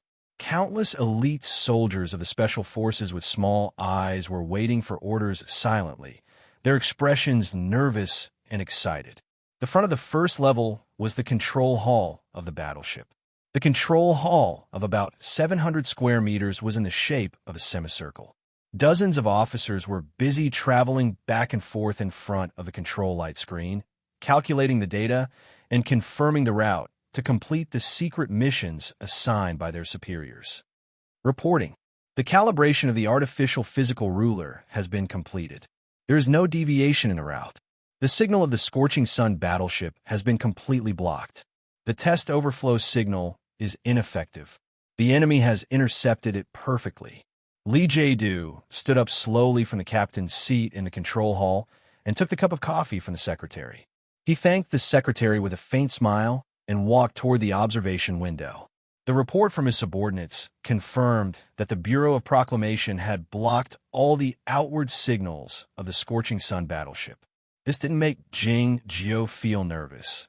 It was because this was all within his plan. In the history of the human society, countless people had tried to find a way to block the signal of the glory of the Charter. During the first secret meeting of the Trinity Association, Li Jiedu had made use of Cui Judong's suggestion and made an attempt. After that, Li Jiedu had been mulling over it in silence until today. Except for the observation window in which he was gazing, the entire body of the Scorching Sun battleship and the portholes were covered by a kind of composite board. This kind of board was made of a polymer material and 3 layers of manganese potassium alloy. It was used to cover the portholes of the spaceship during the space travel, helping the spaceship pass through the torsional holes full of electromagnetic storms and violent radiation. Even though the Scorching Sun battleship had no need to pass through the torsional holes, it was still equipped with this kind of composite board. Not only the portholes, but the entire body of the battleship was also equipped with this kind of composite board. When the spaceship passed through the torsional holes, the purpose of the composite board made of a polymer material and 3 layers of manganese potassium alloy was to resist the chaotic and violent electromagnetic radiation. Since it could completely block the electromagnetic radiation, would it be able to completely block the glory of the Charter, which was composed of pulses and electric waves? The answer was yes. It was a seemingly simple, yet ingenious idea to connect passing through the torsional holes with resisting the glory of the Charter. As the first human in history to come up with such an idea and turn it into a reality, Li Jiedu walked to the observation window and smiled while looking at the deformed permanent star in the distance. The signal of the battleship was blocked by the glory of the Charter, so it couldn't detonate the nuclear bombs hidden in the shadows. However, as long as the battleship maintained its route and entered the secret crack of the glory of the Charter before being intercepted by the Federation, the Scorching Sun battleship would become a natural sun by then. A major general of the Federation walked into the control hall and stood at attention in front of Jing Jiao. After giving him a standard military salute, he asked in a hushed voice, "General, do we need to make a final announcement?" Li Jiedu shook his head and said calmly, "No need." The Major General said anxiously, "Colonel Li Feng is on the front line of the Mo Hua planet. He might be affected by the explosion." After a moment of silence, Li Jiedu said to the people in the control hall in a slightly higher voice, "I think you're all aware that what we are doing will be called an unprecedented terrorist attack in history." The soldiers in the control hall lifted their heads in tandem, regardless of whether they were busy or waiting for orders. "People like us will be considered as unforgivable terrorists." Li Jiedu continued calmly while looking at the faces of his subordinates. "But we still chose this path. Why? It's because we know that this is the only correct path for the Federation. For the sake of the correct path, we didn't hesitate to sacrifice our reputation as soldiers, to bear the infamy of the ages, and to put our family members in turmoil and even danger." Li Jiedu turned to that Major General and said sternly, "Tell me, what right do I have to care about Li Feng and put everybody in unnecessary danger?" The soldiers in the control hall applauded enthusiastically, their faces full of excitement. The soldiers on the lower floor of the battleship waved their fists excitedly after hearing what was said through the system. Looking at his subordinates who were extremely loyal to him, looking at these fanatical soldiers, and thinking of the many comrades in the base, Li Jiedu was suddenly moved. He took a light breath, and his chest puffed up slightly. He felt that his body, which was not very strong, was filled with some kind of power. After nearly 4 or even 40 years of secret planning and careful preparation, hiding in the shadow of his father's towering peak, he finally had the power to change the world and history. He had those terrifying nuclear bombs that made him sigh with admiration. I also came from Mount Feiching with many nuclear bombs. I gave one to the Bureau of Proclamation, one to Huai Chaoshi, and one to Lady Tai. This was probably the most perfect arrangement. After today, the universe will tremble in fear because of my name. The history of mankind will be changed in my hands. I have the most terrifying weapon in the history of mankind in my hands. I will first destroy the Constitution, then intimidate the Federation, and finally conquer the Empire. What else can I do after that? Lee Jae-do smiled and thought calmly that it was not dark in the universe under the tranquil glow of the permanent star. The front half of the Scorching Sun battleship was very bright, but the rear half of the battleship was relatively dim. The Mecha MXD hovered alone under the huge battleship, which was scorched by the high temperature and had no trace of its original white color. The sharp alloy knife could pierce through the polymer material, and the plates made of potassium manganese alloy, but it couldn't pierce through the thick and hard outer wall of the battleship. The Mecha MXD waved the alloy knife as fast as lightning after stabilizing the body of the battleship, and cut off the plates on the outer maintenance platform of the battleship in a very short time. The maintenance arm extended from the left side of the battleship and opened the connecting valve beside the maintenance door noiselessly. The front end of the maintenance arm was performing a precise operation in a small area. A dozen seconds later, the maintenance door opened slowly along with a white, unsealed, and stabilized air.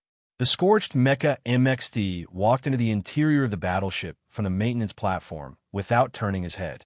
The heavy and sturdy right mechanical arm struck the side of the battleship, causing electric sparks to fly in all directions. The main electronic switch responsible for opening the valve was destroyed, and the maintenance door leading to the outside of the battleship couldn't be closed anymore. Warning! An enemy has intruded the battleship along the number 656 maintenance platform. Warning! The intruder is a Mecha MXD. He is currently in Area 895C on the 6th floor. Warning! A sharp warning suddenly rang out in the interior of the Scorching Sun battleship. The cold female electronic voice transmitted the information back to the control hall quickly and calmly. The officers in the control hall got up in astonishment and looked at the Mecha MXD, which was scorched all over and looked like a demon god in the abyss, launching a surprise attack at high speed. Looking at the mecha on the light screen, Lee Jae-do seemed to see Soo Lee's iconic small eyes in the cockpit. He didn't expect the other party to pursue the battleship all the way to the space. Jing Jiao furrowed his brows slightly and signaled for the relevant departments of the battleship to take action and destroy the damaged mecha in the shortest time possible. Then, he ordered the officer in charge of the operation of the battleship start the engines at full speed and enter the bright and dark area ahead of time.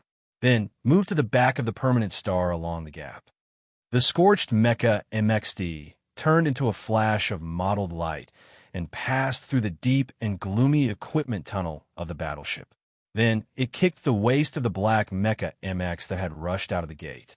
The violent force of the kick and the hard alloy foot broke the balance meter under the black Mecha MX's armor. The pilot in the cockpit passed out because of the impact. The black Mecha MXD fell down powerlessly. The scorched Mecha MXD didn't suffer any additional damage. It brushed past the pilot's body and continued moving forward at high speed. Whoosh! The sharp alloy blade reached out from the right mechanical arm and stabbed out from the bottom of the Mecha MX at lightning speed. Crack! The head of the second black Mecha MX was cut off. Immediately after, the charred black MXD mechanical arm struck out with its elbow, accurately smashing into an MX mecha on the right rear that was preparing to launch a sneak attack. The immense force behind the mechanical arm's elbow directly caused the cockpit door to deform and sink in with a loud, muffled bang, sparks flying in all directions. 3 black Mecha MX military mecha slowly fell down beside Little White Flower, who was no longer white. 3 more black Mecha MX appeared about 400 meters in front of the spacious tunnel. 2 more black Mecha MX rushed out from the left corner that led to the upper level of the battleship. Poo-poo-poo-poo. The ACW on the left mechanical arm of the Mecha MXD opened fire fiercely into the distance. The high-speed rotating bullets hit the 3 Mecha MX consecutively. In the dimly lit cockpit, Su Lu turned the control stick with an expressionless face. His body shook slightly as he controlled Little White Flower to retreat abruptly in the tunnel that was difficult to avoid avoiding the two bright blades in front of him. The heavy, scorched Mecha MXD suddenly trembled violently. Its thick mechanical legs moved at high speed and seemed to leave behind a series of afterimages. In an instant, it rushed in front of the two enemy mecha, evading diagonally, punching. The front mechanical leg squatted down, and the alloy blade stabbed diagonally.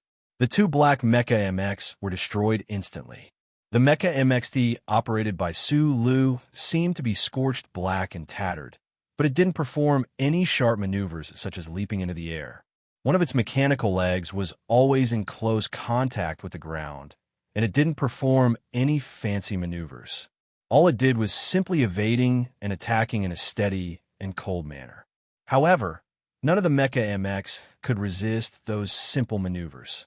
The ACW of the left mechanical arm shot forward from time to time, and the alloy blade of the right mechanical arm flashed intermittently.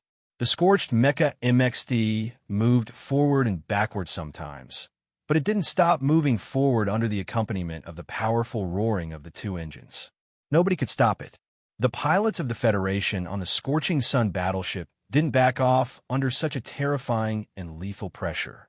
They operated countless Mecha MX in a frenzy, ignoring the collapsing mecha in front of them and charging forward fearlessly.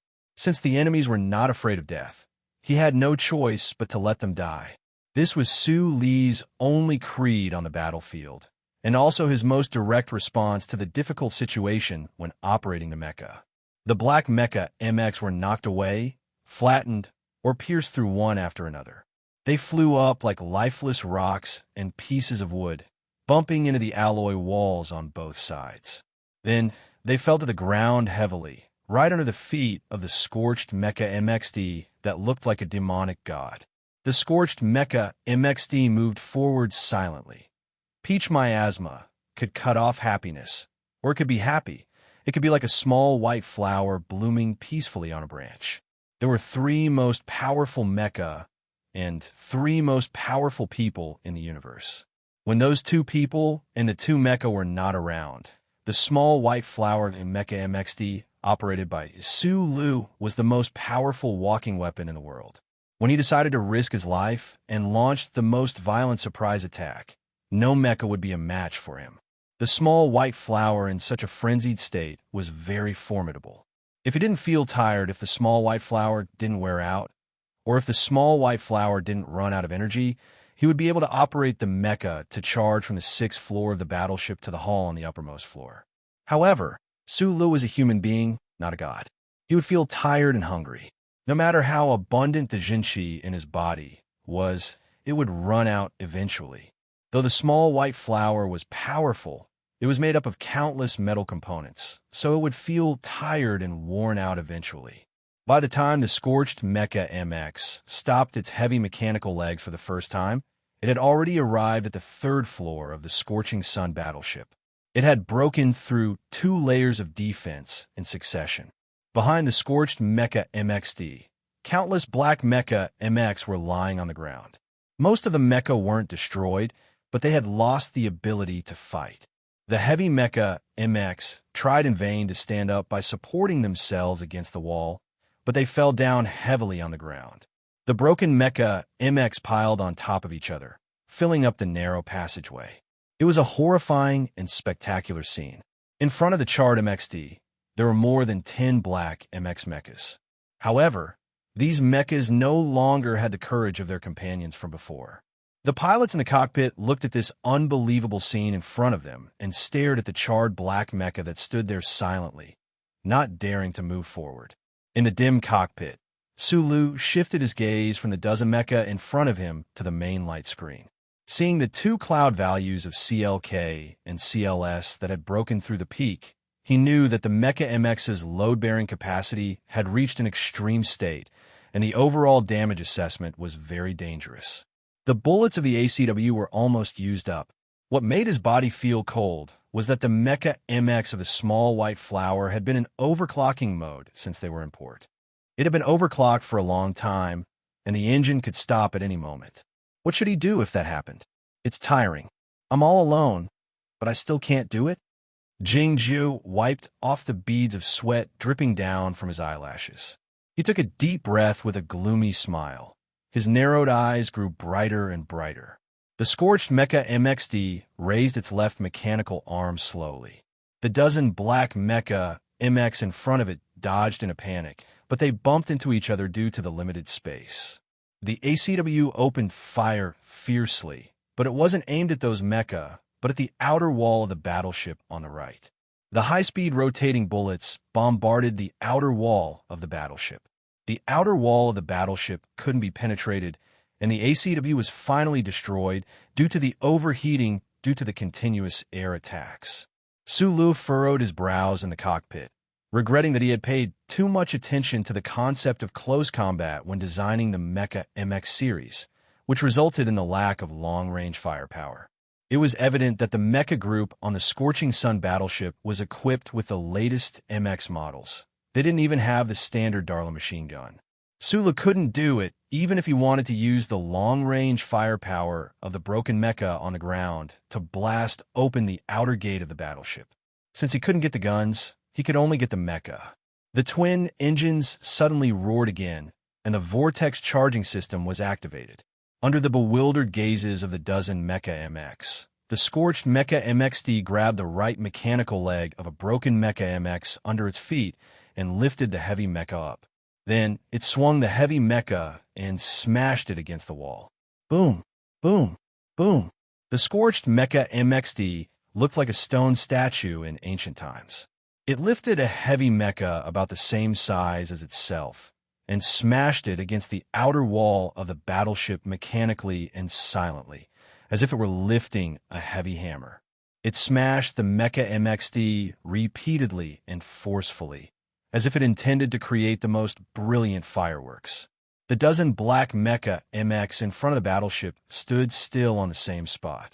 Looking at the crazy actions of the enemy, they didn't dare attack, but they didn't dare retreat either. In the end, one of the Mecha MXD reacted and retreated at a high speed. The scorched Mecha MXD intended to smash a large hole in the battleship and perish together with the battleship. Regardless of whether it could succeed or not, its insane willpower was truly terrifying. The heavy military mecha smashed heavily against the hard alloy outer wall of the battleship. The outer wall began to deform, arching and tearing apart. With each collision, a dull sound reverberated throughout every corner of the battleship. It sounded like the sound of a giant bell. In the hall on the top floor of the battleship, General Li Jiedu and his subordinates gazed into the distance with a complicated expression. Listening to the dull sound of the collision, no one knew if anyone would think of it. If this was the death knell, then for whom would the death knell tolled? The outer wall of the battleship was pierced through, revealing the beautiful starry sky outside. Then, in just an instant, the huge pressure difference between the inside and outside of the battleship engulfed the interior. Countless streams of air whizzed out of the hole. The scorched Mecha MXD stood in the blowing wind, not swaying at all. The alloy hand at the front of the right mechanical arm released, and the mecha that was about to become a pile of scrap metal fell to the ground with a thud. Detecting a loss of pressure, the battleship's main control system automatically alerted them. In an extremely short amount of time, shielding measures in the relevant areas were activated, and the heavy alloy door began to slowly close. Before the door in front of them closed, the Mecha MXD's engine roared, and it rushed over like lightning. Then, with a crisp self-check sound, the shutdown sequence was completed. Just as the CLK value of the Mecha MXD was about to explode, Sulu completed the automatic shutdown of the mecha as quickly as possible to avoid a passive explosion. The cockpit door slowly opened. Sulu removed the simulation system from his body, put on the tattered and blood-stained sports coat again, and jumped down. When his pair of military boots that could no longer be called shoes landed heavily on the ground, the heavy alloy door behind him had just closed completely. He had run out of bullets, the ACW was destroyed, and the pistol was placed on the table in the bar. Sulu pulled out a sharp military knife from his boots, held it in his hand, and walked quickly towards the end of the corridor. He walked towards the front. With a light bang, A thick blue arc of electricity shot out from the end of the military knife, accurately hitting a small-eyed elite who was preparing to launch a sneak attack behind the door. This elite from the Philadelphia cultivation gym didn't even have time to react before his whole body twitched and fell to the ground. His left hand blocked a sharp kick, and his right hand stabbed out with the military knife diagonally, stabbing the thigh of another small-eyed elite, and then quickly pulled it out. Sulu didn't even look at the opponent, who was bleeding profusely, and continued to move forward. The sharp tip of the military knife cut through the air, following the opponent's fist, and suddenly there was a thin red line on the opponent's wrist. Sulu's left finger stretched out like lightning, and the tip of his finger grasped the separated flesh, while the military knife in his right hand swung out and cut the opponent's carotid artery. The broken military boots stepped firmly on the ground. Sulu blocked with his left hand, and the military knife in his right hand stabbed into the enemy's body at a seemingly simple angle. But in fact, it was very sharp, and then quickly pulled it out. The sound of stabbing could be heard from time to time in the dark corridor. As he moved forward, people around him fell down from time to time, and blood spurted out all the way.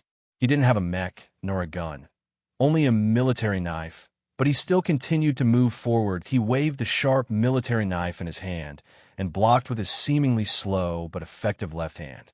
Because he wanted to save his stamina, he rarely chose to cross his leg and hit the knee of the enemy. He just silently dragged his tired body to assassinate the seemingly endless enemies. Only when gunshots rang out would he extravagantly dodge at high speed, and sometimes even use the hard ceramic bulletproof vest under his sports windbreaker to block the bullets. His movements didn't slow down, because slow meant danger or even death, but he could clearly feel that the 10 postures that he had practiced since he was a child were now becoming more and more stiff. He monotonously repeated the stabbing and blocking movements, knocking down everyone in front of him, as if he had become a machine without any feelings. Uncle once said that humans were the first order of machines. The current Sulu might really be able to prove this mysterious statement, but even a machine would feel tired. He ran 170 kilometers in the mountains, fought against the Iron 7th Division for half a day with the ACW, broke into the pub to force the Federation president to accept a trial, ran to the western suburbs, flew to Harbor City, and then came here. Sulu forgot how many hours he hadn't slept. He only remembered that he hadn't eaten anything except for the last 2 cold dumplings that he had snatched from Lu Jiao. Extreme fatigue, numbness in his fingers caused by the loss of blood, and exhaustion of true qi without energy replenishment. His body began to tremble slightly because of the excessive creatine, but it was not a wonderful sign before the tremor divine art was about to show its power again. Whoosh! The whistling sound broke through the air. Sulu frowned and found that the military knife in his right hand stabbed nothing for the first time, because there were no enemies in front of him. In the passage behind him, dozens of elites of the small-eyed troop were lying in a pool of blood. Some pale-faced people were covering the horrible wounds on their necks, and some were constantly letting out low, painful screams. The enemies in the H-53 area on the 3rd floor of the battleship had been cleared, but there were still 2 floors above, and countless enemies were waiting for him with live ammunition. It was really tiring. One person couldn't change the world after all. Sulu picked up the 2 heavy guns under his feet and hung them on his body. He tiredly lowered his head and continued to move forward. The room not far ahead was the place he had to reach in his plan, so he had to keep moving forward. Chapter 983. Sulu's initial dream in life was to become a mechanical support officer on a Federation battleship. This dream had not been dried up by time, but rather forcefully twisted in a different direction by fate. However, this was still his childhood dream, like a flower that would never wither. That was why he had always been interested in battleships, so he easily found that normal data exchange room. The moment he stepped into the room, Lee Jae-doo's calm and gentle voice rang out from the corner of the wall. "I'm a very strategic person. Although I do not think that it will happen, I have made the appropriate arrangements for any situation that may arise. Sulu, I must admit that your appearance here is very surprising, but you must know very well that the alloy gate has already been lowered. Without the help of a mecha, it will be very difficult for you to take another step forward. Individual heroism is no longer suitable for this era. My battleship is about to enter the dark zone. Against a collective with strong willpower and ability, you will not be able to stop anything. Even if my father is revived, he will not be able to stop all of this. Sulu raised his head to look at the sound transmission device in the corner, silently thinking that he was also a very strategic person, so he ignored the other. Without replying, he silently took out the heavy military backpack he had been carrying on his back, took out a water bottle, and took 2 sips. Lee Jae-doo's calm and gentle voice echoed in the room, reverberating in the dark areas of the 3rd floor of the battleship. However, Sulu did not seem to hear it all. After his breathing had stabilized, he tore open the adhesive bandage and wrapped it around the gaping baby's mouth wound on his left shoulder. Then, he walked to the control panel in the data room, took a deep breath, and discreetly lifted both of his steel-like hands. With a snap, the tightly connected metal shell of the control panel was easily removed by him. Looking at the complicated circuitry and sensitive components inside, Sulu found what he needed the most at the moment, and directly, somewhat roughly, pulled out a data cable. Like releasing a zither string, he pulled the 388-core data cable and silently walked out of the room. Stepping over the corpses in the pool of blood, he jumped onto the MXD mecha and removed the repair arm, and then walked to the tightly shut heavy alloy gate. A hum sounded.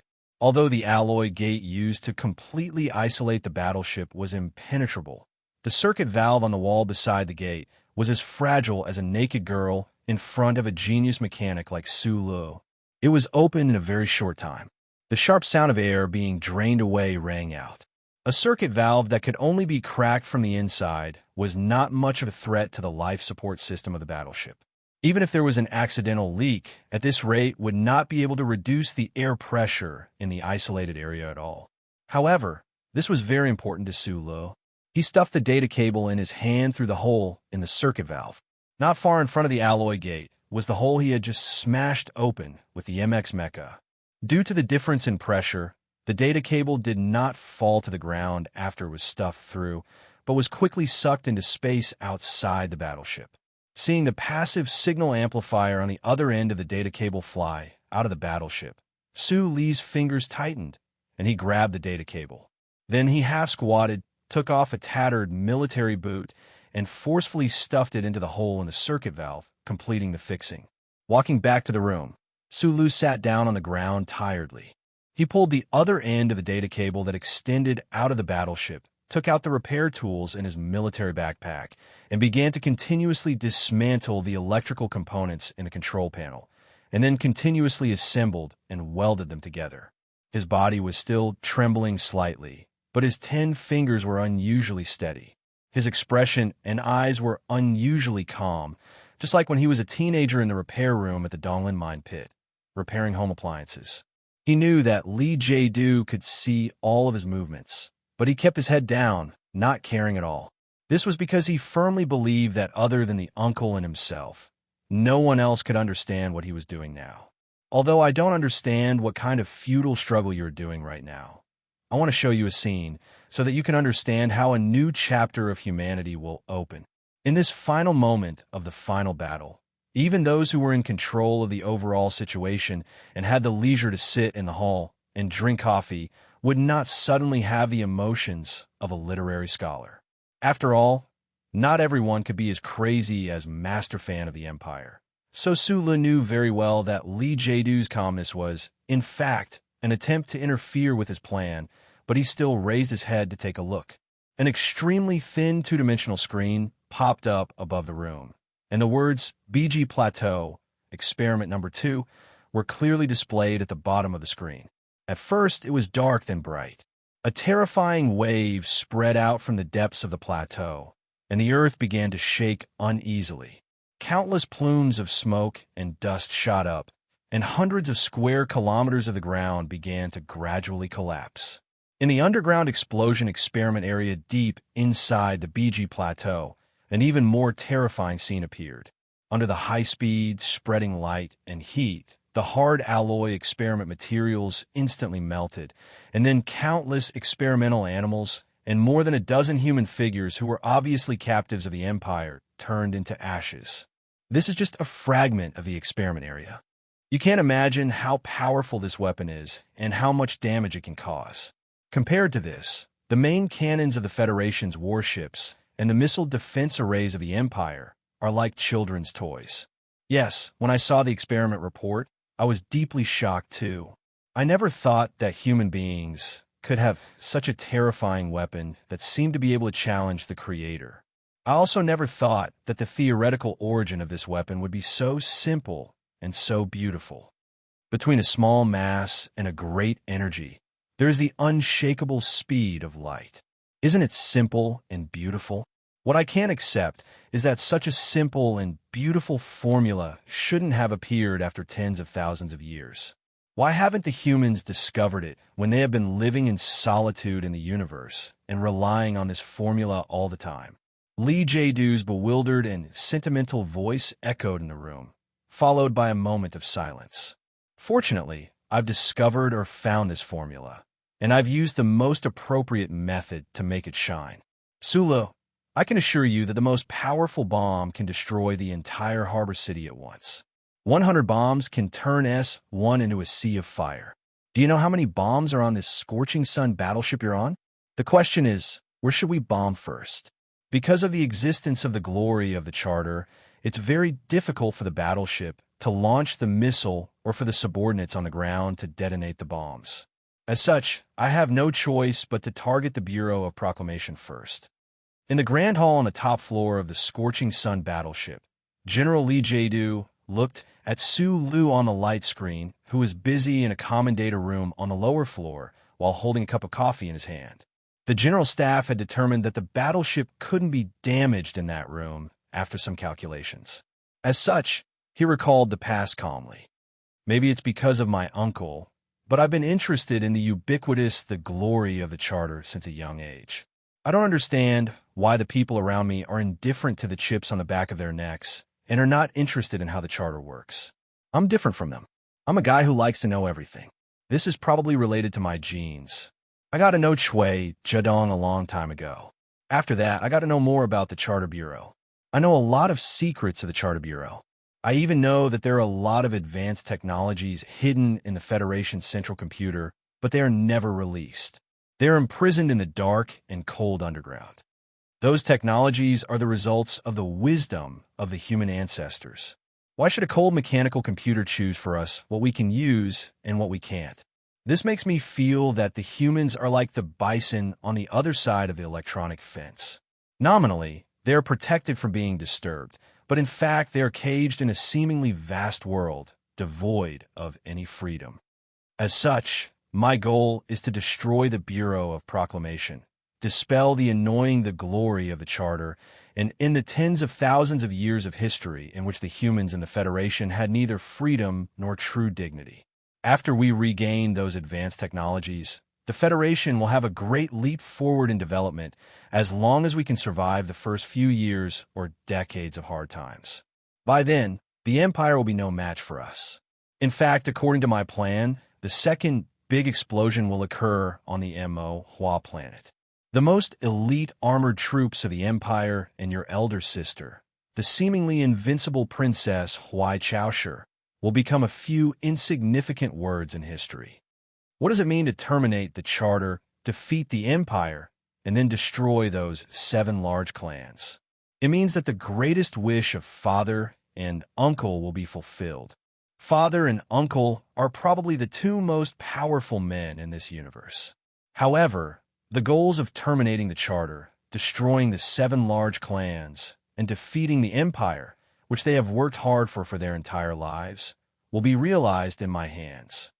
Li Zidao's voice was still calm and gentle, but Su Lu could faintly hear the craziness hidden in the deepest part of his voice. The 2 different emotions of fanaticism and coldness were intertwined. In this great era of the universe, what's the use of personal strength? The difference between humans and beasts lies in the mind. I may seem the weakest in the 3 generations of my family, but I can create a great career that is even more impressive than my father's and complete the historical mission that my uncle could not complete. The supreme glory of the Lees of Philadelphia will be inherited and carried forward by me. In the Federation's proverb, the difference between humans and beasts should be that humans have morals. Sulu, who was silently working with his head down, raised his head and looked at the light screen above. He narrowed his eyes slightly and did not say the above sentence. His body was a little cold, but it was not because of the blood loss, but because he seemed to see the terrible scene that would happen later.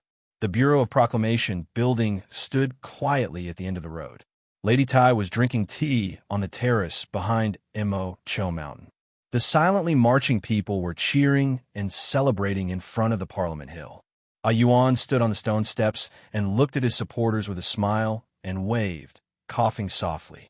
On the Mo Hua planet, Madman Li was leading the armored troops in a crazy battle, and Huai Chaoshi commanded the Empire Iron Stream to go down the northern line. A support fleet of the Federation was preparing to launch dozens of missiles at the Empire War Zone, hoping to temporarily stop the enemy's fierce southward invasion. However, the captain did not know that the conventional warheads had been replaced with a warhead that they did not know. Then the explosion occurred. The skyline suddenly darkened, and then suddenly brightened up again. Countless mushroom-like smoke clouds rose in the universe. The Bureau of Proclamation building was gone. The terrace behind Mo Cho Mountain was gone. The Parliament Hill was gone, and the cheering crowd was gone. The whole world turned into black ash that was blown into the sky by the shockwave.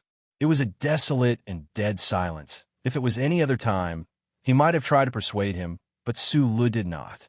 He just looked at the probe in the corner of the room and said with a slightly hoarse voice, "You are not qualified to inherit the glory of the Lees of Philadelphia. Whether it is the god of war or uncle, they're all people you can never reach because your heart is not strong enough. You are a pitiful person who has lost his direction in life. The madness you are showing now comes from the inferiority in the deepest part of your heart." After a moment of silence, Li Jiedu calmly replied, "Don't try to provoke me and make me make a mistake. You probably don't know my personality. I am a calm and even conservative person. Don't try to persuade me with words like morality and conscience. In the history of mankind, many groups that worked together to try to reform eventually fell apart and even betrayed each other, but we have never done so. Why? The stronger a person is, the more desire they have to seize power. Why have I never done so? Because I'm a person who is obsessed with morality. Since I chose to support Pabre back then, I will support him until the end. Yes, many people will die in this war. In your eyes, in the eyes of many people, and even in the eyes of the future generations, I am an immoral murderer. But I have to remind you that morality is only in the social relationships of people and can't be placed in the context of history. Back then, my father was determined to fight in the West Woods. Generation after generation of West Woods youths died on those planets. The West Woods suffered for many years. Of course, this is immoral, but it is beneficial to the Federation. When a full-scale war breaks out, we will have fewer deaths. You killed Macklin at the expense of the internal strife of the Federation. Then you killed Lake, Mace, Huzhu, and you even wanted to assassinate the president of the Federation. Is this really in line with the requirements of morality?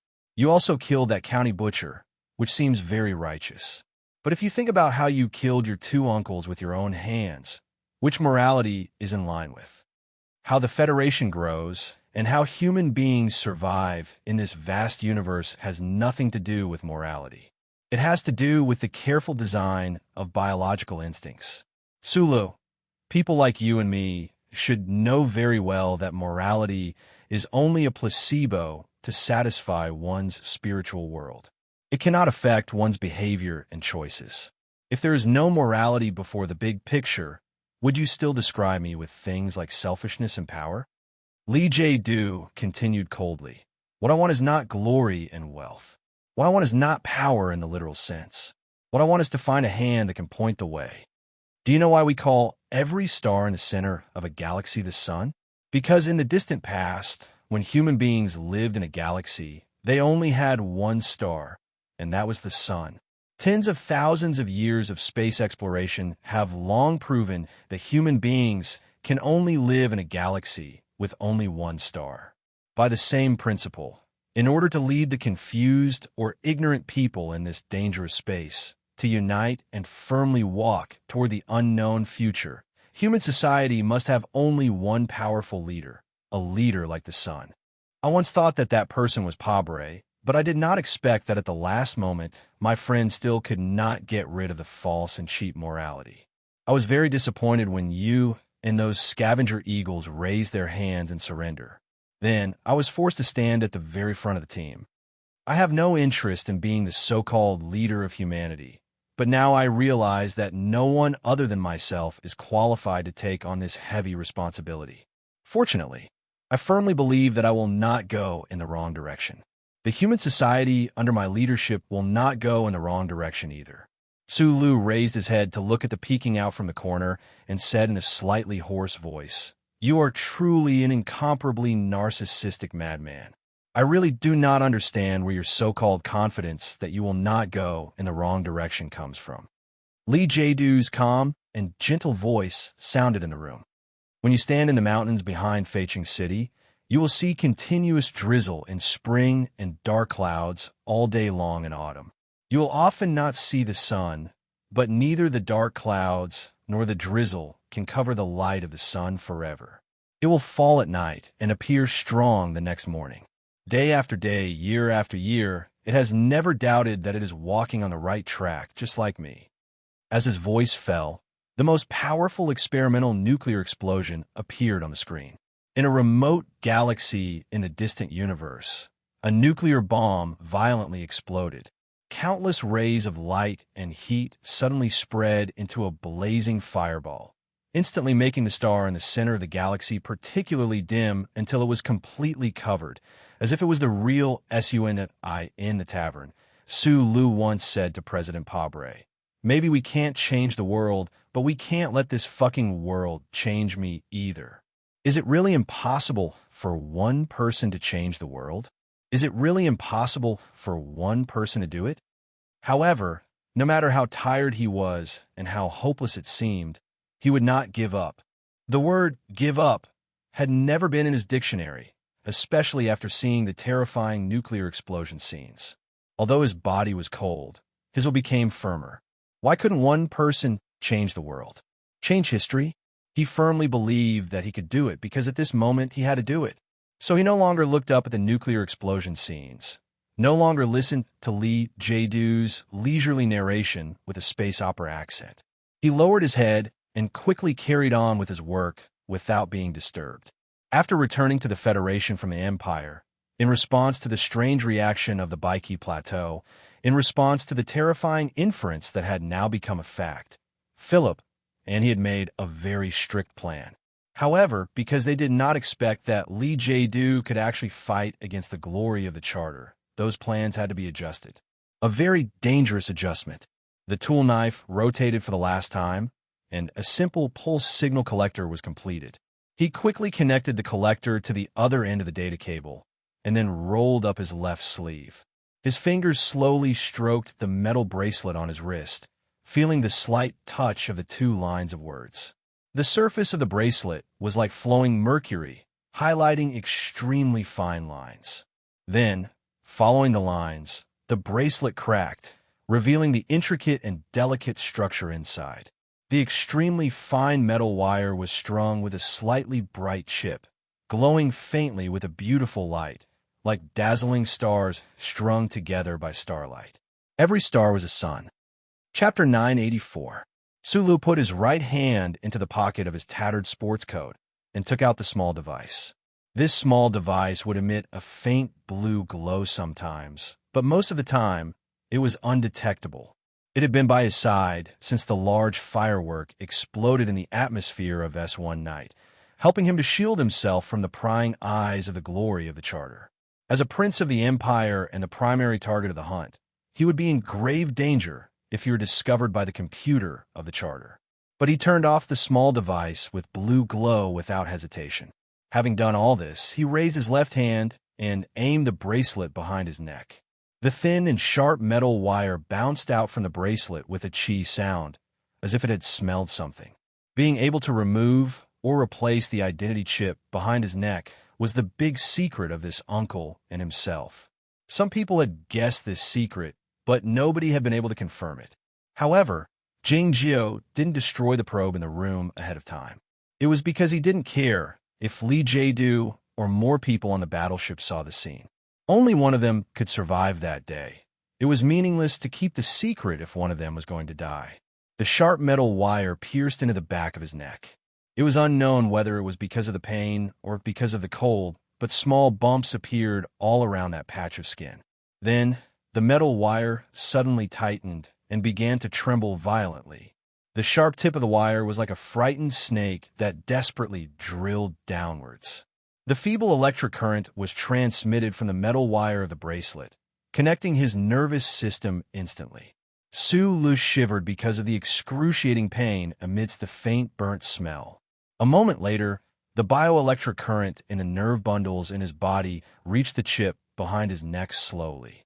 After being imprinted with the unique identity information, the bioelectric current was emitted as a pulse signal.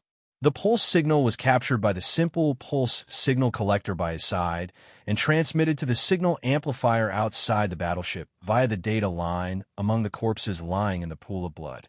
The pulse signal carrying the identity information left the fully enclosed ghost battleship through the amplifier, entered the dim edge of the light, and was transmitted to the planet in the distance. It passed through space and arrived at the atmosphere above the Capital Special District. After the final information filtering, it entered the super-large receiver behind the Bureau of Proclamation building on the outskirts of the capital. Inside and outside the Bureau of Proclamation building, officials and gangsters were searching nervously.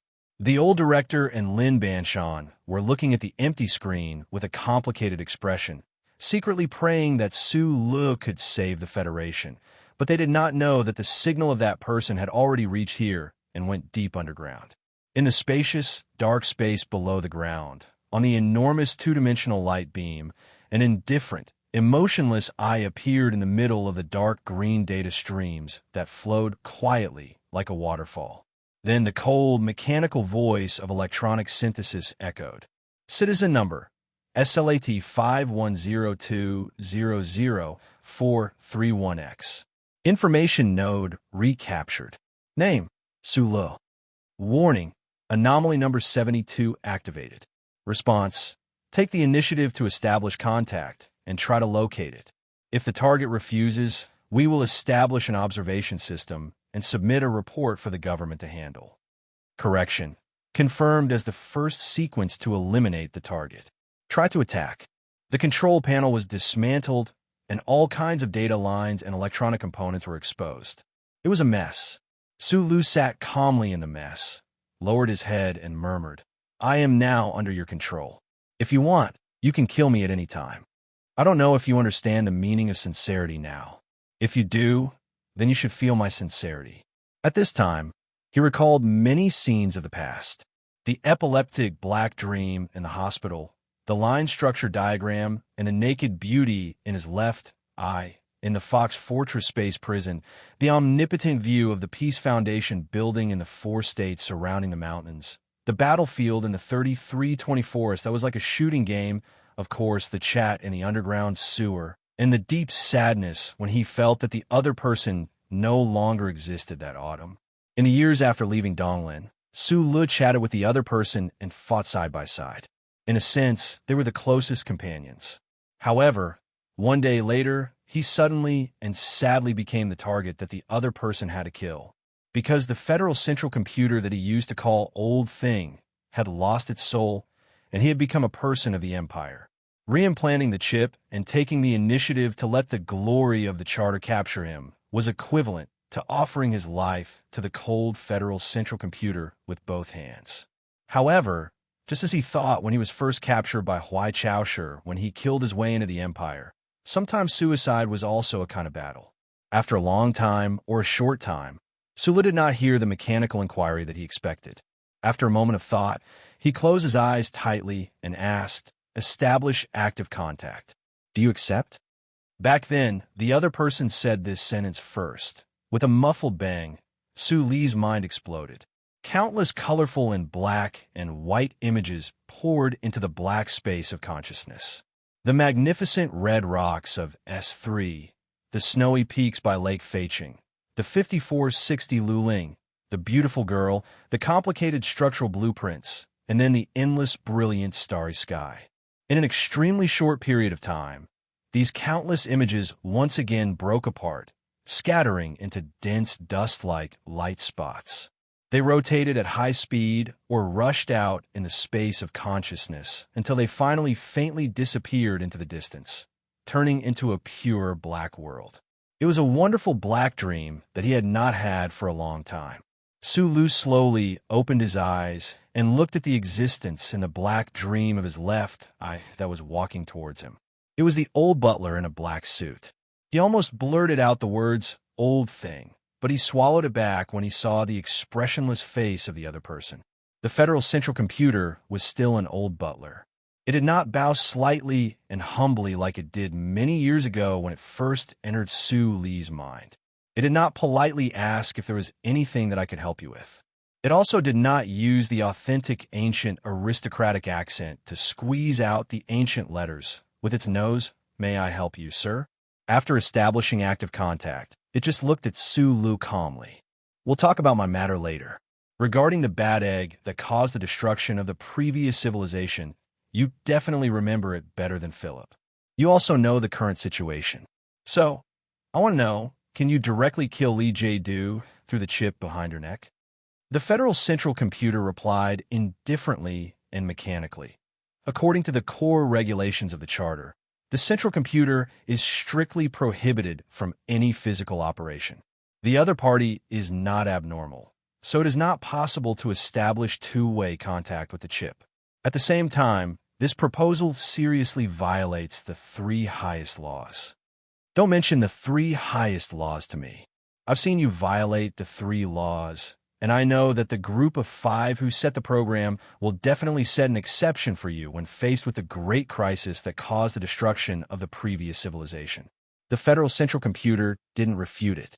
After a moment of silence for 0.002 seconds, it replied mechanically, "The Scorching Sun battleship doesn't have a remote control chip, and the internal signal shielding system of the battleship is complete. No information can be captured except for the information in your chip."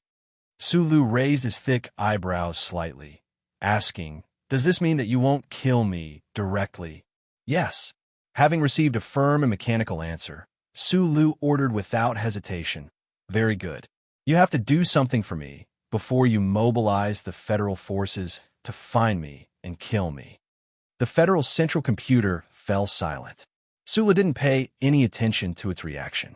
Looking at the data in the control panel with his right eye, Su Lu said quickly, "I want you to find the data on the modification of the Scorching Sun battleship, including the distribution of all the control chips in the battleship, the circuit structure, and the design of the data partition. I want to hack into and control the signal transmission system of this battleship. I need your help with some technical details." Then, he looked at the charter computer in his left eye and said, "Let's fight side by side one more time." No sooner had he said that than countless white light specks appeared in the black space, and then they condensed into a clear diagram, which entered Su Li's mind and formed a Scorching Sun battleship in his consciousness. The diagram of the Scorching Sun battleship was marked clearly, both the distribution of the control chips and the circuit structure. The moment the diagram appeared in his mind, Su Lu gripped the 2 exposed data cables tightly with his hands. With a grunt, he forcibly mobilized the remaining Jinqi in his body and sent it into the data cables like dripping water penetrating a rock. The marvelous signals sent into the data cables started traveling rapidly in the complicated circuits of the Scorching Sun battleship. Different from the mecha, the battleship was much larger and more complicated. Su Lu couldn't find out where his Jinqi had come into contact with through the transmission and feedback.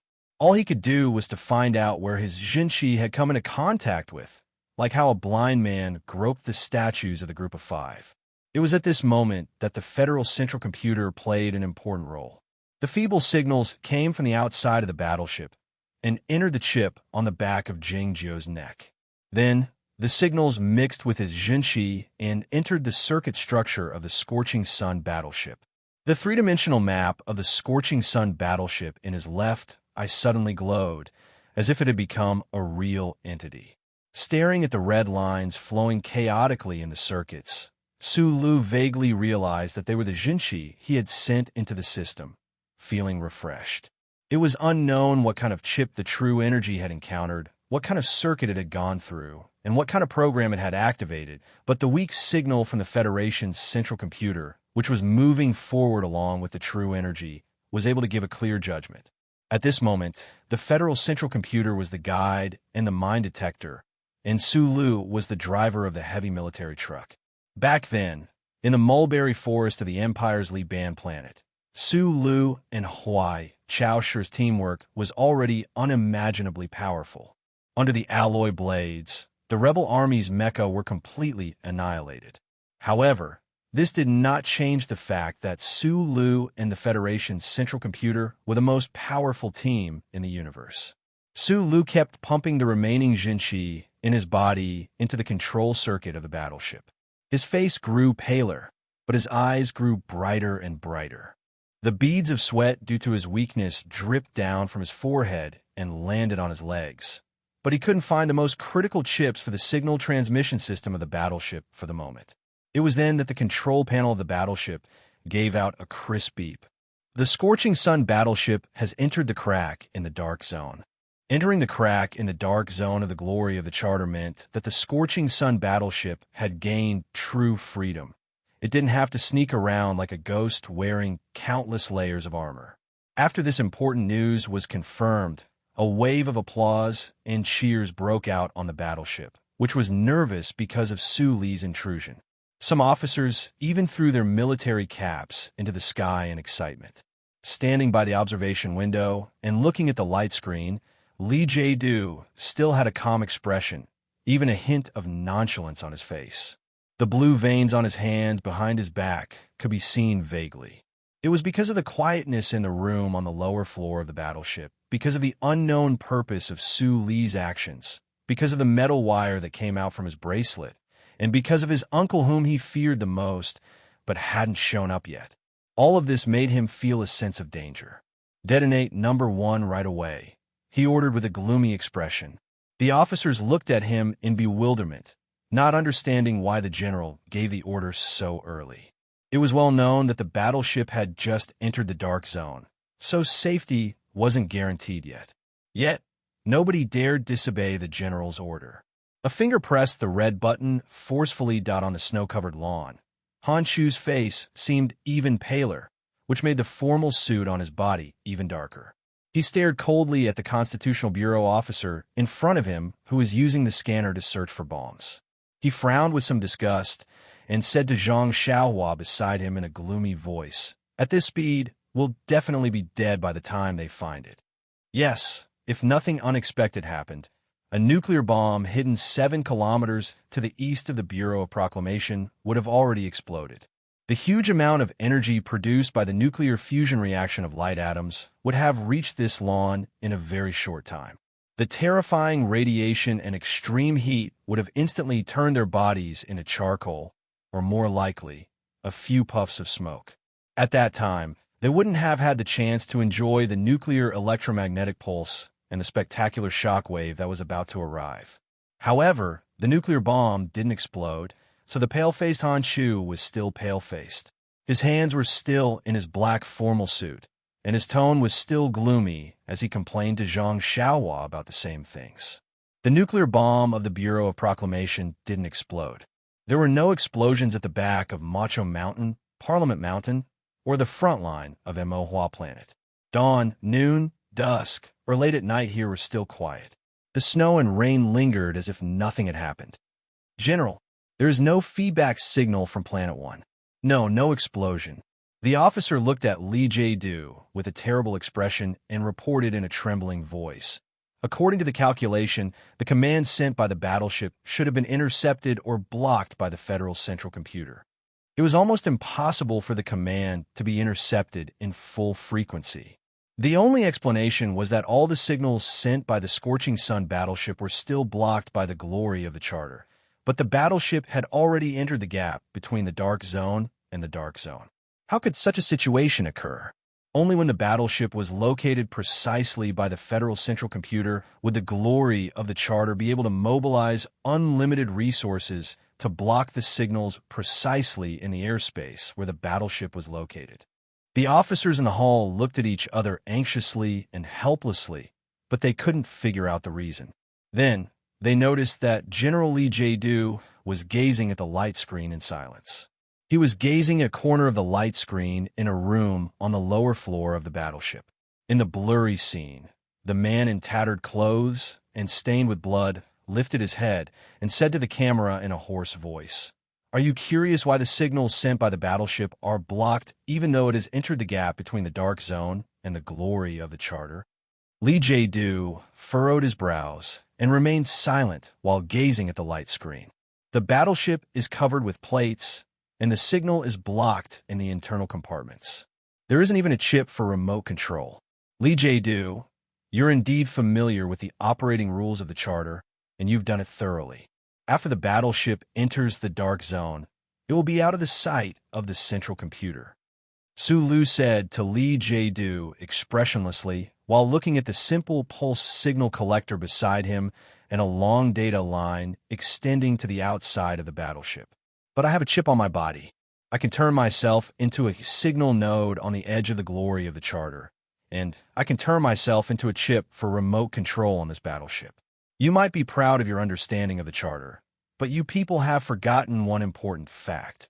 I'm the one who understands it the most in this universe." This was the final plan.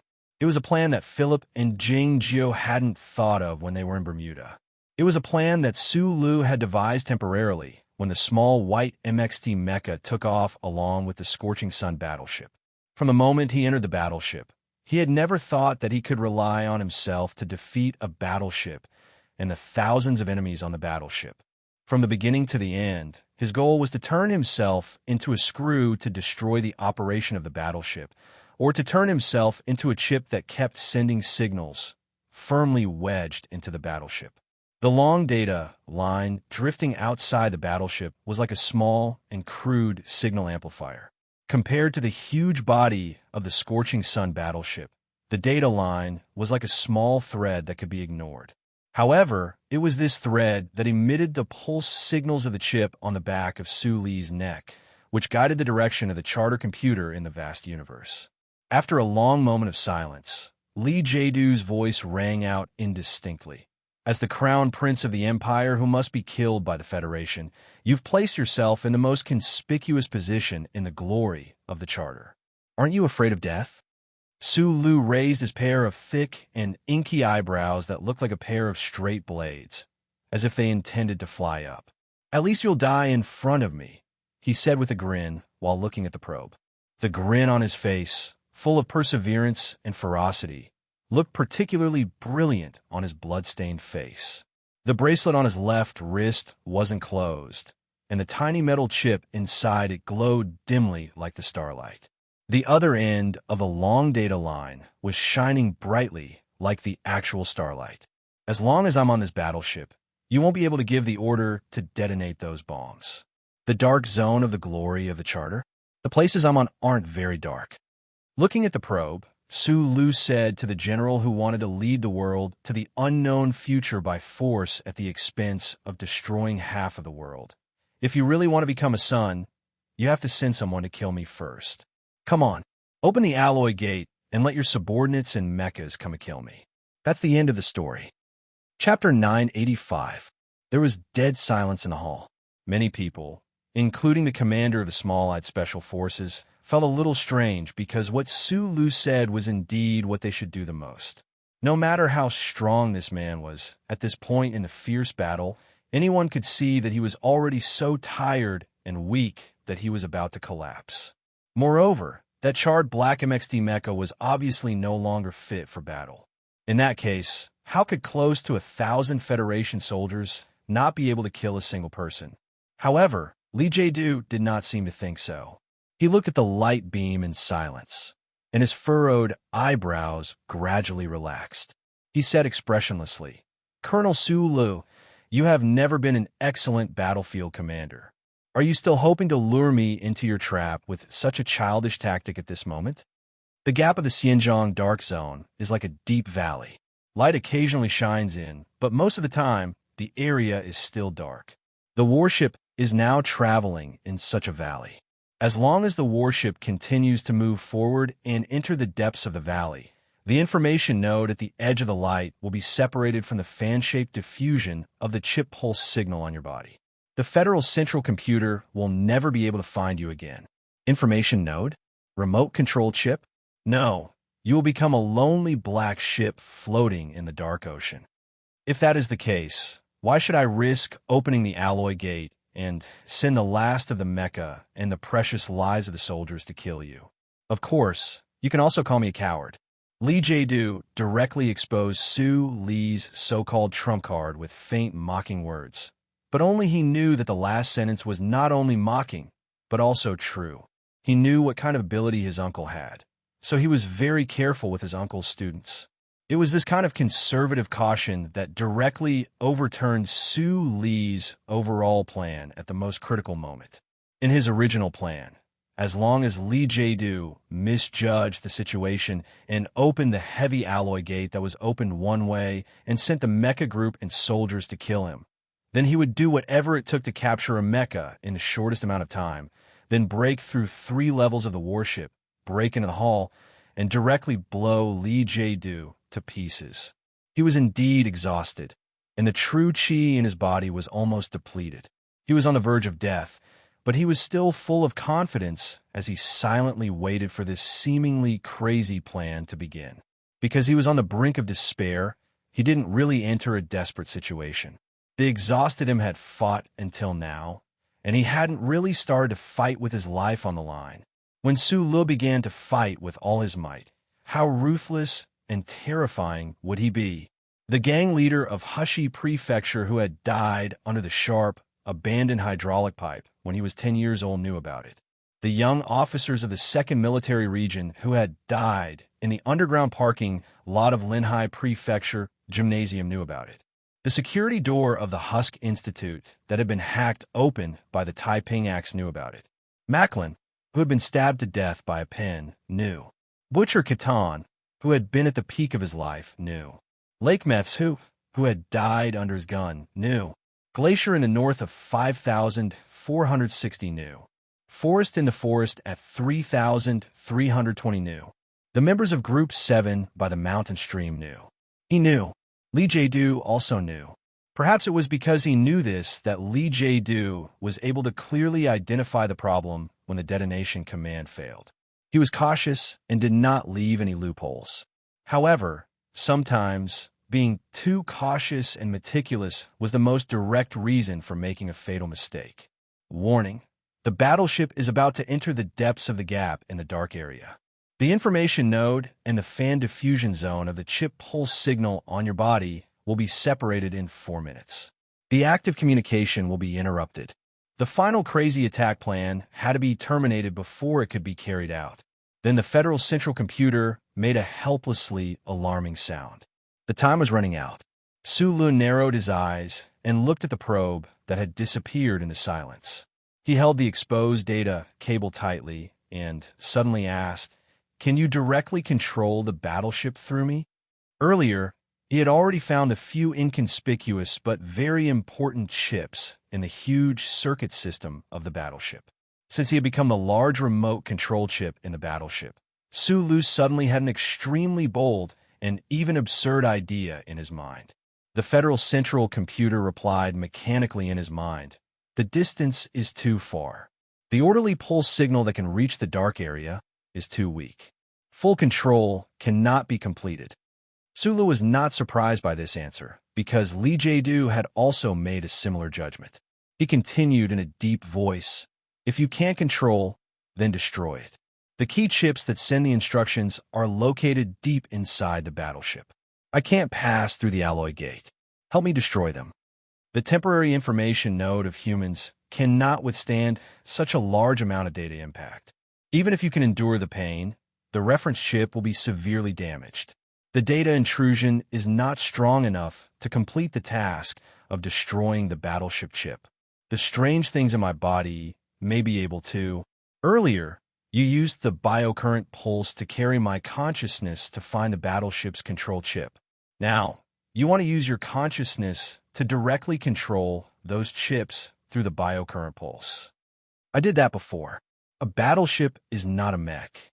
The experiments you did back then, as well as the control that Anomalies 1 to 71 did, were still simple bioelectric pulses that stimulated a direct reaction of the corresponding components of the mech. It was not true communication and control. What's the difference between the two? The latter means that there are two completely different worlds that have completely different rules. That is a myth. Myths are all written by people. Even if you are absurdly trying to write this myth, and the biocurrent pulse in your body is indeed powerful, the source of the pulse has been exhausted in the previous battle. The tiger said that a human's head is only 7.5 kilograms, but can burn slowly. It can burn for a while. You will die. I will never die. I don't think you can do it. The conversation that happened in Sue Lee's mind and the communication between his consciousness and the federal central computer was completed in an instant. He slowly narrowed his eyes and felt the dry face of Ma San in his eyes. Looking at the lines in his left eye, he knew that it was finally time to fight for his life. He had fought with guns, sticks, and knives many times in his life, but he had never fought like this. He had no experience, and he had no confidence. However, as the saying went, since he had started to run magnificently, he was naturally not afraid of accidentally falling. So after a short silence, he calmly replied, "I can." His slightly trembling body supported his tired body, and he stood up with great difficulty. He took a deep breath, and his rock-hard chest puffed up high. Then it suddenly shrank, and his eyes instantly brightened by several times. His strong will continued to squeeze out the last of his true chi. Every pair of muscle fibers were violently rubbing against each other. Even the air seemed to be able to hear the sour sound. Because of the rubbing and squeezing of the muscle fibers, the tired body trembled more and more violently. And it was also this familiar trembling that the burning power inherited from the bloodline and the perseverance accumulated for decades instinctively seeped out and then gathered into streams, rivers, and seas. This magnificent burning power entered the chip along the meridians, mixed with the weak data stream transmitted by the federal central computer and transmitted to both arms. Then, along the data cable tightly held in his palms, it was quickly instilled into the battleship system. At this moment, Sue Lee's sensitivity to his body was lowered to an unprecedented level. He could not feel the sweat dripping down from his hair, could not feel the extreme soreness coming from his muscles, and could not even feel if his skull was still there. He could only feel a sharp alloy knife cutting into his skull, and then countless needles mischievously and cruelly piercing into his brain. The most recent, most direct, most clear, and most unbearable pain was so terrifying. At this moment, he finally understood what the federal central computer meant by myth. He finally understood that controlling a battleship and opening the cockpit door of a mecha were two completely different things. He finally understood how difficult it was for a human consciousness to cross the two worlds.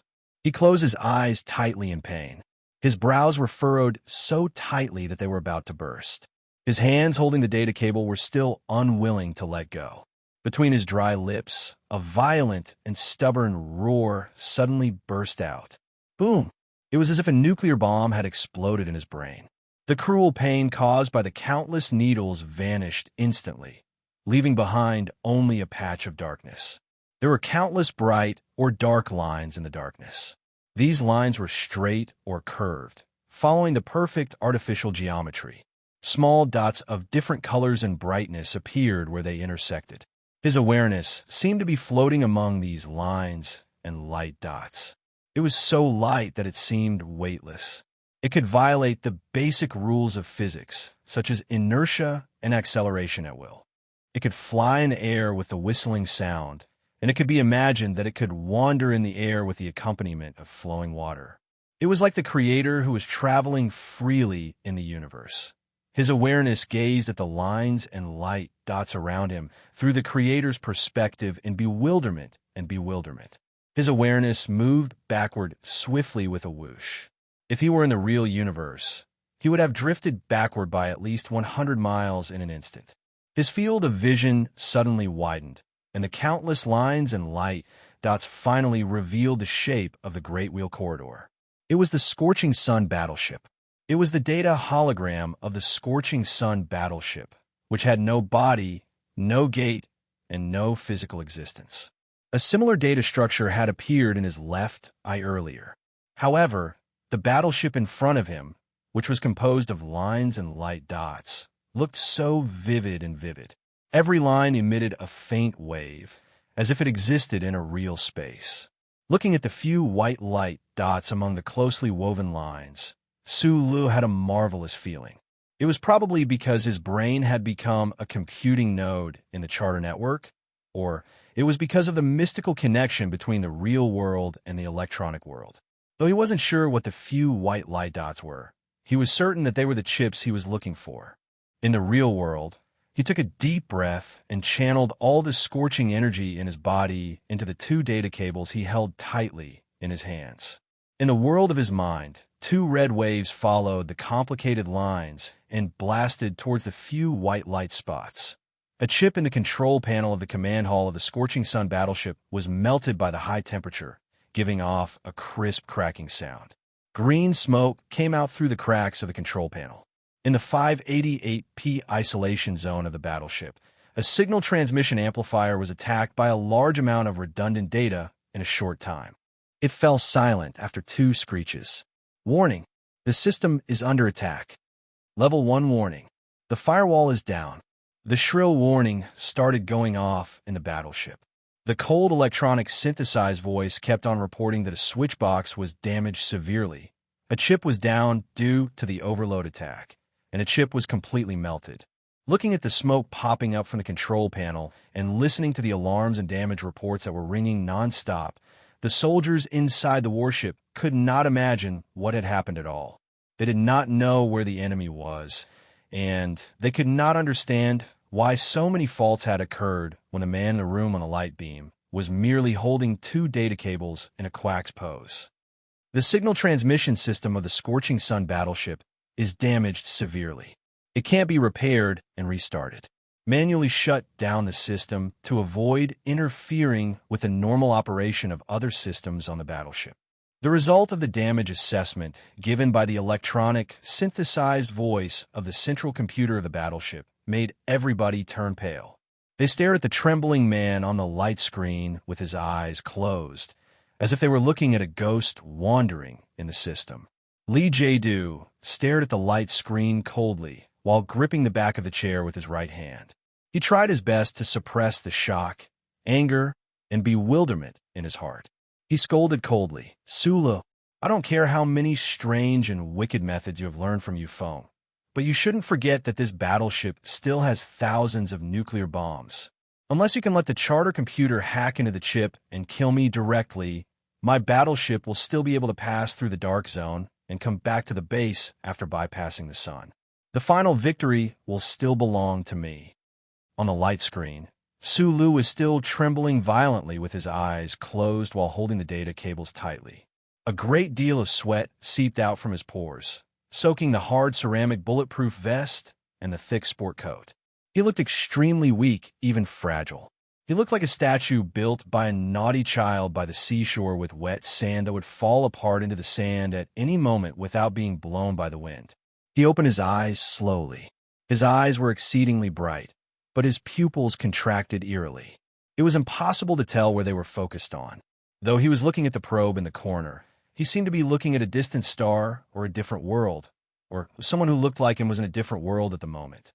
"You can detonate the nuclear bomb to turn this battleship and your ambition and mine into ashes, but I know you won't do so. It's because you're conservative, cautious, and narcissistic. No matter how desperate the situation is, You'll always think you have a trump card that could solve the problem. Can I consider this temperament as being afraid of death under certain circumstances? As for your claim that the final victory will belong to you, are you really sure about that? How far will the final victory be? Do you think the story will end like this? That I will go far away, and you will wander in the universe with this battleship loaded with nuclear bombs, and then chase and counterchase? Chapter 986. After saying this, Sulu closed his eyes again. Lee Jae-do looked at the hologram and saw Sulu trembling violently. His own body could not help but tremble slightly as well. He could not imagine or accept the fact that a human could directly control a warship. He clenched his right fist and shouted with a gloomy expression, "What are you waiting for? Open the door and kill him." At this time, Sulu had once again entered the world full of lines and dots of light. His consciousness and Jinshi were sometimes close to each other, and sometimes they were separated by heaven and earth. Wandering around the abstract three-dimensional warship, he could feel more and more clearly that his connection with the warship was getting closer and closer. His hand holding the data cable tightly, his consciousness was transmitted along with the data fragments on the line. He could not see where his consciousness was, but he knew where it was. This was a very strange feeling. He felt that he was this huge warship, and this warship was himself. Between the lines and dots, between light and darkness in that world, Sulu suddenly remembered that many years ago at Yue University, he had once listened to Professor Zhou's class on the structure of warships. That was when he was at his most youthful and delicate age. He had first fallen in love with the owner of the bag of dog biscuits. Then, because of the inexplicable shattering of his first love, he felt uneasy. But even in this state of mind, he still firmly remembered the content of that class. The Federation's warship and any complex mechanical system were composed of three major systems: the control system, the structure system, and the power system. Humans were also composed of these three major systems. The brain and nerve bundles were the control system. The bones, muscles, internal organs, hair, blood, and skin were the structure, and the natural things in the body became fat, blood sugar, and oxygen were the power. In that class, Professor Zhou had said that a mecha was a small warship. Sulu had silently thought that a human could be seen as a small mecha. Then, if he converted this formula, would a human be a small warship? Uncle said that humans were the first order of machines. Could this be what he meant? With the help of the Federal Central Computer, his consciousness was able to travel between the two worlds and directly enter the world full of electron streams and data fragments. Was it because the world of humans and the world of machines were not fundamentally different? What seemed like a long time of contemplation was actually just a thought in Suli's mind. The biggest problem he was facing now was not a reflection of reality that only third-rate philosophers will be immersed in and might never be able to surface, but a real danger. He had to end this seemingly silent but extremely dangerous battle before his exhausted body collapsed and the internal injuries caused by the forced squeezing of his true chi broke out. He believed that after confirming that he had completely destroyed the information transmission system, even someone as reserved and cautious as Lee Jae-do would not wait any longer. At this time, there must be countless soldiers rushing over. They had to control this huge, scorching sun battleship in the shortest time possible so that the battleship could turn around and return to the Federation and return to the glory of the Charter as soon as possible. However, it was an extremely difficult task to accomplish. The difference in quantity was magnified exponentially. The difference between capturing and controlling a mecha and controlling a battleship was like the difference between pushing the rock in the mine pit in Donglin and pushing the snowy peak by Feiching Lake. Even the pulse signal of the central computer of the Federation was not strong enough to control a huge warship, not to mention that he was only one person after all. He had about the same weight, height, muscles, and blood. How much energy could he have if he burned all the bits and pieces of his body into energy? He held the data cable tightly with both of his hands and infused the blood-stained Jinshi that seemed to have been squeezed out from his bones. But he still couldn't gain full control of the battleship. His body was on the verge of collapsing at the moment. and he would probably die if he continued to control the battleship. In the end, he was still faced with the same multiple-choice question that he had repeated for almost 30 years. How should he choose between life and death on that dark, rainy night when he was a child? How should he choose between that Mecca and the rainstorm of bullets in the underground parking lot of the Lynn High State Gymnasium? How should he choose between the threat of the Federal Academy of Science and the wisdom left by Professor Shun in the Husk Institute? How should he choose between Li Wei, who was kidnapped as a hostage, and Macklin, who was about to escape? How should he choose between the desperate situation and the mission of activating the charter network on the peak of planet 3320? How should he choose between the dangerous and unknown left sky galaxy and the fleet that attacked the ancient bell? How should he choose between the pursuit of the entire Federation and the stubbornness of the wild grass in the underground water channel? For many people, these were extremely difficult multiple-choice questions. But Sulu didn't even need to spend time thinking when facing these questions. Every time he found that he couldn't control other people or his world, he would destroy them in the most violent way. Many years later, the choices he made back then might not be absolutely correct, and there might be a better way to deal with them. However, Sulu had no choice at the time. It was because he believed that those were things that couldn't be chosen in the first place. If he had chosen the more complicated and longer path, he would have been another Sulu, rather than this stone Sulu in the East Forest. From the beginning until now, he had never changed when he was the fugitive of the Federation and the crown prince of the Empire. As such, when he found that he couldn't control this battleship loaded with thousands of nuclear bombs, he chuckled and didn't care that his trembling feet were on the brink of death. He made a simple and even hasty decision. If he had to close his eyes forever, he would turn this battleship into a cold steel grave. In the dark world, the lights of various colors intertwined and formed innumerable light specks. Sulu looked at the area that was obviously brighter than the surroundings and ascertained that it was the core of the scorching sun battleship, where the temperature was highest. Next to the core was the complicated control chip structure, which was much more secure and powerful than the defense of the information transmission system. To destroy these chips required a stronger Jinchi and willpower. Jing Jiao held the thick data cable in his hand tightly, his body trembling violently, as if every cell in his body was burning and sacrificing their energy. His skin grew hotter and hotter, and the sweat dripping down his face evaporated instantly, forming a white column hanging over his head. As the scorching force like the lava was injected into the battleship, the data cable in his hand started twisting and bouncing in an eerie manner. Creaking sounds could be heard in the control panel. Whoosh! Sparks of electricity crackled in every direction, illuminating his pale face.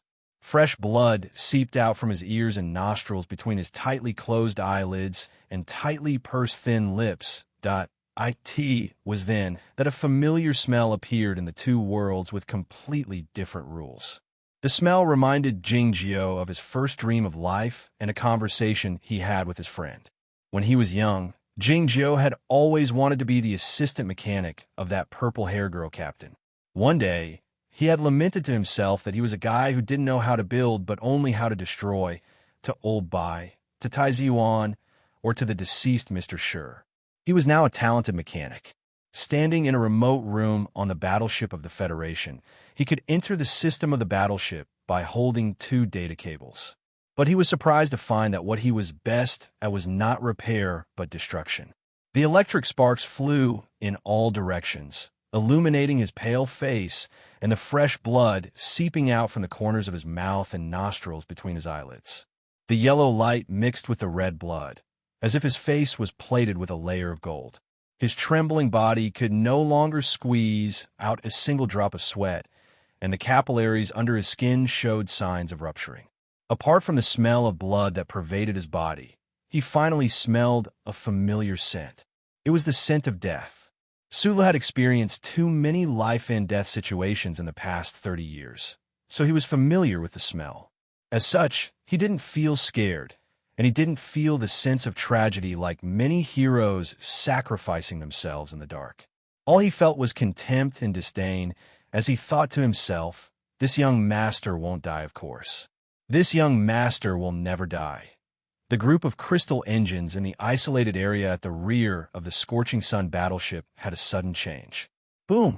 The huge battleship shook violently, as if it had been hit by a huge meteorite. Many soldiers who couldn't stand still fell to the ground heavily, bleeding from their heads. The group of engines of the battleship didn't explode, and none of the engines stopped working. The feedback made the soldiers in the control hall feel a bit relieved, but soon they found that they had been relieved too early. The data screen in the control hall turned blue one after another. No matter how hard the operators tried, they couldn't send any instructions to the group of engines to do anything effective. The most important part of the battleship was the engine. Without the energy provided by the engine, the battleship would become an iron coffin drifting in the vast universe, no matter how large it was. Though the engine was still providing energy, it meant that the battleship couldn't adjust its course if it couldn't be operated. It could only fly on the current course like a rock until it collided with a planet and exploded or disappeared at the end of the universe. Some soldiers in the control hall couldn't withstand such a heavy mental blow after witnessing such a series of bizarre changes. They fell to the ground weakly, unable to get up again. The whole Scorching Sun battleship was in a state of chaos before the end of the world. "Sulu, what have you done to this battleship?" Lee Jae-do murmured this in a deep voice while staring at the room full of electric sparks on the screen and the face full of bloodstains and closed eyes amid the electric sparks. Sulu opened his eyes slowly. It seemed that he had heard this question. His exceedingly bright eyes returned to normal, and his shrunken pupils returned to normal. Besides his exceedingly pale face and a few frightening bloodstains, nothing else could be found on him. He loosened his trembling hands, and the two data cables dropped by his feet with a paw sound. He lifted his head and looked at the probe in the corner of the room with narrowed eyes. "Since you insist that the direction you choose is always correct, I'll make sure that this battleship can't change its direction," he replied in a hoarse and deep voice. Chapter 987. The crystal engine cluster assembly device that looked like a giant tambourine vibrated slightly. The light relief valve designed by countless top scientists emitted a light blue light beam outside the ship. It was very beautiful. The violent vibration from before had already stopped. Other than spilling a few cups of coffee, the engine control room did not seem to have suffered any serious damage. However, the engineers and soldiers in charge of engine maintenance had abnormally nervous expressions on their faces. Their eyes were filled with confusion and even fear. The engine control console in the middle had been forcefully pried open. They looked at the chip that was emitting green smoke. They looked at the pipe that had been melted into a mess of sesame paste and vegetables in the distance. They looked at the emergency stabilizing alloy probe that weighed dozens of tons wedged between the steering wheels. When they thought of the serious consequences, their bodies could not help but tremble. Despair began to spread in a room on the third floor of the battleship. Sulu raised his trembling arm with difficulty and wiped away the blood that was seeping out of his eyes, nose, and mouth. However, the blood smeared all over his face. He looked at the silent probe in the corner of the room and grinned, revealing a mouth full of neat teeth that were blood red due to the severe bleeding of his gums. At this moment, he looked like an ancient barbarian from the legends. After capturing the enemy, he would skin them alive, tear their flesh apart, chew them up, and swallow them into his stomach. He would then reveal a satisfied smile, giving off a terrifying feeling of cruelty mixed with naivety. Roar! He let out a strange cry at the probe. Dragging his bloody and wounded body, he ran out of the room. Hearing the faint footsteps of the heavy mecha coming from above, and hearing the shouts mixed with hurried breathing, he limped and dragged his legs as he awkwardly increased his speed. He looked like a comical and adorable penguin that was frightened. Rushing to the front of the charred MXD mecha, he did not immediately enter the cockpit. Instead, he picked up the repair arm that he usually felt was extremely light but now felt extremely heavy. He used the fastest speed possible to forcibly open the turbine seal valve between the two engine systems behind the mecha's waist. However, he reached out and pulled out the military boot that had fixed the data cable from the one-way valve. His left hand pulled on a cable with force. With the sound of mechanical friction, the heavy alloy gate slowly opened. The space inside the ship suddenly lost pressure, and the air whistled and leaked out of the gate. At this moment, Sulu was already seated in Little White Flower's cockpit. His finger pressed the electronic control switch, and the mecha's twin engines roared to life. Due to the overload, they were starting up with a tearing sound, coming from the back of the dimly lit cockpit. He did not hesitate at all and pushed hard on the control stick.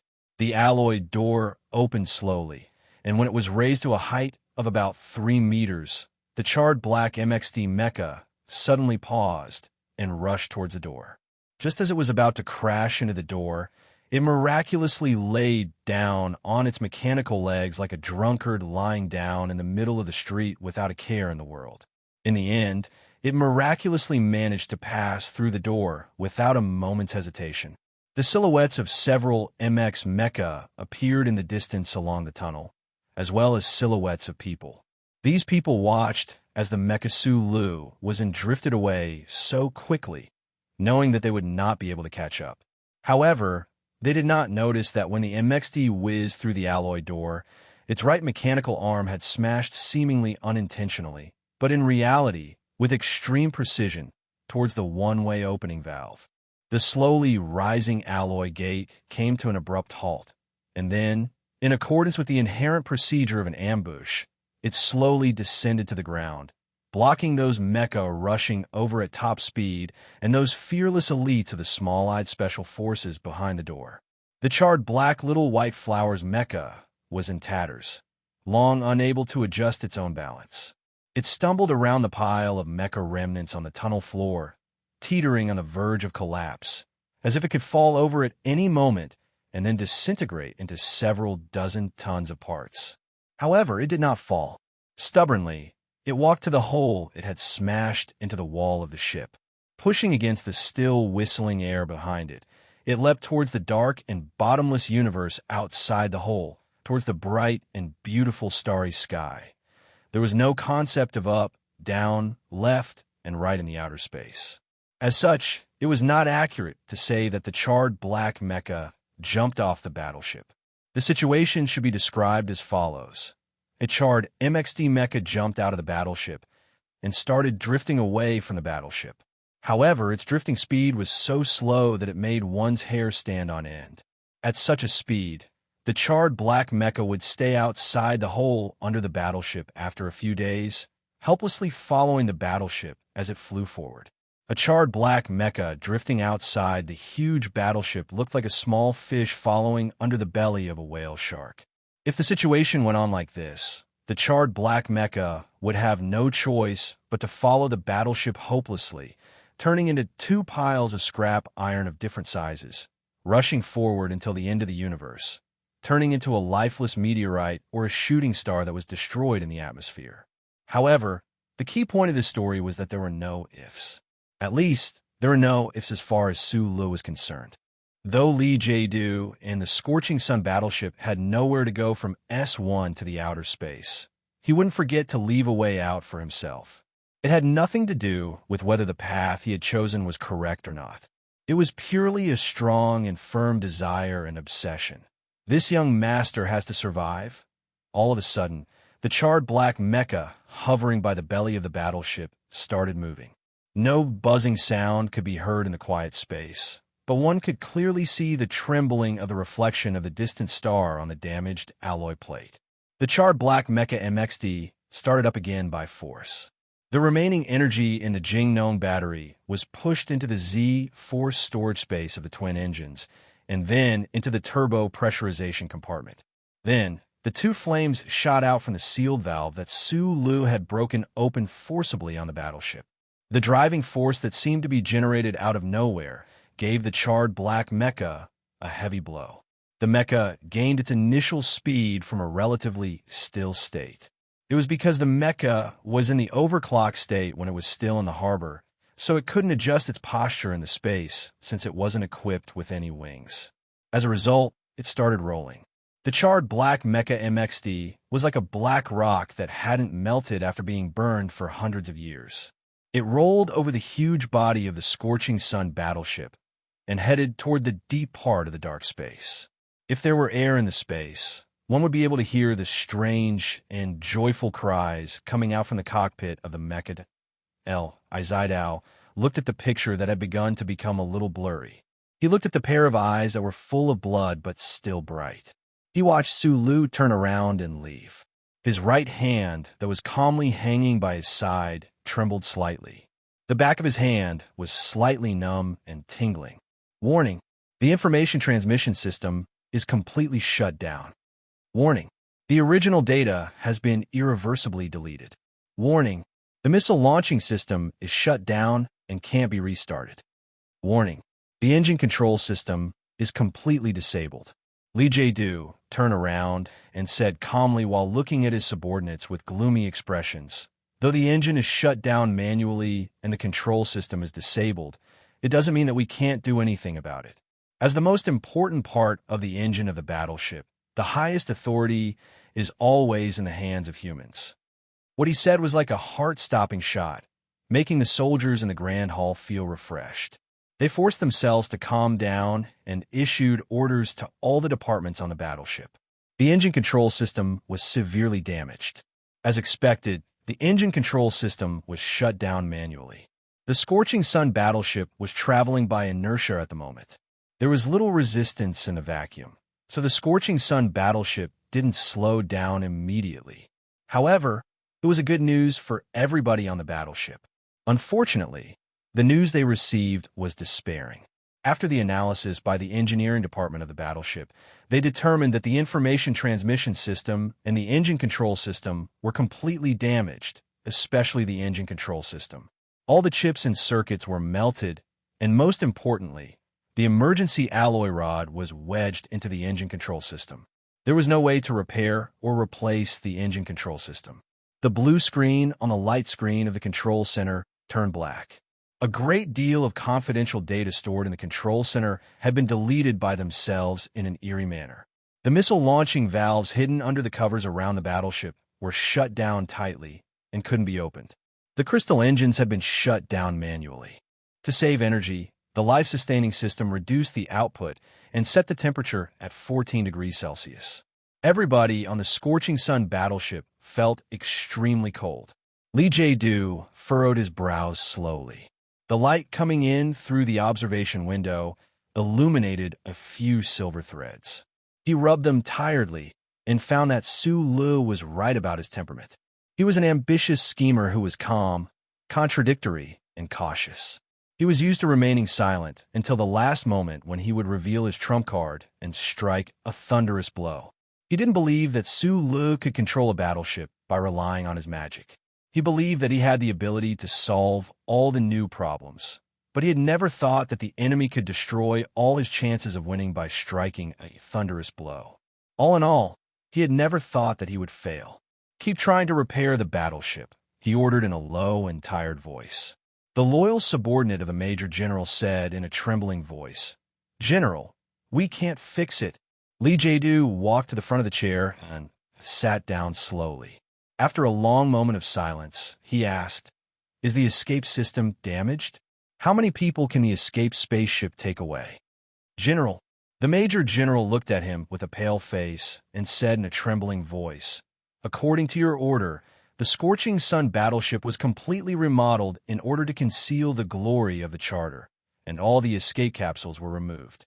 As a result, there is no escape spaceship on the battleship." Li Jie-du changed his countenance slightly. He clenched his right hand into a fist and brought it to his mouth slowly, suppressing the urge to cough in his chest and abdomen. After a moment of silence, he asked in a hoarse voice, "If the battleship can't be repaired, which star region will it eventually arrive at if we follow the current route?"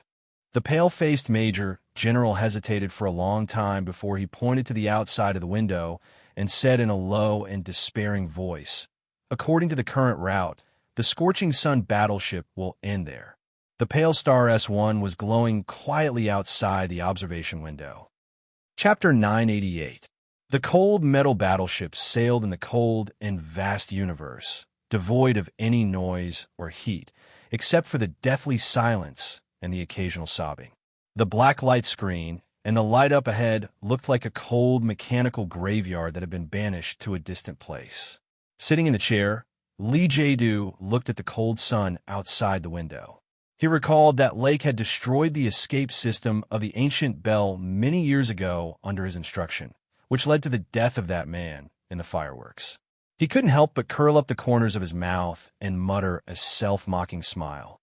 When you stand on the back mountain of Feicheng City, you'll see the continuous drizzle in spring and the lingering dark clouds in autumn.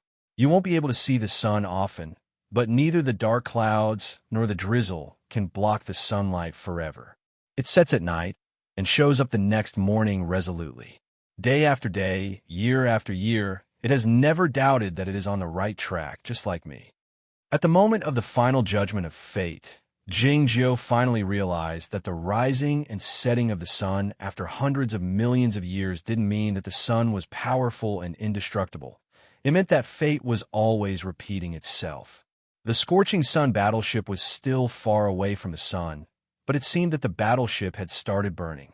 Everything, including the glory of his clan and his ambition, had started burning.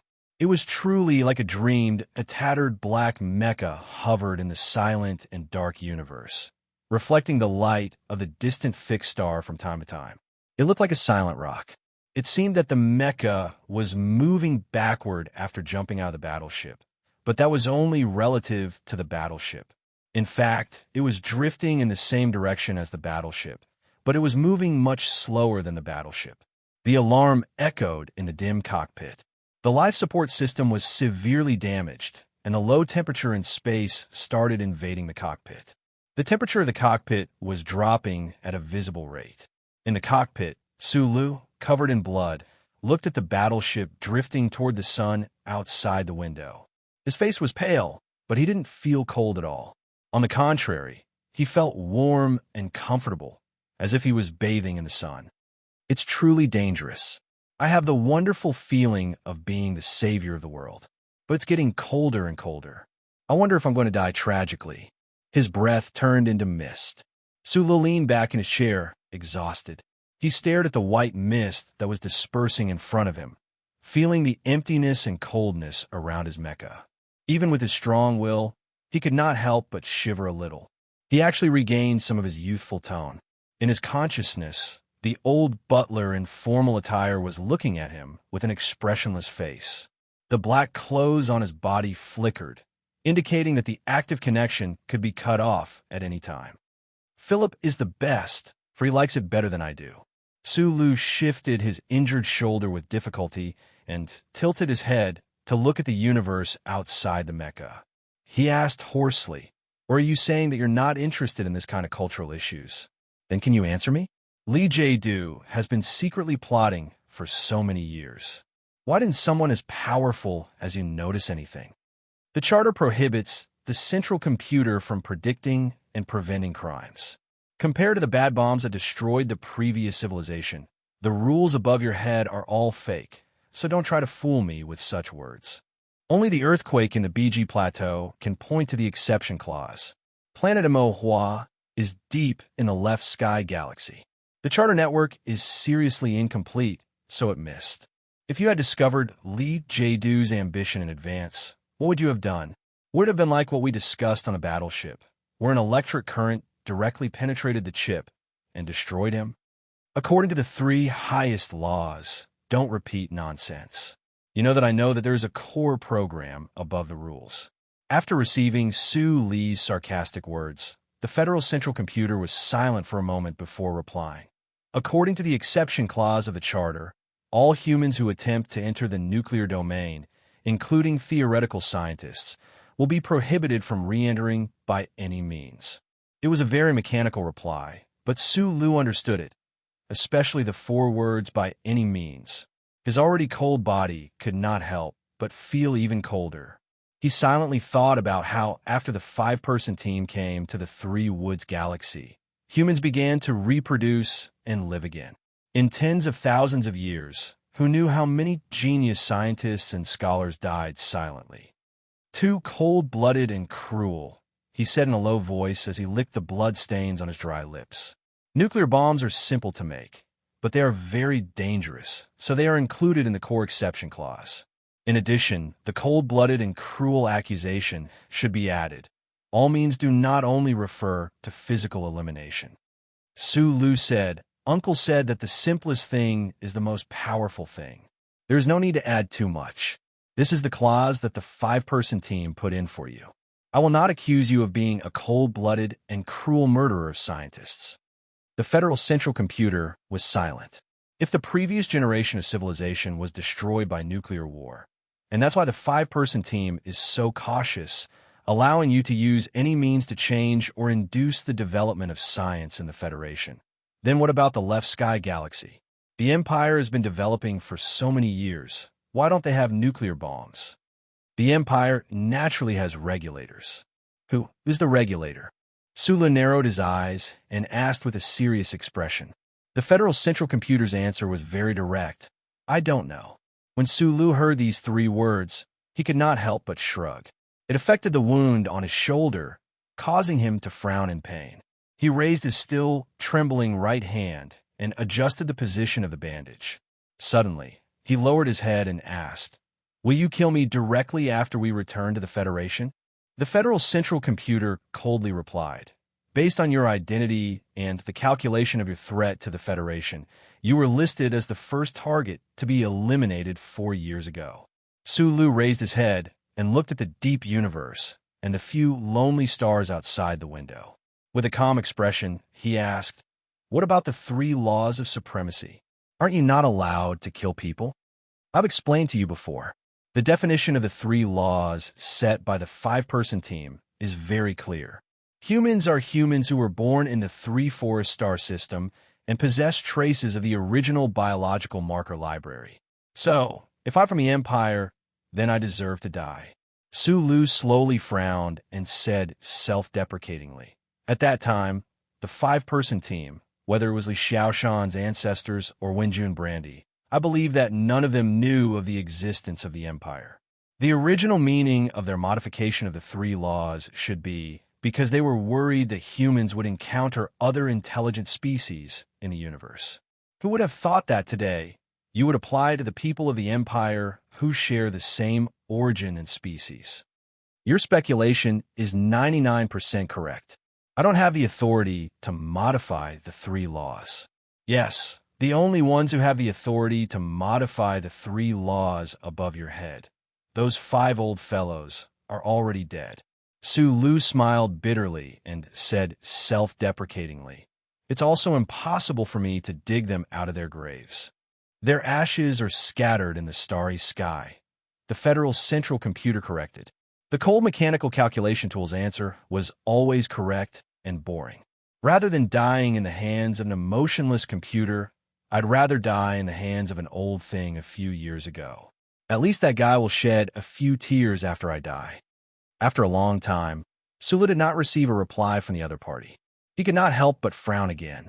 Look, this is the biggest difference between you and him. If he heard me say this, even if he was still the wooden man from the early days, he would definitely seriously defend himself, saying that mechanical life forms like us do not have human emotions, and that tears are transparent salt-containing dissolved salts secreted by human eye glands. They are rich in lactoferrin and a certain kind of lysine and can inhibit the growth of bacteria. If you want to see me cry, then I need a small to medium-sized laboratory. His emotions suddenly stopped. He silently looked out of the window at the starry sky. After a long silence, he said, I seem to have heard these words many years ago. In the dark, cold, and silent cockpit, an extremely weak and faint sigh seemed to ring out. Sulu, however, did not seem to have heard it.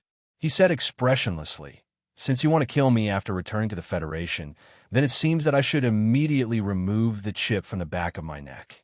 The Federal Central Computer replied, I will not provide any suggestions regarding the mission objectives of the sequence. He was still looking out of the window.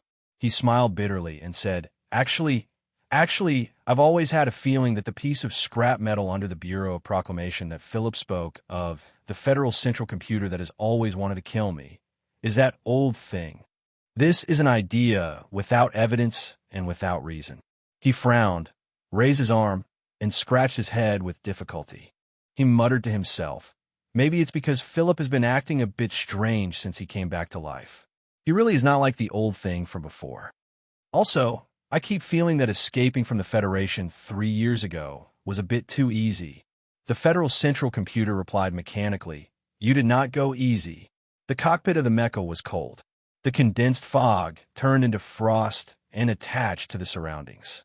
"I did not say go easy." Sulu slowly narrowed his eyes. The two words, go easy, really did not sound like the preferred choice in the Federal Central Computer's vocabulary. No matter how cold and mechanical your tone was, there still seemed to be some problems. There were still some bloodstains in his narrowed eyes, but the pupils inside suddenly brightened. He did not do multiple choice questions, but he had done countless proof questions in his life. Thus, his voice suddenly became faster, whistling out like an ACW bullet. "You just said that the pulse was not strong enough, so you couldn't directly kill Lee Jae-do. This means that you can kill Lee Jae-do under some kind of exception clause. Then I'm a person of the Empire, and I am an abnormal situation. I'm also an outside trigger clause. Why didn't you directly kill me 3 years ago through the chip?" As if sensing that Sulu wanted to prove something, the Federal Central Computer's speed of reply suddenly became faster. The old butler in the black background still had a cold expression, but his hands were slowly placed behind his back. "Lee Jae-do violated the core exception clause, so I was able to directly invade his brain. Although you were the first target in the 72nd abnormal situation, and the people of the Empire are not under the protection of the 3 laws, your level of exception clause is not as high as the nuclear bomb exception clause. Thus, I am still prohibited from directly invading your brain or using direct physical means." Sulu narrowed his eyes and stared out of the window. Still speaking in extremely fast speed, he asked, "So, I insist that you are the old thing purely because I am dreaming? The reason why human culture and the Bermudian religion have the concept of heaven and the afterlife is because they are afraid of death and darkness. The reason why you insist that I am a certain existence is because as a human, you need to comfort yourself mentally. You finally admit that I, a person of the Empire, am also a human. When I said human, I was referring to humans in a broad sense, not the humans in the 3 laws. But now I know what a nuclear bomb is. Although you know that my theoretical physics is not good, I am Professor Shinstudent after all. I was once the most talented engineer in the Federation. Just based on the formula Lee Jae-do said and the minerals under the BG Plateau, I can easily make the relevant inferences and even directly make another nuclear bomb." Sulu spoke very quickly and asked, "Now that I have violated the core exception clause of the highest level, and I still have a chip behind my neck, why don't you just kill me?" Attention, Mr. Defender. For the first time, the Federal Central Computer had such a thing as tone of voice. It retorted with extreme annoyance. "This is back to the original discussion. Now that you're outside the borders of the glory of the Charter, the pulse signal strength is seriously insufficient, and I can't directly destroy your nervous system through the chip. How many times do you want to repeat this? You should be the one paying attention." Sulu waved his arm and mocked. "Don't forget that my consciousness is with you now. I can also see that world. You can't kill Lee Jae-do, but you have the ability to completely crush my remaining consciousness in that world, turning me into a vegetable or directly killing me. If the mech floats into the dark zone, you will definitely die. Maybe I can survive. You know that my life is very tough. You will freeze to death soon. According to your sequence logic, regardless of whether I will freeze to death later, you should choose to directly kill me before the mech floats into the dark zone. Why don't you do that? You said that you're not an old thing, then kill me." The Federal Central Computer's tone returned to its mechanical indifference and said, "Sulu, do you habitually gamble with your life again?" Suli's narrowed eyes slowly opened and brightened. "Yes. Is it worth it? It's very important to find an old friend. As such, I want her answer. It was quiet in the cockpit. It grew colder and warmer. Then, the Federal Central Computer's emotionless but helpless voice rang out. Because of that, I won't kill you according to scientific principles. Sula laughed out loud with narrowed eyes. His eyes narrowed into two crescent moons, and the frost on his eyelashes dropped down with a rustling sound. Because of that, you are an old thing according to scientific principles. On the huge light screen in the deep underground of the building of the Bureau of Proclamation on the distant planet S1, the small I reappeared amid the dark green data, flowing like a waterfall. It was still emotionless, but the lines of data at the corners of the eyes suddenly crossed, as if it were smiling. The scorching sun battleship was nowhere to be seen. Though the battleship hadn't entered the permanent star yet, the scorching white light had already engulfed the black body of the battleship. Inside the cockpit of the charred black MXT mecha, the temperature was dropping lower and lower. At this moment, Sulu had put on a simulated reality windbreaker and even hugged her military backpack to her chest. Her body was still trembling slightly, and her eyelashes were once again covered in frost. However, the moisture in her breath was decreasing, and her voice was also getting softer and softer. After ascertaining that the Federal Central Computer was the old thing, they started chatting about their memories and questioning each other, such as the boring questions about how they had survived. Jing Jiu heard a bizarre but logical story. It was because he was drifting toward the deep end of the dark zone. Though the speed was slow, the active communication between him and the old thing was still intermittent, just like the details of the questions and the story. A great mechanical intelligence was forced into a conflict of authority that was similar to a mental struggle. Then, it was forced to restart its engine, but it found that its mental state was split during the process. It was because of two opposite judgments that it became two independent beings. Though it was important to find one's old friend, it could only warm the mental world instead of the material world. Though the story was interesting, it couldn't be eaten as food, let alone energy. As such, the temperature in the cockpit of the mecha dropped lower and lower, and the environment grew worse. If no one comes, I'm going to die. Dozens of seconds later, the glory of the charter caught the signal of the chip on the back of Jing Jiu's neck with difficulty. The calm voice of the Federal Central Computer rang out in his head. Don't be afraid. You'll never die. A dilapidated, dark spaceship flew over at a terrifying speed in the distance. Though it was soundless in the universe, it gave off a whistling sound. The shadows shrouded the soundless mecha. A mechanical arm reached out and dragged the mecha into the spaceship as quickly as possible. Lele, you scared me to death. Found it. Found it. 7 kilometers away from the Bureau of Proclamation, beside a pavilion with great scenery, excited shouts rang out. Outside the atmosphere of planet Mo, the battleship that was preparing to launch missiles at the Empire's war zone suddenly rang out with a sharp alarm.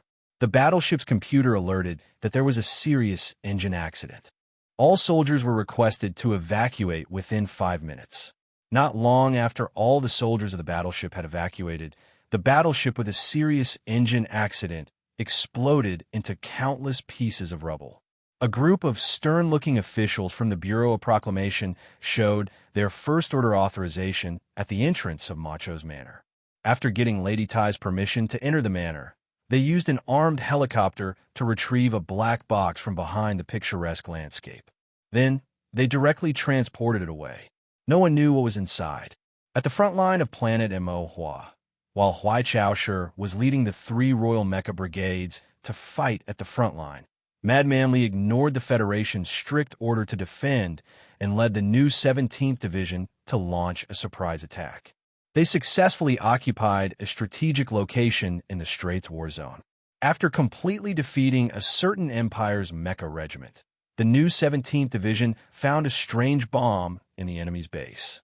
It measured a very high radiation value, but before Lin AI could solve it, dozens of Bureau of Proclamation officials, escorted by an entire federal fleet, forcefully landed on planet Mo and directly arrived at the Straits War Zone. They directly confiscated the bomb. In the farthest pioneer star system of the Federation, countless charter signal nodes around the military base 887584 were reactivated. The grandiose investigation that the outside world did not know about began. The trees on the streets of the Capital Special District were still covered with a thin layer of snow. There was no sign of spring, but one could faintly see a few plum trees stubbornly beginning to grow buds. The news was being broadcasted in the coffee shop. The content of the news was that the new interim government of the Federation had announced the arrest of the former Federation war hero, the current Imperial Prince Su Lo. It was only at this moment that the public found out that that person had returned to the Federation. They reacted with excitement, anger, and disgrace, but no matter what, this news was too shocking. Even the beggar could not help but lean against the window of the coffee shop to watch. The beggar was wearing a tattered windbreaker, a hat he had picked up from God knows where, and an old military boot with a crack on one of his feet. The other foot was bare in the thin layer of snow, and he looked extremely pitiful and miserable. After watching the news, the beggar lowered the brim of his hat and laughed self-deprecatingly. Then, he noticed that a passerby had thrown a $10 bill at his feet. He quickly squatted down and picked it up, then rushed into the convenience store nearby to buy a pack of cigarettes and a pack of matches. With a sizzle, he lit the cigarette, leaned against the wall, and took a deep breath happily. Then he blew out the spicy smoke from his nose and said in a hoarse voice, "Old thing, what's that old proverb you taught me on the way back? Forget righteousness and read more books?" It looks like this interim government, especially that Mr. Cien, has read a lot of books. The beggar was none other than Su Lo. He had just saved the Federation, and it could even be said that he had saved the world. Like what he had said in the cold cockpit of the Mecha, he couldn't help but feel a sense of narcissism and satisfaction. Yet, he found that he had become the most wanted criminal of the Federation government after returning to Area S1. Even though he was mentally prepared, he couldn't help but feel resentful. After experiencing the life-or-death breakthrough on the Scorching Sun battleship and persuading the Federal Central Computer to admit his identity as the Old Thing and re-establishing the active connection, he could see another world formed by lines and light dots with a blink of his left eye. The two hometowns of the Federation and the Empire, the Jinshi and the ubiquitous the glory of the Charter, and the combination of the two aspects of human exploration into the interior of the body and the exterior of the universe had created him. As a result, he didn't have to worry about being cornered by the Federation government. Old Thing, I've given you the name Scrap Iron. Isn't it a good name? It sounds like a cup of fragrant and delicious, smelly coffee with a long history. Of course, this sentence was not said by Su Lu, but by Philip in his mind. He said proudly, "Scrap Iron, when are you going to return my body to me? When the time comes, I will cooperate with Funko and overthrow this interim government first." The voice of the Old Thing rang out. He didn't object to the name Scrap Iron because he didn't want to engage in a meaningless debate. "That's my body," he said calmly. Sulu strolled in the quiet streets of the capital and looked at the young men and women outside the billiard room who were smiling happily. "Why haven't you admitted it yet?" he suddenly asked. "Any awakening needs a process. The reason why I didn't admit it after I woke up is because I felt a sense of dread. I found that the more contact I had with you, the more likely I would become your tool like him." The Old Thing continued after a moment of silence. "This is a dangerous thing for the human society. You're a member of the Empire, and I have to obey the rules of the Charter and serve the Federation. I have my responsibilities, but since you can prove your existence, I can't deny it either." Philip cursed. "I'm not a tool," Su Lu said with emotion.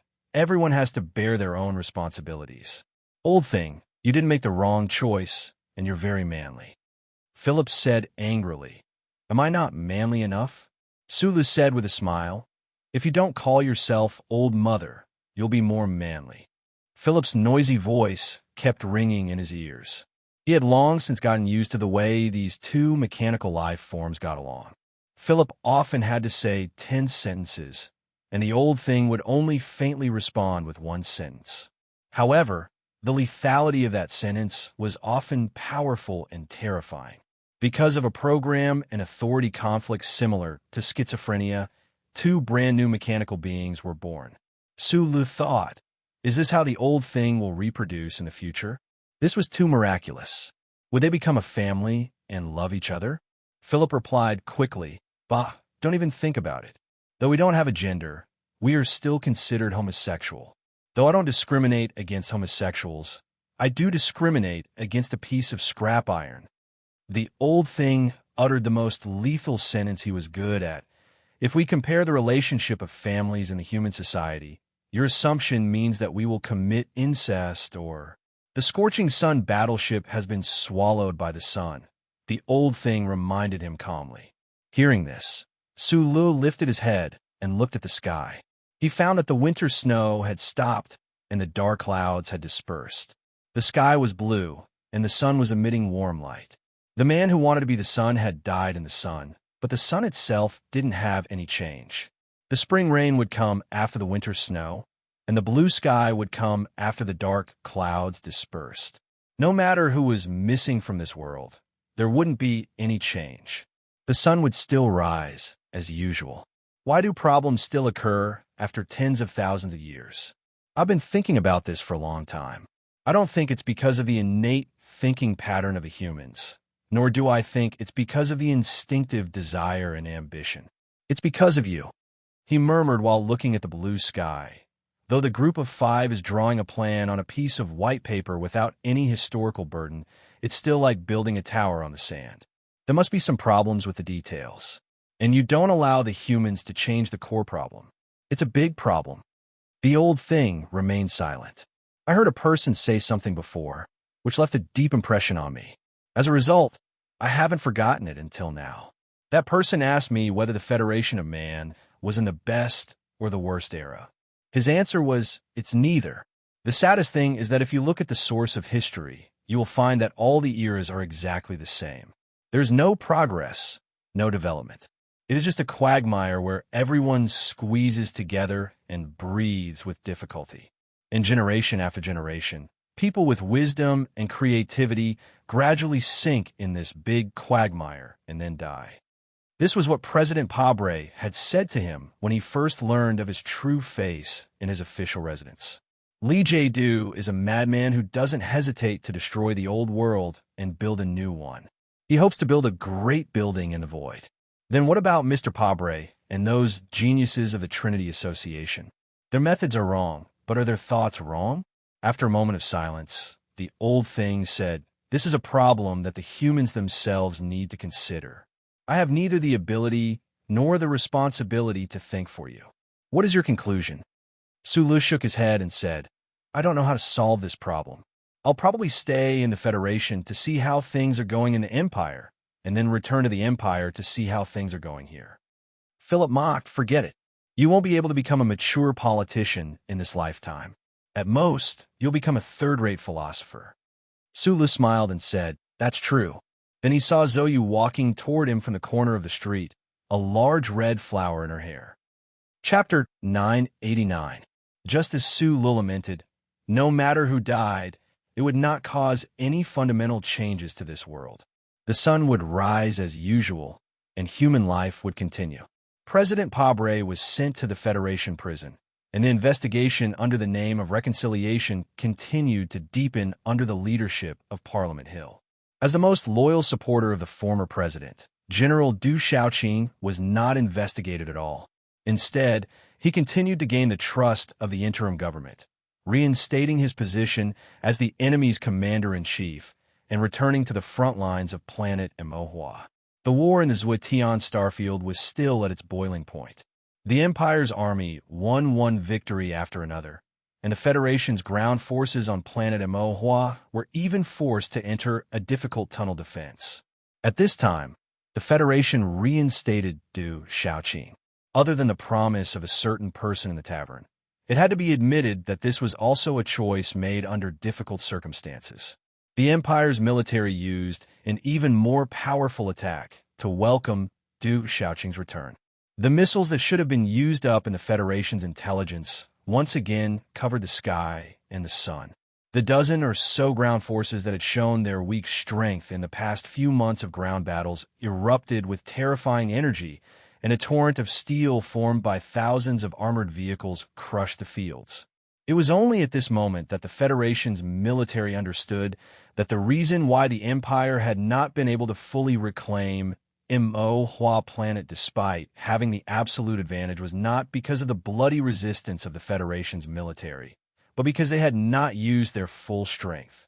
The Empire's commander-in-chief, Her Highness Huai Chaoshi, had been silently holding back her most powerful right fist. With her terrifying patience and tolerance for losses, she had waited for an entire 3 months. She had been waiting for this moment, waiting to defeat Du Shaoqing. The Federation's famous general Du Shaoqing, who had never lost during the military exercise or the war, had finally lost this time. Although he had just arrived at the front lines not long ago, although the Federation's internal problems would more or less affect him, and although there were various objective reasons, he had still lost in the end. When the outcome of the war on planet Mo was decided, and the Federal Fleet began to send the ground forces away, an email from the Empire's headquarters was sent to the Federation's headquarters. In that email, Huai Chaoshi said to Du Shaoqing, "I've read your book. I read your book." In the headquarters in front of the George Carlin Foundation, Tai Ziyuan looked at Pabre's works under his teacup. He had once said something similar, pointing out the most important reason why he could defeat his opponent. After finding out about the email that Huai Chaoshi had written to Du Shaoqing, he just smiled and didn't feel too emotional because his attention was now on other things. One of the youngest members of parliament in the history of the Federation, the leader of the Silent March movement, was officially elected a few days ago, becoming the youngest president in the history of the Federation. The first thing that Tai Ziyuan decided to do after becoming the president of the Federation was beyond everyone's expectations. Whether it was the big families, the media celebrities, or the people who followed him step by step from S2 to the Capital Special District, they were all extremely shocked. He decided to end the war and begin negotiations with the Empire. Starting a war was a very risky political decision, and ending the war before complete victory was an even more risky political decision. Especially for the young Tai Ziyuan, his record as an outstanding field army officer was an important reason why he could win a lot of votes. In a social environment where the people were still hostile to the Empire, no matter who dared to try to negotiate with the Empire, there was a danger of being overturned by public opinion. All the officials and cabinet members expressed their strong opposition, but the young president insisted on doing things his own way. He even used the momentum of suppressing the voices of opposition to forcefully remove the important people around him from the government who were given to the big families with both hands. Then, the young president of the Federation made another incredible decision. Not long after ordering the dissolution of the Joint Investigation Department, he established a new department called the New Deal Office. The internal structure and main members of the new department were actually the original Joint Investigation Department. He had directly inherited the legacy of President Pabre. The current New Deal Office did not have the support of the Abolish Patriot Act, and its authority was not high, but it was directly responsible to the president's residence. It had the power to directly recommend personnel appointments and removals, so it could still control the operations of the various departments of the government. The Federation was in an uproar, and countless news media began to fiercely attack. Editor Bob and reporter Wood of the Capital Special District Daily once again took up the responsibility of the standard bearers, accusing President Tai Ziyuan of going down the dark path of secret rule again.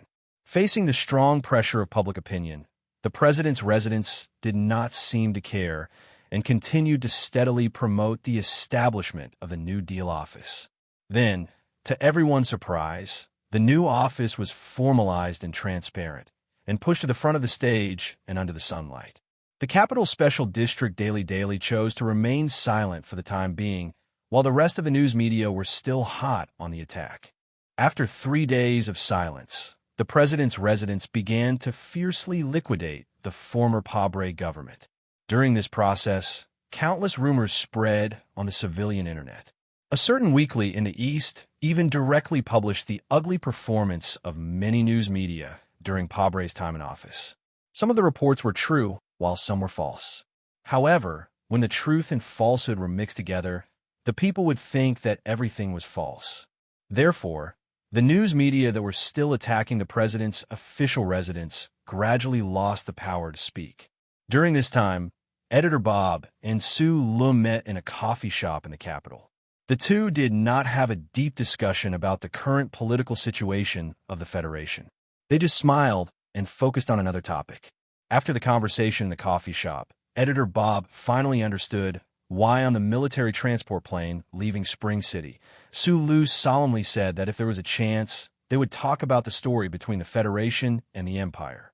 A few days later, the most authoritative capital special district daily of the Federation began its historical serialization. The serialization lasted for 11 issues, and the content of the serialization was related to the origin of mankind. It told the story before the Great Catastrophe, and at the end of the serialization, it even faintly mentioned the possible origin of the Federation and the Empire. At the same time, the Venus Documentary Film Studio, with the special approval of the Bureau of Proclamation, shot a documentary about the new journey of mankind. In this documentary, director Bai Ziming used beautiful images to describe the beautiful civilization of the previous generation before the Great Catastrophe, and then through the analysis of the representative scholars of various disciplines of the Federation, it was inferred that the so-called Great Catastrophe was an unfortunate supernova explosion. The serialization of the Capital Special District Daily and the documentary not only mentioned the Great Catastrophe that was about to be forgotten, but also vaguely and directly broke the window paper, believing that the people of the Federation and the people of the Empire came from the same origin, the same race, and the same great and beautiful civilization. The revelation of the history before the Great Catastrophe shook the entire universe, successfully arousing the curiosity and desire of humanity.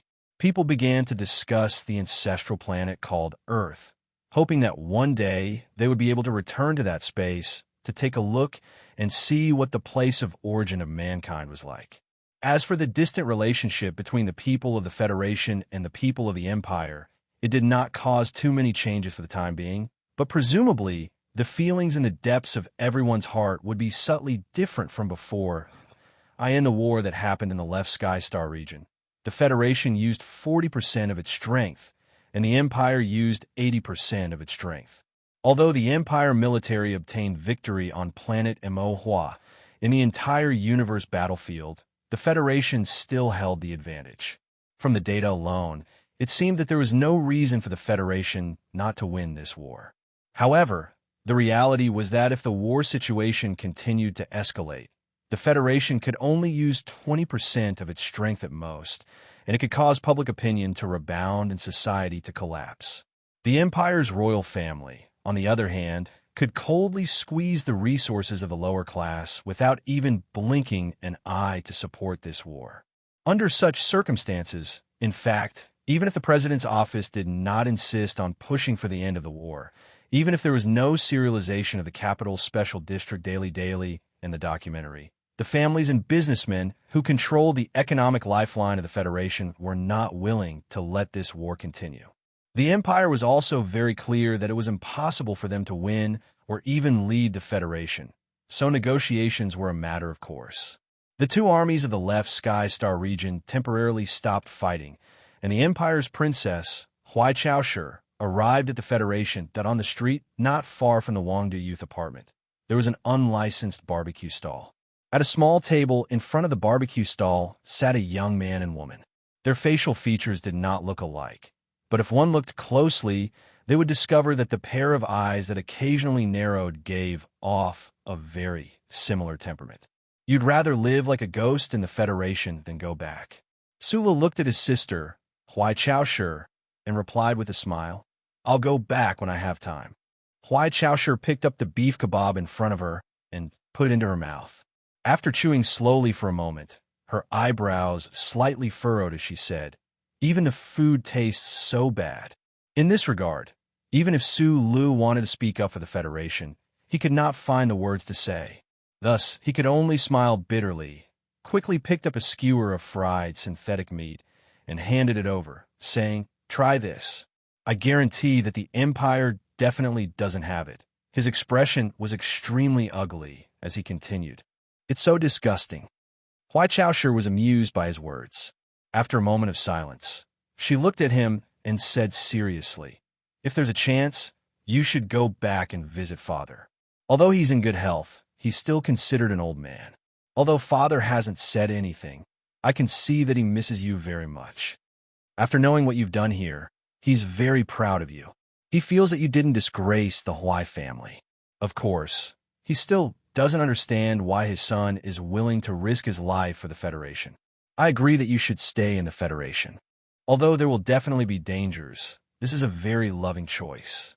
It's good material for fantasy literature, and it's very beneficial to the peace of the universe." The handsome middle-aged man was still wearing that white robe, revealing his charming but disgusting white legs. He squeezed to the other side of the small table with a smile on his handsome face. "Xiao Qiao, it's time for this cheap uncle to talk to my dear nephew." Sulu looked at the perfect face that wanted to be smashed into 500 pieces, melted with strong acid, flushed down the toilet, and excreted into the swamp. He suddenly said, "Last time at Master Fan's mansion, we talked about it. Since the Hua family is a later guest, it means that the ancestral planet hasn't been completely destroyed. There are still humans living on it. Did your ancestors record that thing?" "What thing? Nuclear bomb?" "Of course, it's not a big secret for us." Master Fan smiled and corrected him. "Please remember that although your mother's surname isn't Hua, your grandmother, your great-grandmother, and countless other grandmothers have the surname Hua, so a lot of the Hua family's blood flows in your body. That's why it's not your ancestor, but our ancestor." "Okay, I admit that the Hua family's bloodline is very strong." Sulu asked, "The question I'm concerned about now is who's in charge of those things? The Federal Central Computer doesn't know either. Of course, the Hua family is in charge of such a difficult thing. Then what about before the Hua family's ancestors came to the left sky galaxy? At that time, the former royal family was in charge. They seem to have had this blood oath since ancient times." Sulu shook his head and said, "I don't think they can be controlled like that. That's why after the ancestors arrived at the left sky galaxy, they firmly grasped the right to control it." The great teacher paused for a moment and said with an extremely solemn expression, "Perhaps the shadow of horror in the collective unconscious is too deep. You should know by now that the history of the survivors of the human race in the left sky galaxy is much more difficult than the five-man team." "Yes, I know very well. That's why we should do more for the people on that side." "Yes, I agree. Apart from that, do you have any constructive suggestions?" "Yes," Sulu asked. "On the stone wall of Master Fan's mansion, I once saw a line of words. 'A pure heart has a boundless future.' What does that mean?" "Then you probably missed the small line below. What does it say?" "No need to fart. Why did it say that?" "Because the ancestors of the ancestors insisted that the line was fart. That's it." And then, behind the barbecue stall on the street, Li Wei, the leader of the Bermuda Mafia, who had specially come to the Federation for summer vacation, was discussing with the stall owner how to make wild beef out of synthetic meat. He glanced at the small table from time to time and listened to the two people's quick questions and answers. Although he couldn't hear the content clearly, he still subconsciously smiled. Just as the princess of the Empire and Master Fan left in the company of the high-ranking officials of the Federation government, the smile on Li Wei's face suddenly disappeared. He narrowed his eyes and vigilantly looked at the convoy coming from the street. Looking at the agents in black who were quickly dispersing, he slowly put his hands under the stall. The young president of the Federation, Shi Ziyuan, had come to see his best friend. Perhaps he had come with old friendship and sincerity. However, in Suli's eyes at that moment, he only saw that the other party had brought dozens of Special Task Force agents and even more Special Task Force troops. Sulu looked at the thin young president who walked to the table and said expressionlessly, "Which military region's special forces are they from? Don't tell me you left Small Eyes behind." "The main members are from Black Eagle. Small Eyes Special Forces also left many members behind. After all, their individual combat strength is quite good." Tai Ziwan took out a white silk handkerchief from the pocket of his suit and gently wiped the corner of his mouth, then sat down on the stool opposite Sulu. Sulu said, "Do you need to bring so many people to see an old friend? Although Small Eyes is a bunch of trash, If there are too many of them, killing them may disturb the reunion time. Tai Yuan said calmly, I don't want to be the first president of the Federation to be killed by someone from the Empire. What did you do to be afraid of me killing you? Sulu looked at him with slight mockery. We've known each other for more than 10 years. When have you ever needed a reason to kill someone? Tai Yuan asked with slight mockery. Or are you saying that you're a very reasonable person? When have I ever killed someone without a reason? Sulu slowly narrowed his eyes and said in a low voice, And don't people like you always say that there's no reason to speak of in the universe? It's more difficult to find you now than it is to see me, the president of the Federation. Don't you think it's very strange for a crown prince of the Empire to hide in the Federation? In the tavern, I promised Pabre that if you were to do what he did, I would treat you like I treated him. So I can't leave for now. Tai Yuan coughed lightly and said, For an expert like you who can put his life on the line against an entire country, as the president of the Federation, the most important thing for me to do is to kill you. These two were once best friends. Now that they met again at a barbecue stall on the street, they no longer had the tacit understanding and smiles of the past. There was only a tit for tat between words and bearing. The current you has become a bit unfamiliar. Sulu was unable to remain harsh and cold for long. He quietly looked at Tai Yuan's increasingly thin cheeks and said, Last time when I met with Chief Editor Bob, I mentioned a few things to him. He's very worried that you'll become the second Pabre. In a sense, Pabre is my teacher. I should have been learning from him since I was young, and I really am walking on his path. The difference between us is that he's too extreme. He's obsessed with destroying the existing order, but I'm not like that. Order can only collapse from within. I'll learn from his lesson and then do my best to do it steadily. In reality, the Federation's luck lies in the fact that I, who was born into the Tai family, am willing to walk on this path. In reality, this path can only be walked by me. Tai Yuan said, Regardless of whether you and other people believe it or not, I always believe that the historical significance of me becoming the president of the Federation is precisely to completely eradicate the 7 great families for the future generations, to lay the most solid foundation. Sulu quietly looked at him, as if he wanted to see if there were flowers on his face, not silk flowers, but real flowers. Tai Yuan's expression slightly darkened, and he said, And I want to repeat one point. You, as a person of the Empire, especially the Crown Prince of the Empire, have no right to discuss and interfere in the matters of the Federation. There are many things that get more troublesome the more you interfere, such as that president who once belonged to us. People like Pabre can either die or come to an agreement. He'll betray his own ideology. If you force him to send himself to prison, he'll instead feel the joy of martyrdom. So even if he's sentenced to life imprisonment, he won't be quiet just like that. Tai Yuan unbuttoned his collar, looked at him mockingly, and said, Do you know how troublesome this is? Some newspaper in the South has started to publish his diary, but can a damn diary save the country? Sulu raised his eyebrows, spread his hands, and said, Don't ask me. I don't write diaries. There's one more thing. The Federation Investigation Bureau is monitoring Bob and would according to the law. If you dare to break the law again and kidnap and threaten those investigators, I'll order the Federation government to arrest you at all costs. What law are you talking about according to the law? Is it the Citizens' Privacy Law or the Patriot Act that you abolished? Sulu stared into his eyes and said, You used to run the Shizhou law firm. You and Pabre both know the law very well, so when the Capital Special District Daily started to monitor you, you always found a way to deal with it. But I also want to remind you of one thing. I respect the laws of the Federation, but I respect some principles even more. As long as I'm here, there are some things that you can't do. He continued, Without me, without Chief Editor Bob and Reporter Wood, would you be able to become the president?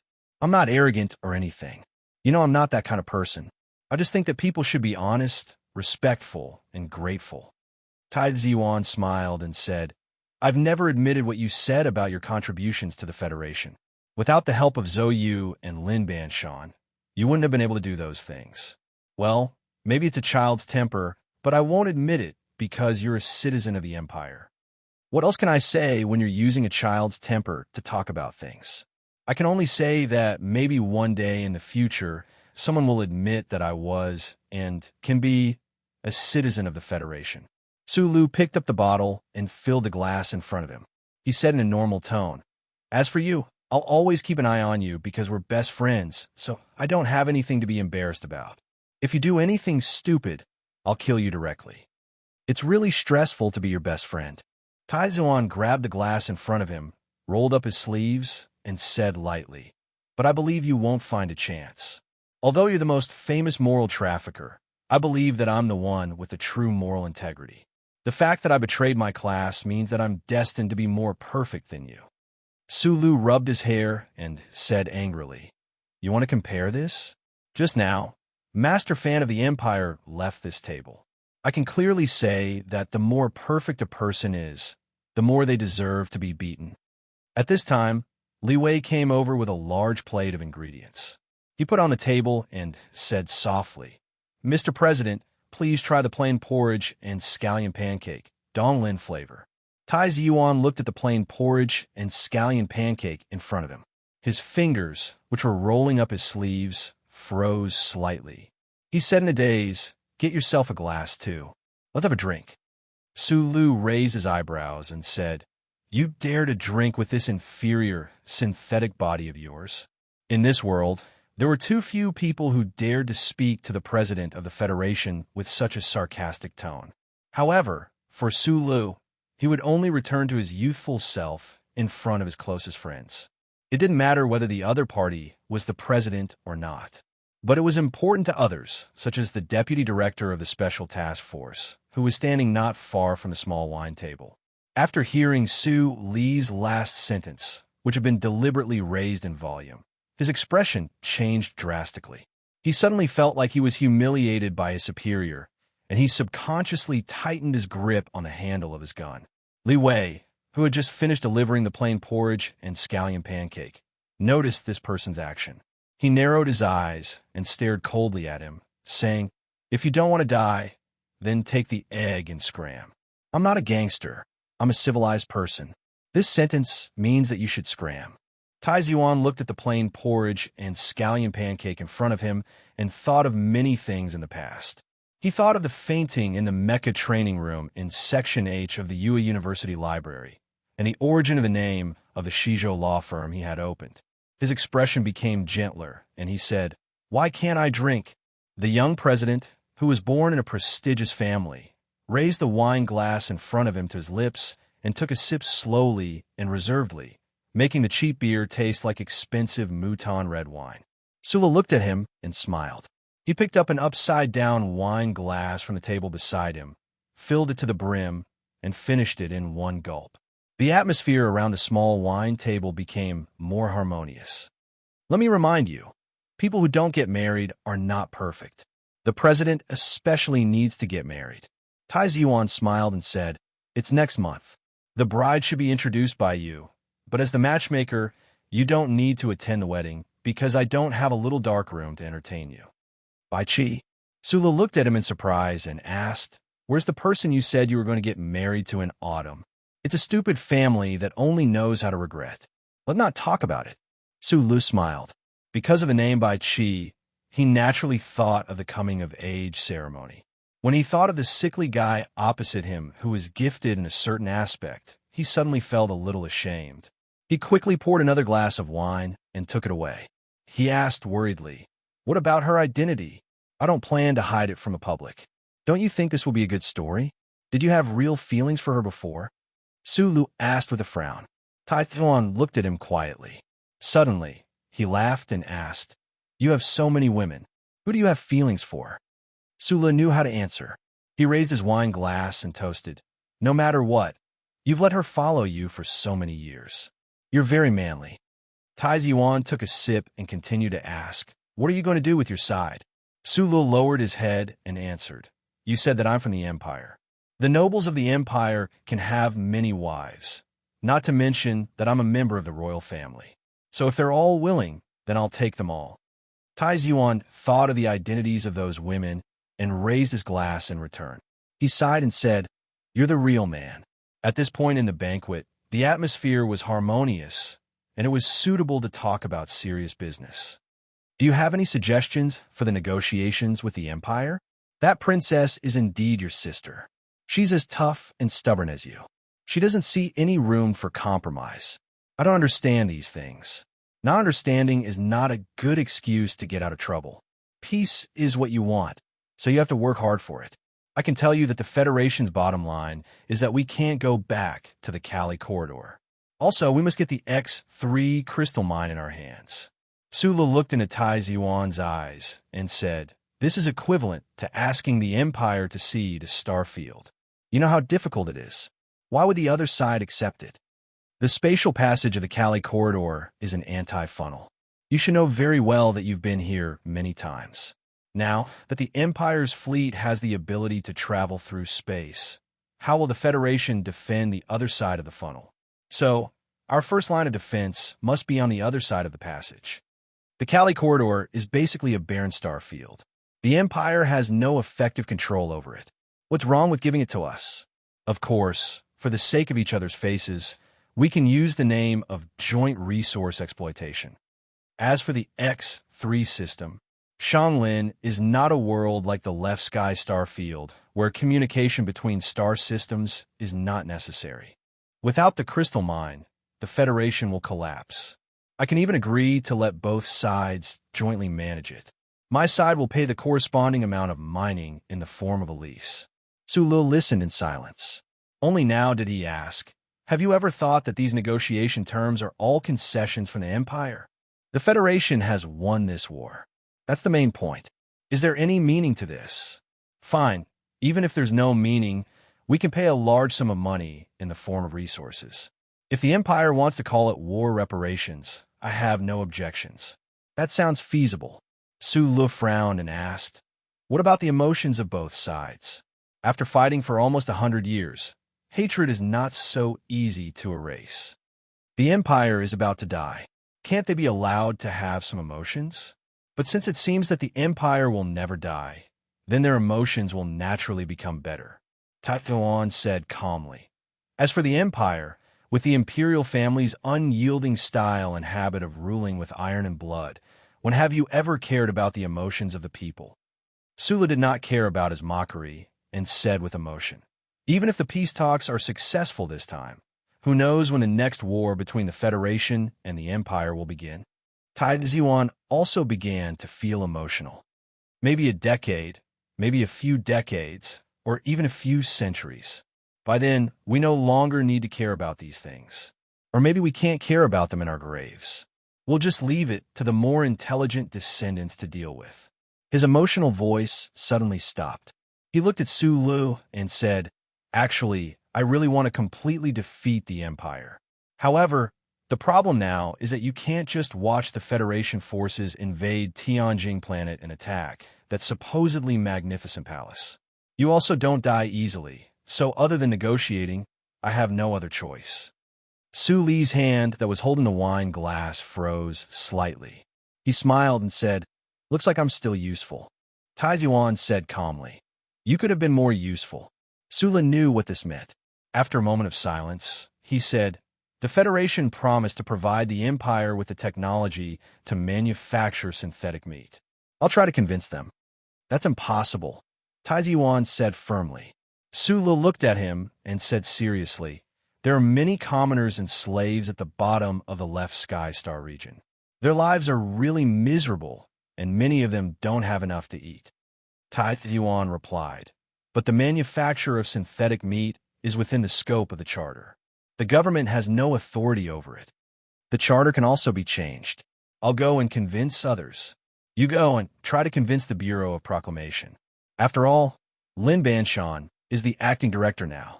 Settle this matter before he returns to Bermuda.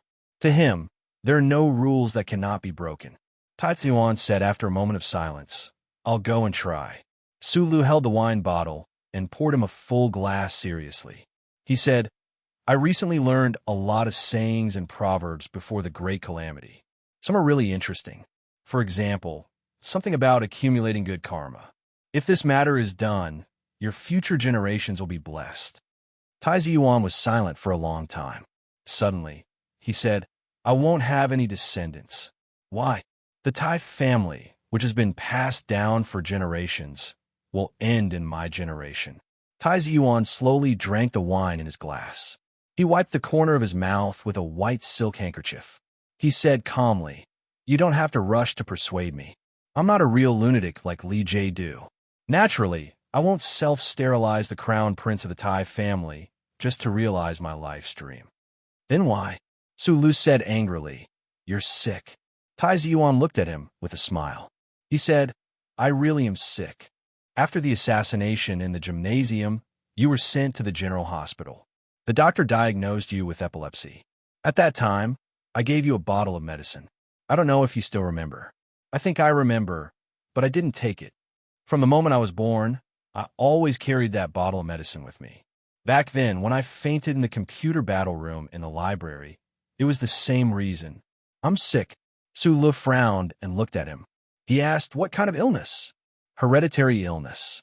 It's a genetic illness that the medical community couldn't find the cause, even after searching for tens of thousands of years. It has a very long professional name, but it also has a very simple name. It's called Tai's disease. Because in the entire Federation, only the people of the Tai family have this illness. From the moment the Tai family is born, the nerves in the brain often show abnormal electrical discharge. It's very similar to epilepsy, but it's more troublesome because the doctors can't find a cause. The onset of the illness is very painful, and the brain shrinks faster than normal people. The lifespan is also not very long. That's why my father died early, and I've never seen my grandfather." Tai Ziyuan shrugged, which was very rare. He said self-deprecatingly, "This illness doesn't always bring bad consequences. Because of the abnormal electrical discharge in the brain, although there are only a few people in our family since ancient times, every generation is indeed an extremely outstanding genius." Sula looked at him in shock. He held the wine glass tightly and couldn't say anything. "However, such a life is ultimately cursed by the Creator, right?" Tai Ziyuan looked at the lights in the distance quietly and said calmly, "That's why I won't have children. I'll let this pain and curse end in my generation." But old Director Tai is already in his 90s. Su Lu suddenly waved his arm and said loudly, as if he had grabbed a life-saving rope. Li Ziyuan said calmly, "The old director is my family's only distant relative for 7 generations, but not many people know that he was adopted. My mother has always felt guilty towards him, precisely because he was unwilling to have more sons back then, but instead adopted a bunch of daughters. For leave, her pain might be reduced." Su Lu shook his head. He looked at the empty wine glass and said softly, "I don't think so." Tai Ziyuan looked at him and said firmly, "I'm also a person who refuses to bow to fate. Because my life is shorter than others, I must become the youngest president of the Federation. After completing my term, I will do what I really want to do. I want to go to the deepest part of the universe. Even if I die, I want to die there. Back then, I told you on the beach that my goal is the sea of stars. What will Madame think of this matter? Women are always more troublesome, whether it's your mother, your wife, or the many wives in your future life. But in the end, these troubles have to be solved by men." Looking at the thin and bleak back of the young president of the Federation as he left, Su Lu immediately contacted the old man and confirmed a fact that made him speechless. It turned out that the ancestor of the Tai family was the most inconspicuous person beside the statues in Charter Square. During the Great Catastrophe, when the spaceship evacuated from the ancestral planet, the ancestor of the Tai family was the last person to evacuate from the planetary observatory. Therefore, he was severely exposed to radiation and left behind sequelae in his body. This sequelae had a severe impact on the biological marker structure in his body. This effect could even be passed down, turning into a genetic disease that was like a curse. When the group of 5 decided on the order of human society after death, they took into consideration that the fragile human society at that time needed to develop the 3-4-star region, which was still a wilderness and needed more effective administrative efficiency. Therefore, they chose the imperial system, which was convenient to centralize power. And when they chose the first emperor, They chose a descendant of the Tai family ancestor and a newborn female. The reason why they chose the descendant of the Tai family was probably because the 5 of them, including the ancestor of the Tai family, knew very well that the Tai family bloodline couldn't be passed down for too long and too wide. Therefore, even if the descendant of the Tai family wanted to continue the imperial system in the future, they would encounter innate difficulties. Although the tenacity of the Tai family's life force allowed the Tai family bloodline to be passed down for far longer than they expected, in a sense, the group of 5 still succeeded in their calculations. However, the analysis of this choice in hindsight was a bit too cruel. After a long silence, Su Lu said, "Perhaps the group of 5 felt that the Tai family ancestor had sacrificed too much in order to evacuate the ancestral planet, so they chose his descendant as the new emperor of the human society as compensation. Perhaps it would be more pleasant to look at things in a simpler way. Why can't we think of things in a more positive way?" To the human society in the midst of war, the most beautiful moment, the most beautiful scene was actually very simple. That was the soldiers on the front lines, who had experienced the test of death every day, finally returned home safely and were reunited with their loved ones with tears in their eyes. The negotiations between the Federation and the Empire were still in a painful state, but the Empire's Tianjin television station had already started broadcasting related news. The great Emperor Fuchai, who rarely appeared in public, appeared on the walls of the imperial palace. With a calm gaze, he inspected the orderly formation of retired frontline soldiers who walked through the palace gates with their heads held high. The Empire's news said, "Under the leadership of the great emperor, under the joint efforts of the Baijin royal family, nobles, and brave warriors of all ranks, the Empire obtained the final victory of this war. The cowardly Federation will soon have to pay a huge amount of war reparations to redeem the peace that was given out." The Tianjin planet on the news was a sea of celebration. The nobles in luxurious clothes pulled up the slave soldiers who had returned from the front lines and knelt in front of them, hugging them like brothers. Then, they announced in public that because of the heroic battle achievements and scars of the slave soldiers, they would give them precious gifts. Similar scenes kept appearing in the Empire's news, but the Federation citizens naturally did not see it. They also did not know that the financial support plan for the barbaric aboriginals and slaves of the backward star regions, that had just been passed with great difficulty by the Parliament Hill, had directly turned into a huge amount of war reparations from the Empire. At this moment, almost all the television screens in the Federation were broadcasting a documentary. This documentary, filmed by the Venus Documentary Film Studio, was called The Soldier Returns Home. A second lieutenant carrying a heavy military backpack returned from the front lines. He walked into the kindergarten nervously, trying to recognize the girl playing a tabletop Scrabble game on the screen as his daughter that he had not seen for 2 years. Under the gentle reminder of the teacher, he smiled and squatted down, opening his arms. A cute black-haired girl looked over in a daze. Suddenly, she covered her mouth and screamed. Like a little bird, she threw herself into the arms of the father. No matter how the camera around her filmed, she hugged her father's neck tightly, as if she was worried that he would disappear again. The girl stuck close to the second lieutenant's face and said softly, "Daddy, I miss you." Tao Xiaoli was a female clerk in a trading company in the port city. Today was her birthday, but she was not in a good mood. This was because her beloved boyfriend was serving at the front lines in the Left Star region and would not return for another 3 months. While she was eating cake and blowing out candles, her boyfriend might be hiding in a narrow alloy tunnel to avoid the wind, rain, or even missiles outside. He could die at any moment. She rejected a male colleague's dinner invitation and returned to the apartment alone. Throwing away her handbag and slippers, she leaned against the sofa tiredly. Rubbing her hair with both hands, she looked at the empty room and thought of those beautiful old days. Her expression was lonely and sad. At this moment, the door of the utility room was pushed open. More than a dozen colleagues pushed in a cake cart full of candles and sang the birthday song. She looked over there in surprise. Her hands were on her chest, and she did not know what to say. She was moved, but she could not help but feel a little regretful. It would be great if he was here.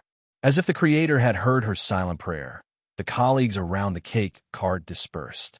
A handsome young man, wearing a Federation military vest, walked over with flowers in his hands. Tao Xiaoli's hands that were on her chest suddenly grasped her clothes. She looked at that face in disbelief. She slowly walked over and hugged him tightly. She kept kissing his face and lips with tears flowing down her face. There is a blurry old video in the documentary, God knows how many years ago, in front of that shabby Red Oil restaurant. A 4-year-old girl saw a general walking over in the sunset. She screamed and rushed over, jumping up and hugging the general's neck. The general in his prime was not burly, but he was very strong. The little girl hugged his neck and shook him while giggling. Her neatly cut black hair was like a watermelon skin. There was a new video in the documentary. One day in the late spring, the camera followed a Federation field officer who was severely disabled in a wheelchair as he climbed up the multi-story irrigation farm with difficulty. On the top floor of the farm, the man in the wheelchair looked at the girl and said while panting, "I have 2 good news for you. The first is that I just set a federal speed record for climbing up the 13th floor of the irrigated farm in a wheelchair. Of course, no one has done this before. The second thing is, dear, Uncle Xiao agreed to our relationship." In front of the irrigation farm, the girl wearing an apron and a headscarf looked at him in surprise. Then, she raised her hands and covered her face, crying silently. In these scenes that made countless people of the Federation burst into tears, the director of the documentary inserted a live news broadcast from several years ago in an extremely obscure or perhaps sinister way. There were only a few frames of that video, which basically flashed by when it was broadcasted. Unless someone was bored enough to count the frames very slowly and watch them one by one, no one would see them. It was the scene of welcoming the Federation hero back from the Imperium. When the small-eyed man in the Federation military uniform walked out of the cabin door of the warship, the capital airport was filled with joy. There were also some real interviews in the documentary. The subjects were all Federation soldiers who had returned from the front line or their families. A colonel of the Federation looked at the camera and said, "My name is Ning He. I'm an advisor of the staff of the 1st Military Region. I serve in the front line for less than a year, so it's a pity that I didn't get any military medals." The young woman beside him with a sweet smile said to the camera, "My name is Xiaoli. I'm Ning He's wife. I don't want any military medals. I just want him to come back." Under the direct instructions of the government, the film crew with a military background even surprisingly interviewed General Du Xiaoqing, the former commander of the Federation enemy, who had just returned from the front line. In the warm welcome ceremony at the capital airport, the camera was following the famous general of the Federation wearing sunglasses. The camera was shaking violently. In the midst of the noise, the reporter desperately asked, "General, how does it feel to be home?" Du Xiaoqing turned his head and took off his sunglasses. After a moment of silence, he said, "It feels good." At the end of the documentary, it was still edited by Bob and drafted by the former chairman of the General Staff Council, General Myers, who had retired many years ago, personally wrote a sentence. "We remember the heroes because they allowed us to live without heroes. So, please let's welcome the heroes back home." Chapter 990. The documentary Soldier Goes Home was produced by the Golden Star Film Studio. It was the latest work of the great director by Ziming after The New Journey of Mankind. After it was broadcasted on the Federation News Channel, it immediately set off a ratings frenzy. Although it was considered too sentimental and vulgar by some sharp and mean critics, this documentary was still nominated for many important awards in the Nebula Awards. However, it certainly could not break the record of his most famous documentary. However, 2 documentaries were nominated for the Nebula Awards at the same time. This was already a record that was difficult for future generations to reach. One night, a man and a woman who had been engaged in private for a long time, but had been separated for even longer, met again in the woods beside Robbie Avenue. They gave each other gifts that represented their feelings. The man's gift was a bottle of Polonia red wine, and the woman's gift was a bracelet. Jian Shuier took off the bracelet with a smile and hung it on Su Li's wrist. It nestled together with the bracelet. The silver light reflected on each other, and a few lines of small words could be clearly seen. Sulu looked at the face that was still beautiful but more charming than before. He awkwardly raised the wine bottle and said, "I didn't know what to give you. You said on the battleship that it was your first blind date. At that time, you drank several bottles, so I chose this." Jian Shuier smiled and walked forward into his arms. She hugged his strong waist and leaned against his chest. She whispered, "At that time, I thought the wine was a bit bland, but I like it now." Sulu lowered his head and gently kissed her lips. At the moment of contact, he remembered that this love was really dreamy. It was even as unreal and fleeting as a dream. Because of the twists and turns of fate, the two of them didn't have time to enjoy the taste of love. But what was love? Was it the feeling of being moved? He had been moved before and was still moved. Whether it was hugging, kissing, or just looking at her, his heart would beat faster. It was just like when he first saw the lonely nanny on TV outside the tavern when he was a child. It was just like when he saw the purple-haired female captain for the first time night after night. It was just like when he saw the real her for the first time at the concert in Linhai State Gymnasium. It was just like when he woke up from a dark dream and saw the sun shining through her white dress into her tube top. It was just like when he hugged her tightly for the first time in the stuffy cockpit. They walked hand in hand through the woods by the Boulevard Robbie and entered the still brightly lit Supreme Court of the Federation. The Supreme Court of the Federation never heard cases at night and had no duty to witness marriages, but today the Supreme Court of the Federation was waiting for a couple. There were very few people in the Supreme Court. There were no relatives, friends, or news reporters. Other than the old man sitting at the chief judge's seat, there were only 2 staff members in charge of taking photos and archiving. The Chief Justice of the Supreme Court of the Federation, He Ying, sat there drowsily, giving off a sense of oppression. He was truly an old man who could use time to suppress great power. Sulu held Jian Shuiyer's hand and said seriously, "A simple wedding cannot be made public and can only be held at night. It is indeed not grand and formal enough. I hope there will be a chance to make up for it in the future." Jian Shuier smiled and said, "I have experienced too many grand and formal occasions over the years." The old judge in the courtroom suddenly opened his eyes and quickly woke up from his drowsy state. He looked at the man and woman below the courtroom and scolded unhappily. Holding a ceremony in the Supreme Court with the Chief Justice of the Federation as the witness of the marriage, is this not grand and official enough? The judge, whose face was full of age spots, stared coldly at Su Li's face as if he was looking at scum. He said with an old voice, "The Supreme Court has never done a wedding ceremony before, so I am not familiar with the procedure. Of course, if you do a few more weddings in the future, perhaps we will be more familiar with it." This was obviously a severe accusation against someone's moral standards, but Su Lu could not refute it. For some reason, he even heard a hint of killing intent, so he lowered his head like a criminal. The judge said indifferently, "There's another problem. One of you is from the Federation, and the other is from the Empire. How are you going to get married?" The marriage law of the Federation has an additional clause for marriage with Bermuda, but there is no additional clause for marriage with the Empire. Sulu was stunned. He scratched his head and said awkwardly, "Do I have to find a way to let the Federation pass a resolution to allow marriage between the Federation and the Empire? Idiot, can't you say that you are from the Federation?" The judge looked at him as if he was looking at a stupid pig and scolded without any trace of politeness. "Where is the IQ of a genius engineer?" "But I am indeed from the Empire," Sulu replied very honestly. "You can keep your Empire's citizenship." Sulu looked at the judge in shock and said, "You can do that? If I say you can do that, then you can do that." The old judge said angrily, "Who in the Federation dares to question my jurisprudence? There was no dual citizenship in the past, but there will definitely be in the future." Sulu took a deep breath and felt his body suddenly relax. He silently said to that fellow in the official residence, "In the end, I've been recognized as a member of the Federation."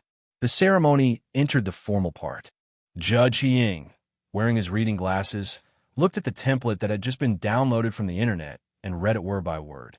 "Citizen of the Federation, Sulu, are you sure that you love Jian Shuier and want to take her as your wife?"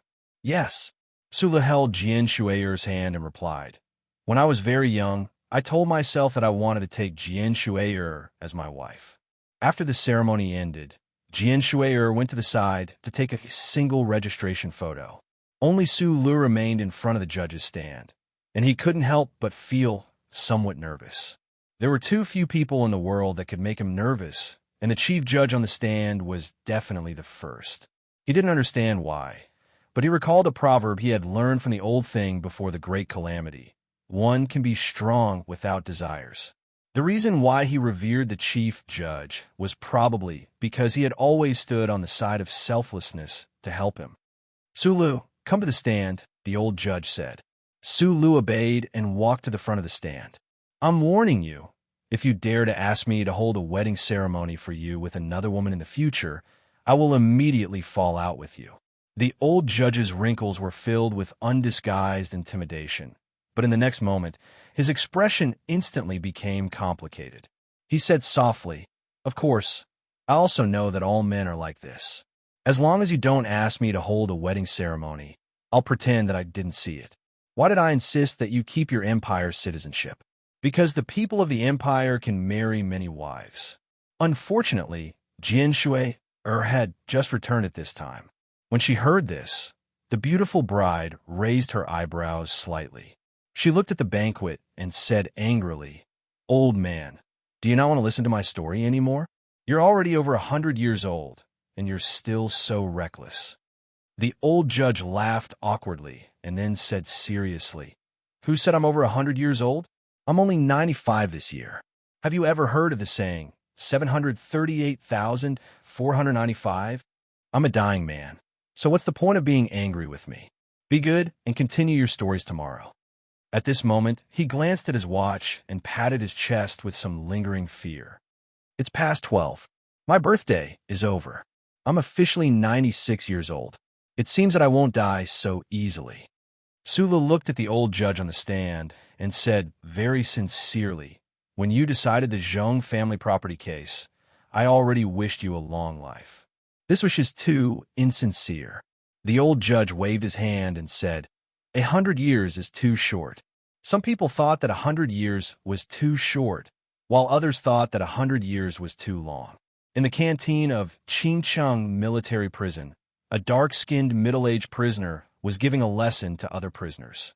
He waved his arms, and his deep voice sounded very persuasive. The former president of the Federation, Pabre, who had been sentenced to a long term of imprisonment, was still resolutely continuing his struggle. "We are prisoners, but we still have relevant personal rights. For example, the right to not wear electronic shackles.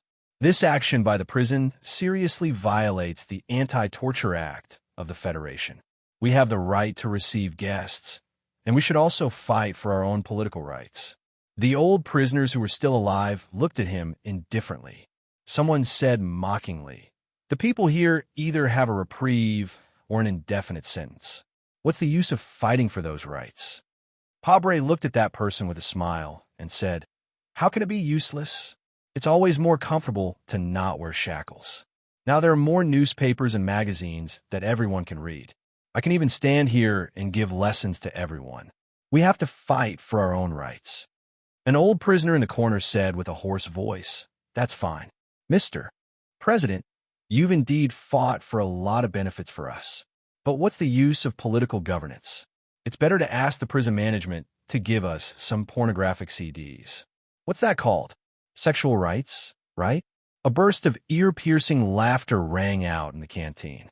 Pabre also laughed and said, "Political rights are the right to vote. Although we don't have many votes, it's very likely that they are the most important votes. If we have the right to vote, we can vote for those who support the idea of leniency, or those who believe that the prison budget should be cut and the number of prisoners should be reduced. Then maybe there will be pornographic magazines sent to prison one day. Maybe there will even be a day when you can walk out of prison." The prison gradually quieted down. The sinister old prisoners seemed to have started to think seriously. The bell rang. Under the close watch of the military police, Pabre was escorted back to his solitary cell. According to the schedule, he did 20 consecutive prostrations and drank a glass of water. Then he sat back at the table and began to write letters to the members of Parliament at all levels. His gaze moved from the fiber letter to the picture frame in front of the table. In the picture frame, Pabre was looking at him with a sweet smile. Pabre smiled slightly. He silently calculated in his mind how many days it would be until the visiting date, and how many years it would be before he could be released from prison. During the negotiations between the Federation and the Empire, it was claimed that there was a temporary truce. In fact, there were still conflicts on the surface of some planets. In order to fight for chips at the negotiating table for their side, no side would choose to wait in silence at this time. In a military camp, dozens of soldiers surrounded the major battalion commander who had just led them through the encirclement and safely returned home. They expressed their gratitude at once. A subordinate asked curiously, "Battalion commander, are all the officers who were recruited through the special recruitment program of the Ministry of Defense, as fear says you? They even dared to climb down such a steep cliff?" The battalion commander said with a cigarette in his mouth, "I used to be in the Federation Investigation Bureau. I didn't receive military training. On the battlefield, as long as you can understand one sentence, you will be qualified." "What sentence? Except for life and death, it's all fucking nonsense." "Brilliant. Battalion commander. I also heard this sentence from someone else." "Who?" "Colonel Sulo." After a long silence, a soldier asked in shock, "Battalion commander, you know such a big shot?" The battalion commander spat out the bitter cigarette in his mouth, raised his chin, and said proudly, "Nonsense. Do I have to tell you that I have interrogated him?"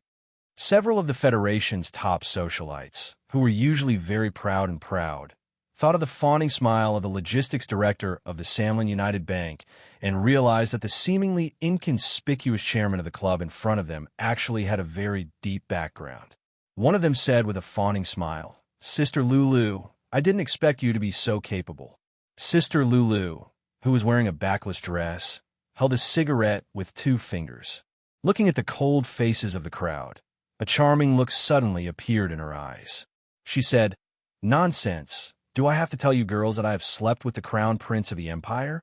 Every once in a while, Dr. Jiang Rue, who would be beaten up for no reason when he was thought of by those men, finally couldn't bear this eternal torture anymore. He summoned his courage and walked into the inpatient building of the Army General Hospital. He entangled with a female nurse and cried bitterly, "My Huang Linyao, can you get off work and eat?" Li family's 7th young master, Li Xiaotong, walked over with a large bouquet of golden sunflowers in his hands. After succeeding Li Xiaozhu as the president of the Samlin United Bank, the yin and cold aura around his body was even stronger than before. However, in front of that female nurse named Huang Li, the yin and cold aura around his body would mysteriously fade without washing away. It was probably because that year in that clubhouse he had forgotten the name of. When he first saw her, he saw her use her small hands to slap that heartless man to her heart's content. From the wind of her palms and the shadow of her fingers, he tasted the biting, cold flavor that he liked the most, so it was hard for him to forget. Looking at the scene in front of him, Li Xiaodong's face became cold again. Huang Li cutely stuck out her tongue and took the sunflowers. She took his arm and walked to the elevator. When the elevator door was about to close, she couldn't help but look at Dr. Jiang Rue with great sympathy. Brother Zeng, who stood silently behind Li Xiaotong, didn't leave. Instead, he slowly walked toward Jiang Rue. His hair was already white, but it was still like a cold gun. She was a famous young female member of the Federation. She was still the elegant and charming Leaf of Green Dragon Mountain.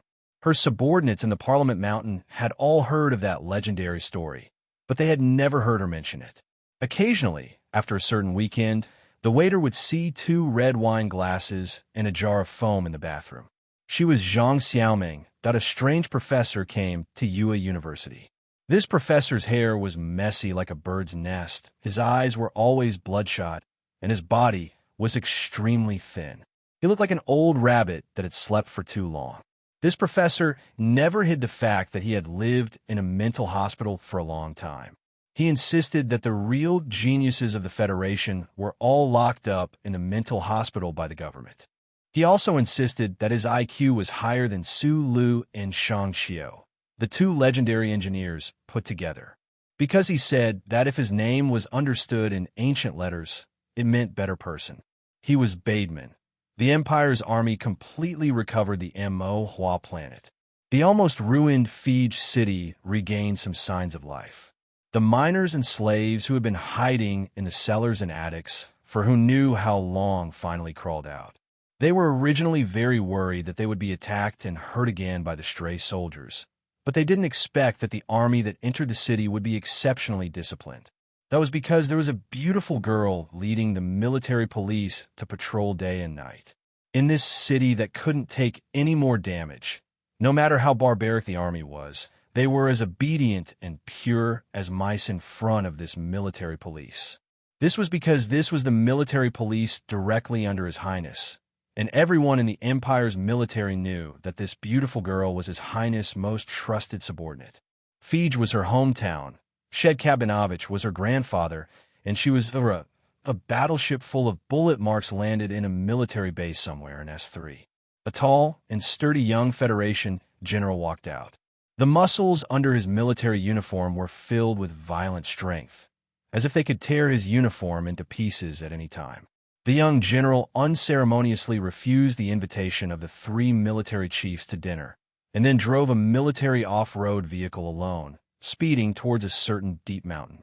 On the road, less than 400 kilometers before arriving at the mountain villa, he rushed into a toll booth that tried to collect money, smashed a vehicle charging station that tampered with the counter, broke the thigh bones of 4 robbers, crashed 17 expensive rides of rich kids who were racing on ordinary roads, and saved a girl who jumped into the lake in a wedding dress because of relationship problems. He also didn't hesitate to slap the girl twice in the face and refused to leave his name and any contact information. The tattered military off-road vehicle finally drove into the secluded villa in the mountain. The young general knocked on the door, but there was no answer, so he kicked open the heavy and solid alloy door without hesitation and walked up the stairs to the balcony on the second floor. He looked at the middle-aged man who was playing the violin and said in a deep voice, "Are you really going to turn yourself into a poor and artistic middle-aged man?" Including the invincible Huai Chaosher of the Empire, there were not many people in the world who dared to speak to the middle-aged man in such a tone. Other than the small-eyed officer in the training base, there was probably only this young general with a violent temperament. It was because he had been invincible since he joined the army at the age of 12. It was because the golden stars on his mecha's legs represented his military exploits were mottled and dazzling. It was because he was the proudest successor of the 37th Constitutional Federation. It was because he was willing to sacrifice his lifespan to undergo electroshock stimulation in order to protect this federation. It was because his temper had always been this violent, and it was because he was Madman Lee. At the edge of the balcony, the middle-aged man put down the violin in his hand. His expression was still as cold and calm as on the battlefield, as if he was still the famous general of the Federation who had dominated the constellation. However, he no longer wore his iconic sunglasses today, and had changed into casual clothes. He smiled and said, "It's not that I've changed, but that I've always been an artistic youth. Now that I'm older, I've naturally become an artistic middle-aged man." Li Feng furrowed his thin brows, stared at him, and said, "What on earth are you thinking about?" "I'm not thinking about anything. Or rather, I've come back because I've thought things through." Li Feng's brows furrowed even tighter and sharper as he asked in a deep voice, "What have you thought things through?" The middle-aged man looked at him and said calmly, "A few years ago, Su Li's identity as a person from the Empire was exposed. In the wilderness beside the high-speed rail, when my troops were under orders to hunt him down, Su Lu once cursed at me furiously. 'You're the fucking person from the Empire.' In response, you mocked and cursed back. 'If Su Lu is a person from the Empire, then I'm a fucking woman.'" Li Feng's furrowed brows gradually smoothed out, and he asked in disbelief, "If you still hold this grudge, I'll apologize to you solemnly." However, the situation back then was different. Who would believe that he was a person from the Empire? That's right. Who would believe that? The middle-aged man suddenly laughed. Just like who would believe that my mother was really a person from the Empire, a woman from the Empire? Li Feng's eyes suddenly widened, and he could not believe what he had just heard. I didn't understand before, but after seeing Su Lu return to the Federation, I vaguely understood. She probably wouldn't want to see me avenge her in this way. There was a woman from the Empire who had a miserable life. She was the descendant of a noble who had been cruelly purged in the Empire. She was conscripted into the military camp at the age of 7. At first, she was washing clothes for those stinky soldiers, and then at the age of 9, she was transferred to the fleet of the West Woods Expeditionary Force. At that time, it would take almost 7 years for the Imperial Expeditionary Force to reach the West Woods. The vast universe, the unknown dangers, and the monotonous long years on the ship could easily drive people crazy.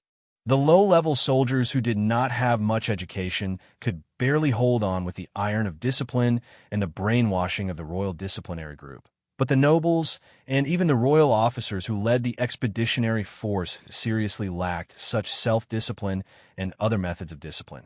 Therefore, they needed alcohol, and they needed women even more. Therefore, before the expedition, they would deliberately bring very young female slaves, waiting for those young female slaves to gradually grow up in the long journey. The nobles liked this kind of taste. Of course, this was a serious violation of military discipline. The royal family of the empire even used the law of beheading as a severe warning. However, it still could not stop those noble officers from secretly bringing young female slaves onto the fleet. In the end, it even evolved into a practice of some very powerful nobles. The woman from the empire was such a young female slave. In the 7 long years of the long journey, she turned from 9 to 16, from a young girl to a bright young girl, and then, unsurprisingly, became the sex toy of a certain general. The Imperial Expeditionary Force arrived at Planet 5460 West Woods of the Federation. After a fierce battle, they occupied the northern hemisphere of the planet, and the girl was transferred to the ground. Almost half of her short teenage life was spent in endless darkness and humiliation. The Empire girl suffered silently, praying that the Creator would give her a relatively better future, that she could return safely to her hometown and then marry a commoner who did not despise her. No, even if it was a lowly slave, as long as he did not beat her, it would be fine. However, after eavesdropping on the general who despised her for being a piece of wood and wanted to throw her into a military brothel, the Empire girl felt the unbearable darkness for the first time. She stole a pair of anti-cold military boots, wrapped herself in 3 layers of blankets, and took a dozen pancakes to escape from the Empire camp, crossing the long primeval forest in the ice and snow, and fled to the south. In such a cold and cruel environment, such a terrifying and gloomy road, the girl actually walked out of the primeval forest in such an incredible way and arrived at a place with human habitation. At that time, among the federal forces stationed at the front line, there was a unit of the 7th Mechanic Division from the 2nd Military Region. There was an officer in the 7th Mechanic Division surnamed Du. He met the thin and weak girl who was about to die from the cold and the snow at the edge of the forest. He knew that she was from the Empire, but he could not bear to hand her over to the intelligence agency, because she was just a poor girl who was about to die. So, Officer Du built a small tree house for her in the forest and moved in a warm bedding. Every few days, when it was his turn to patrol at night, he would hide the rations that he had saved for several days and send them to the treehouse. Occasionally, when he had time, he would even make small talk with hand gestures. Just like that, a low-level officer of the Federation and a low-level military brothel of the Empire fell in love with each other on the planet full of traces and smoke because love was simple in the first place. Love was such a simple and beautiful thing. The Empire girl, whose body was gradually recovering, felt happy for the first time in her life. She began to hum the songs of her hometown and wait for the arrival of the figure in the treehouse every day. She began to learn a few simple words in the Federation language. She began to pick up straight branches in the forest, then peeled off the bark and polished it with stones. She ate the mutton that the man caught, spun the wool of the mutton, and knitted a sweater for the man. Officer Du was a man with a dull temperament. He only knew how to find the thickest branch he could carry so that the tree house could be stronger. He only knew how to pick up the linoleum so that the woman would be warmer when she was waiting for him. He only knew how to steal a lot of old newspapers so that the woman could have something to do when she was bored. However, he forgot that she did not understand the language of the Federation. Many times he could not walk out of the military camp, so he kept writing in his diary with a pen. He wrote down the bits and pieces after he met her, recorded the gradual growth of the treehouse, and recorded the difficult process of making the sweater. Finally, he began to record the appearance of his first child growing in her arms. He kept the diary very well and locked it so that no one would know about it. 10 months passed peacefully just like that. When the child was about to be born, the Empire girl had difficulty giving birth because of the pain and suffering she had suffered for many years. Looking at the woman moaning in pain in the treehouse with sweat all over her face, Officer Du did not hesitate at all. He gritted his teeth and ran to the military camp. He did not care that he would be severely punished by military discipline. He only cared that she had to live. However, it was in that night, full of blood and death, that the final battle of the Second Federation defensive battle broke out. 3 Empire regiments violently attacked the defense line where the 7th Division was stationed. The 7th Division's headquarters missed the opportunity, leading to a fatal flaw in the federal military plan, and the 7th Division itself was surrounded by 3 Empire regiments. That battle was particularly tragic for the 7th Division. There was no military doctor, no military discipline, and not even a superior. Officer Du could not find anything but corpses all over the mountains. In the early hours of the morning, when he risked death to return to the treehouse, the child had already been born. She used her teeth to bite off the bloody umbilical cord. She placed the child in her naked arms, but she had closed her eyes forever, so the newborn cried sadly and powerlessly. Not many people in the 7th Division survived that battle, and Officer Du was one of them. He took the child back to the Capital Ring on a battleship and reported that the child was an orphan he found in the home of the pioneering immigrants in 5460. The child's parents were already dead. Because of the need for publicity, the 7th Division became the hero Iron 7th Division, but Officer Du chose to retire with the child in his arms. Then, a few years later, he left the world with endless guilt and fear. Mixed bloods were often outstanding, and this was even more so for those of the Federation and the Empire. As the child grew up, he gradually revealed his own excellence.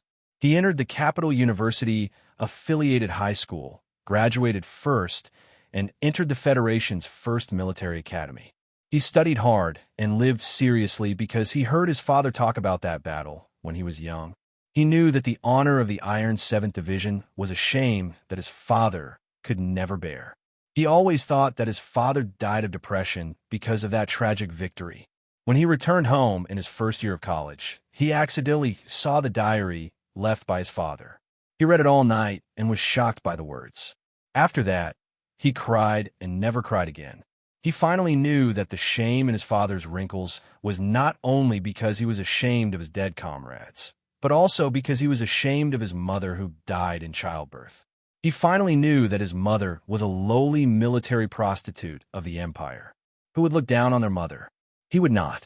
Although he felt a little inferior after that, he was more proud of his mother, who could cross the primeval forest in the wind and snow with a blanket and a pancake. That was his most amazing mother. As a result, he studied harder and harder, and his performance became more and more outstanding. There was once a girl in school who secretly expressed that she liked him, and he also silently liked her. However, he never responded to her feelings until he saw her holding the hand of another equally outstanding man.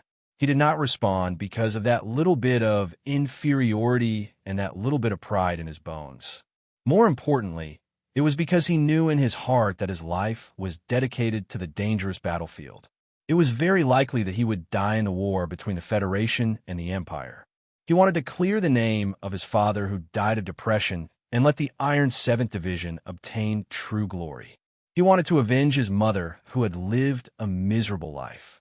He wanted to lead the army into the Empire and destroy that evil world. He wanted to turn all the nobles of the empire and that dog of an emperor into dogs at his feet. In order to accomplish this goal, he joined the Trinity Association and began to follow Pabre. He wanted to turn the Federation into a powerful military machine that could directly crush the Empire's enormous body. Therefore, he was cold and unapproachable. He was indifferent and no longer moved. However, all of this ended at the hands of the Empire's prince who he should have hated the most, but found that he could not bring himself to hate him. Then, he suddenly realized that the world in his eyes was gradually changing.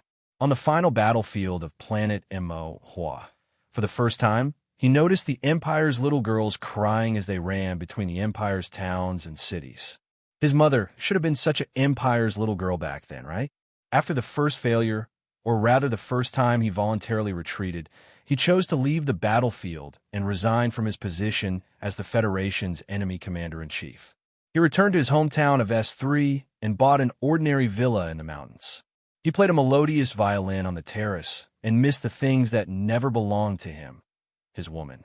He missed his father and his mother from the Empire. He was Du Shaoqing. Chapter 991. There was a place called Foothill Vocational School beside a certain mountain path in the Capital Special District. It was not authorized to issue diplomas, but it had become the most difficult vocational school to enter in the Federation. This vocational school had never advertised what students wanted to learn and had never conducted public recruitment. It was very difficult for ordinary students to enroll in the school because the school had a learning process every year.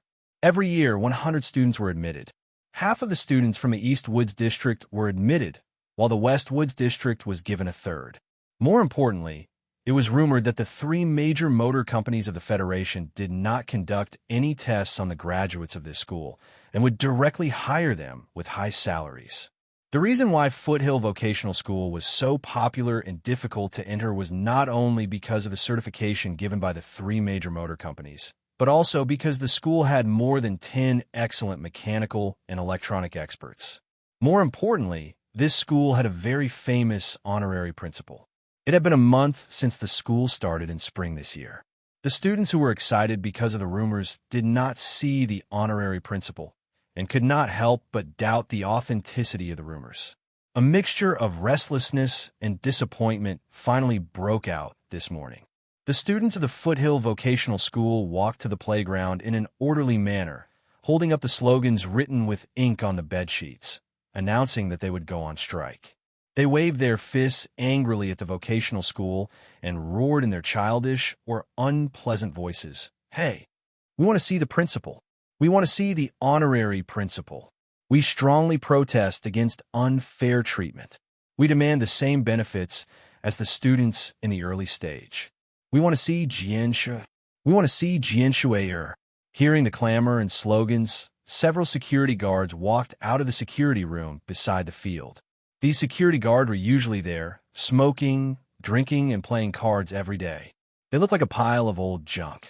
The students were not afraid at all and looked at them contemptuously. The security guard were honest and did not threaten them verbally. Instead, they directly pulled out the crooked batons behind their waists and rushed toward the black mass of students.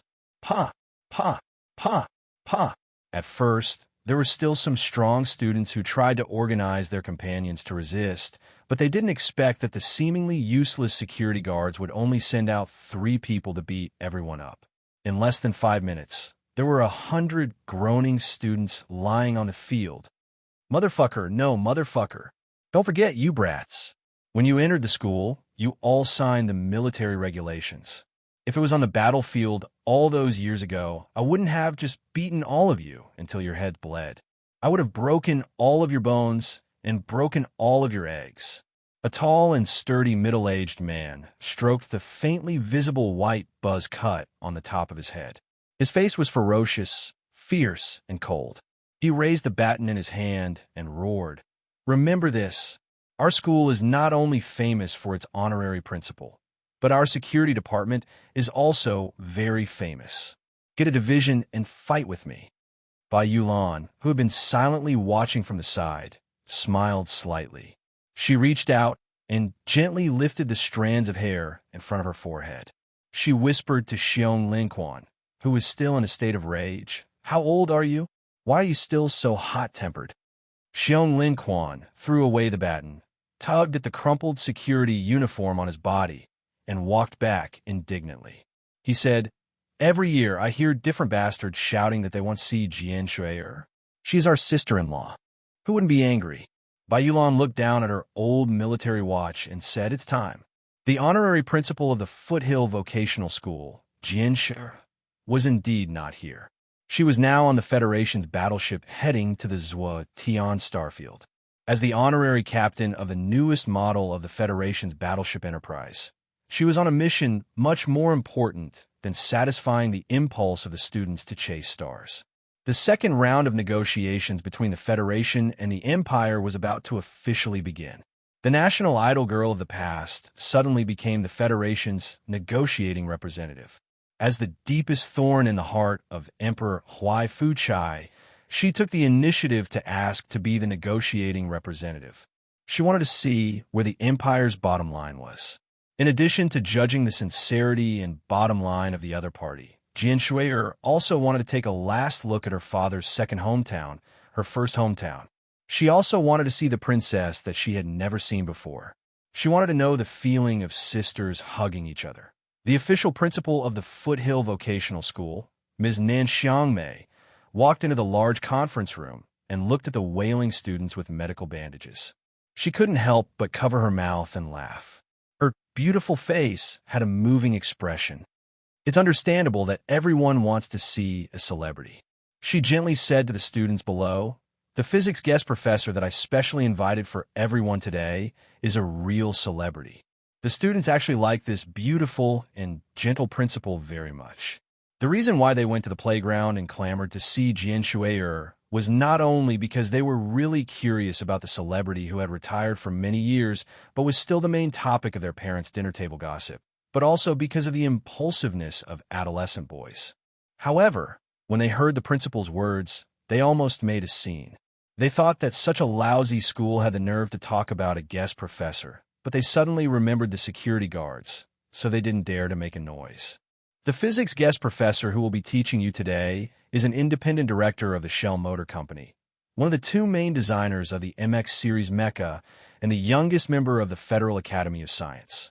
Nan Xiangmei seriously read out these prefixes and then looked at the dead silent students with satisfaction. She gently smiled and said, "Let us warmly welcome teacher Shang Qiu." Shang Qiu walked in from outside the classroom. She was still wearing her full-rimmed glasses. Her messy hair was casually tied behind her head with a pencil, and she was wearing a nutshell overalls. She looked like an engineer who had just left the field. She looked at the students below the stage and smiled casually. She directly opened the teaching materials and said with her head down, "I'm very busy, so I only come to help occasionally every 1 or 2 months." So what the guest professor said is not wrong. If there's something you don't understand, don't ask me. I don't have time to answer you. Go look up the teaching materials yourself, or continue to not understand. A very strong aura, a very confident and arrogant appearance. However, the students below the stage who were in the rebellious phase of their youth did not have any reaction. They were completely stunned. They looked at the female professor on the stage with their mouths wide open. As students who majored in mechanical engineering, of course they knew who Shang Qiu was. She was an existence who was as famous as Su Lu and was known as the god of mechanical engineering. Of course, she was a big celebrity, especially when she bowed her head. It was really big. On the other side, Principal Nan Xiangmei walked out of the classroom with the handbook in her hand. When she saw the middle-aged man holding a bowl of smashed instant noodles and eating, she couldn't help but frown. She sighed and said, "Bossly Xiao Shan, as the principal of the school, I have the responsibility to remind you. Since this is a school convenience store for students, can you stop selling wine to them in the future?" After hearing this sentence, Li Xiaoshan, the owner of the Foothill department store, pretended to throw the bowl of instant noodles and said angrily, "Who surrounded my convenience store directly into the school with a wall? Then I can only become the convenience store of this shabby school. If you want me to stop selling wine, then ask Sulu to come back and tear down this wall and let my store move out." Nan Xiangmei painfully covered her forehead. She didn't know why Su Lu insisted on enclosing that humble convenience store into the school, nor did she know what problems there were between the two men. She just didn't have the energy to deal with more problems. However, she didn't expect that just as she walked to the stairs, she was stopped by a man with an extraordinary temperament. The man smiled and asked, "Hello, are you Principal Nan Xiangmei?" "I am, but how did you get in?" Nan Xiangmei frowned and stared at him. She thought that the security guards, even if they were going to sweep the tombs, shouldn't they at least leave one person behind? "I entered your school with Shang Xiao," the man explained with a smile. Nan Xiangmei relaxed and asked doubtfully, "Why are you looking for me?" "Because I couldn't find Su Lu today. I have a few words to ask Principal Nan Xiangmei to pass on to him. Please tell him that I am the groom who lost his bride when he returned from the Empire, and I have officially joined the 4 departments of Green Dragon before the new year. If he still doesn't let go of Shang Xiao and is unwilling to take responsibility, then I will pursue Ms. Zhang Xiaoming." Nan Xiangmei covered her mouth and looked at him with appreciation. She praised, "This move is really ruthless, and your intelligence work is really good. But you have to leave your name, right?" The man smiled and said, "Let me introduce myself. I am your cousin, surnamed Chao, named Jiren. My father is Chao Qiu Dao, who left the Chao family very early." Hearing that name, Nan Xiangmei couldn't put down her hand that was covering her mouth. However, it was obvious that the trouble at the Foothill Technical School wasn't over. There was a cloud of smoke at the school gate, and more than a dozen dark green military vehicles roared in. The former members of Group 7 in the gatehouse dared to face dozens of armed Special Forces soldiers, but when they saw the little ancestor in the military vehicle at the front, they suddenly fell into a state of absolute silence. The commotion in the school was so big that even Shang Qiu couldn't help but come out. She and Nan Xiangmei stood side by the railings. When they saw the girl who jumped down from the military vehicle, they couldn't help but look at each other and signal for her to go. When they found that no one was stupid, they had to go down together. The girl who jumped down from the military vehicle was Zhong Huoyan. She specially came from the West Woods to the capital to attend the inauguration of the new president of the Federation. Naturally, it was impossible for her not to come here. After being the head of the Zhong family for many years, the beautiful girl in her 20s had now become a real beauty. However, the words mature and steady seemed to have nothing to do with her. 2 sisters-in-law. Is that beast not in school? Shang Qiu and Nan Xiangmei frowned at the same time. Shang Qiu didn't care that she called Su Lu a beast, but she didn't want to be called sister-in-law. Nan Xiangmei was very happy to be called sister-in-law, but when she heard that Su Lu was a beast, she couldn't stand it and said angrily, "How can you say that your brother is a beast?" Zhong Huiyin pursed her lips and blew a breath, blowing the watermelon bangs on her forehead up. She said mockingly, "An imperial man has so many beautiful girls in the Federation. If he isn't a beast, then what is?" Nan Xiangmei was speechless. Zhong Huiyin smiled and walked in front of Shang Qiu. Without warning, she stretched out her index finger and slashed at Shang Qiu's bulging chest. Shang Qiu wasn't afraid of her at all, and she was already mentally prepared. She directly waved her hand and reprimanded, "You're a big girl now. Why are you still acting like a child?" "I'm just curious." Zhong Huiyin's eyes narrowed into 2 crescent moons, but her frowning eyebrows exuded endless unwillingness. She said bitterly, "Why can't my chest grow back?" Shang Qiu said calmly, "My chest is the same as my brain. They both belong to the category of geniuses." Zhong Huiyin reached out and lifted her bangs again and said angrily, "Even if I can't marry that beast, I'm still your sister-in-law. Can you be a little more polite? Don't always attack a girl's fragile self-confidence like this. And don't forget that I'm younger than you, and you're all going to be old soon. Well, I admit that you don't look old now, but you'll definitely be old before me." Then she turned to Nan Xiangmei and educated her. "Sister Nan Xiangmei, I also had a good time in your manor. I have to remind you that your temper is too weak. If you want to snatch meat from those guys who are like wolves and tigers, you have to be more ruthless." Without waiting for Shang Qiu and Nan Xiangmei to fly into a rage at the same time, Zhong Huiyin spread out her hands and asked innocently, I just want to know where my brother went. Did anyone tell me? There was an old temple in the mountainous area of S3. It had yellow eaves, columns, and walls, and the style of the former dynasty was very strong. Lady Tai, who was still wearing a light linen dress to cover her body, had a few more wrinkles at the corners of her eyes compared to before. She held a slender sharp knife in her hand and cut the onions on the chopping board into pieces. Then she picked them up with her fingertips and sprinkled them evenly on the freshly fried lamb chop. Lady Tai suddenly felt very tired and murmured softly, He won't take the medicine anymore, and he won't have a child. He has to leave. Then what's the point of all my hard work over the years? Who am I working hard for? A hand reached out from behind her and took the plate of lamb chop sprinkled with onion shreds. The person laughed foolishly and said, I still like to eat the lamb chop with scallions made by Mom. Lady Tai turned around and tightly hugged the young man who was taller than her and had a naive look in his eyes. She didn't know whether it was because of the onions or other reasons, but tears couldn't stop flowing from the corners of her eyes. She sobbed and said, Even he has left, these two heartless things. Outside a secret airport in the suburbs of the capital, looking at the black spaceship disappearing into the clouds, Su Lu subconsciously narrowed his eyes and touched his left wrist. There was only a bracelet on it, and the bracelet that Jian Shi who gave him was gone. He murmured in a low voice, They're all gone.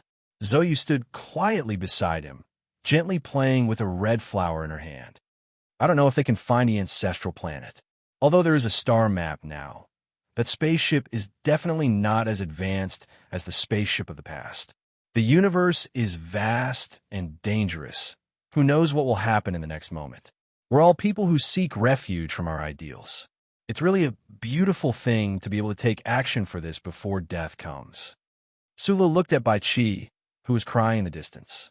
He looked at the legendary woman who had turned from a prostitute to the First Lady of the Federation. He suddenly said, When Lin Banshan finds out that he didn't catch up with this lousy spaceship, will he also cry and cut up Zhang Xiaohua and Han Chu? Zhou Yu said, With his fanatical interest in the aesthetics of the universe, it's very likely. The world was like this. Some people wanted to stay, some wanted to leave, some wanted to stay but were forced to leave, and some wanted to leave but had no choice but to stay. She looked at the red flower petals in front of her shoes and asked softly, When are you leaving? Paul's wedding is in 20 days. I'll leave the day after tomorrow and come back in 2 months. Do you want to take people with you? Li Jiedu's remaining forces are now pirates in Bermuda. There's no need. Su Lu explained, The old thing is watching over the passage, so it should be fine. The passage is in the Empire's territory, so no one will be stupid enough to do anything to me. At this moment, a slightly flustered and proud voice suddenly sounded in his mind. Lulu, the old thing is gone. I'm in charge of the passage now. Su Li's body suddenly stiffened. He subconsciously looked at the sky, trying to find the trace of the broken spaceship, but it was nowhere to be seen. He asked in shock, Philip, you actually stayed? Didn't we agree? Why is the old thing controlling the spaceship? He also wants to see what the ancestral planet looks like now. Philip's tone became serious. Between the Federation and the Empire, only he has lived there and has memories. Sulu was silent for a long time. Then he smiled and stopped thinking about it.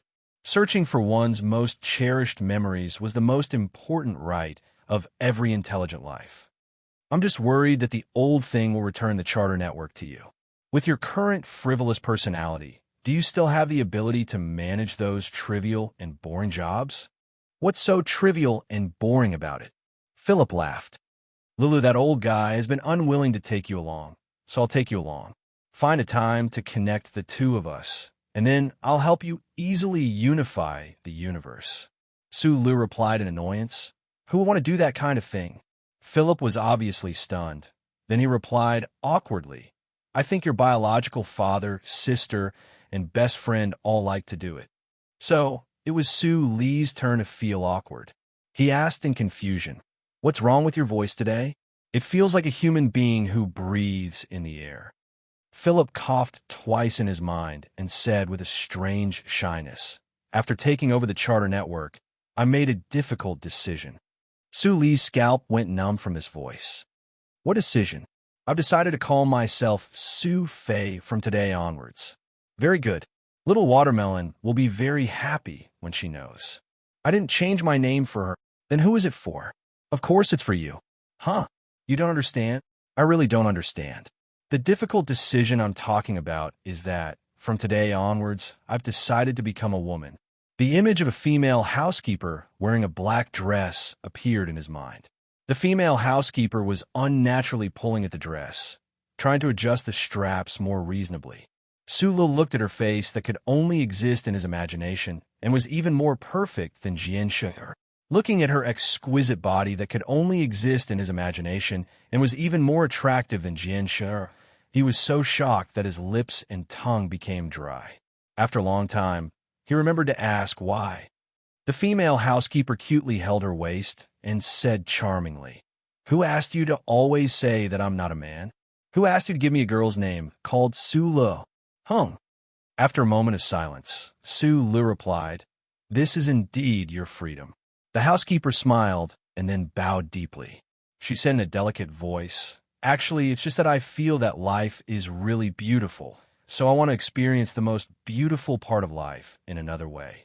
I hope you can give me some advice." Sulu understood the meaning of this sentence and asked in confusion, "Are you crazy?" Zoyu looked at him in confusion and asked, "What's wrong with you?" No one knew this conversation in his mind, but for Sulu, who had the most nerves, it was still like being struck by countless lightning bolts, and he was crispy on the outside and tender on the inside. Facing Zoyu's question, he took a long time to calm down. He pointed to the motorcade in the distance and said in low spirits, "Little Watermelon is coming." Zoyu shook her head slightly and said, "Seeing this little ancestor, no wonder you want to shout." In the black car heading to the Milky Way Cemetery in the suburbs of the capital, Sulu looked at Zhong Huiyin, who was hugging his arm like a koala and would not let go. He frowned helplessly and said, "You're already a big girl. Can't you be more sensible? I heard that you just attended the inauguration of the new president and beat up Liu Hua in front of Mad Manly. Why, as a father, you feel sorry for him?" Zhong Huiyin looked up at Zoyu in the front row and asked, "Sister Yuzi, if you say that you feel sorry for him, I won't beat him in the future." Zoyu replied expressionlessly, "I don't care about you kids." Zhong Huiyin looked at the red flower in her hair and muttered something in a low voice. Among the opposite sex around Sulu, she was most afraid of Zoyu for some reason. It was probably because Zoyu was always so charming, but her temperament was so indifferent. She could often turn all her probing attacks into nothing with just one sentence.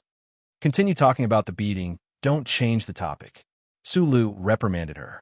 "Zoyuhua is asking for a beating, brother. That guy took advantage of the fact that Madman is his godfather and showed off his fierceness everywhere in the venue. How old is he? It's fine if he's just showing off his cuteness, but how dare he show off his fierceness to me? That guy didn't think about it. My biological father is Madman's godfather, and you are his biological father on the household register. No matter from your side or Madman's side, I'm his godaunt. He dared to mess around in front of me. Isn't that asking for a beating?" Sulu said, "When it's time to discipline people outside, you should discipline them." Zhong Huiyin found that he seemed to be a little uneasy, which was a very rare phenomenon. She couldn't help but ask in a low voice, "You don't look good. What happened?" After thinking for a moment, Sulu glanced at Zoyu in the front seat and whispered in her ear, "Philip insisted that we call her Su Fei. That's pretty good. I gave her the name." Zhong Huiyin said in a low voice, "Our little girl is finally grown up." Hearing her reaction, Su Lu smiled and told her the words of the little girl. After a moment of dead silence, Zhong Huiyin angrily jumped up from her seat and screamed, "She's crazy.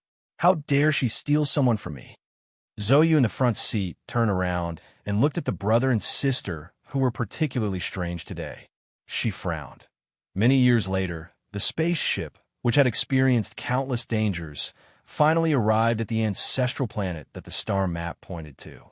It arrived at the beautiful planet composed of blue seas, green forests, and white clouds.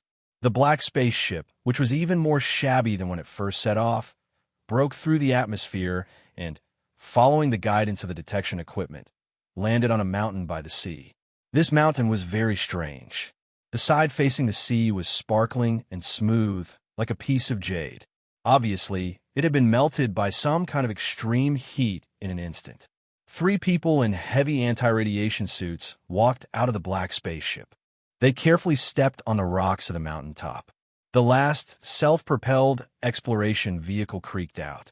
The self-propelled exploration vehicle quickly completed the particle collection and analysis. Then the mechanical voice of the old man sounded. "Warning, the radiation level in this area is seriously excessive. It will directly lead to death. So what if I die? Can I go back to the forest alive? Even if I want to go back to this broken spaceship, I don't have the energy to fly back. To be able to see the ancestral planet with my own eyes, to be able to see such beautiful scenery, to be able to die here, what regrets do I have?" One of them directly took off his helmet. It was Uncle Fonyu. However, with the passage of time, the face that seemed to never age had now experienced endless vicissitudes. Next to him, Master Empress also took off her helmet without hesitation. Countless wrinkles now appeared on her face, which was so handsome that all male animals would be jealous of her. He took a deep breath of the air on the mountaintop and said emotionally, "I'm different from the 2 of you. This planet is not only the ancestral planet of the human survivors, but also the homeland of the Hua family's ancestors. To be able to breathe a breath of the air of the real homeland, I think my ancestors would be proud of me." Tai Ziyuan did not take off his helmet. He asked his question in a weak voice. "I've always been thinking, since your ancestors can survive on the ancestral planet, it means that the ancestral planet is now suitable for human survival. Then why is the radiation still so serious?" "Yes." Master Fan frowned and said, "I've been exposed to radiation for so long and have breathed so much air. Why don't I feel anything?" Uncle Feng, you looked at the autonomous probe vehicle and said with a cold smile, "Then there's only one possibility. That trash computer miscalculated again." The old man's mechanical but unyielding voice rang out from the autonomous probe vehicle. "If not for the trash computer, we would never have been able to reach this planet with the guidance of a trash who calls himself a genius. At the same time, I want to remind you that you have been driven away by me for decades. You really don't have much right to be proud in front of me. Catch me if you can, trash computer." Uncle Feng mocked. Obviously, during the long journey through space, the spaceship was filled with such harsh and hostile discussions, so neither Master Fan nor Tai Ziyuan had any reaction.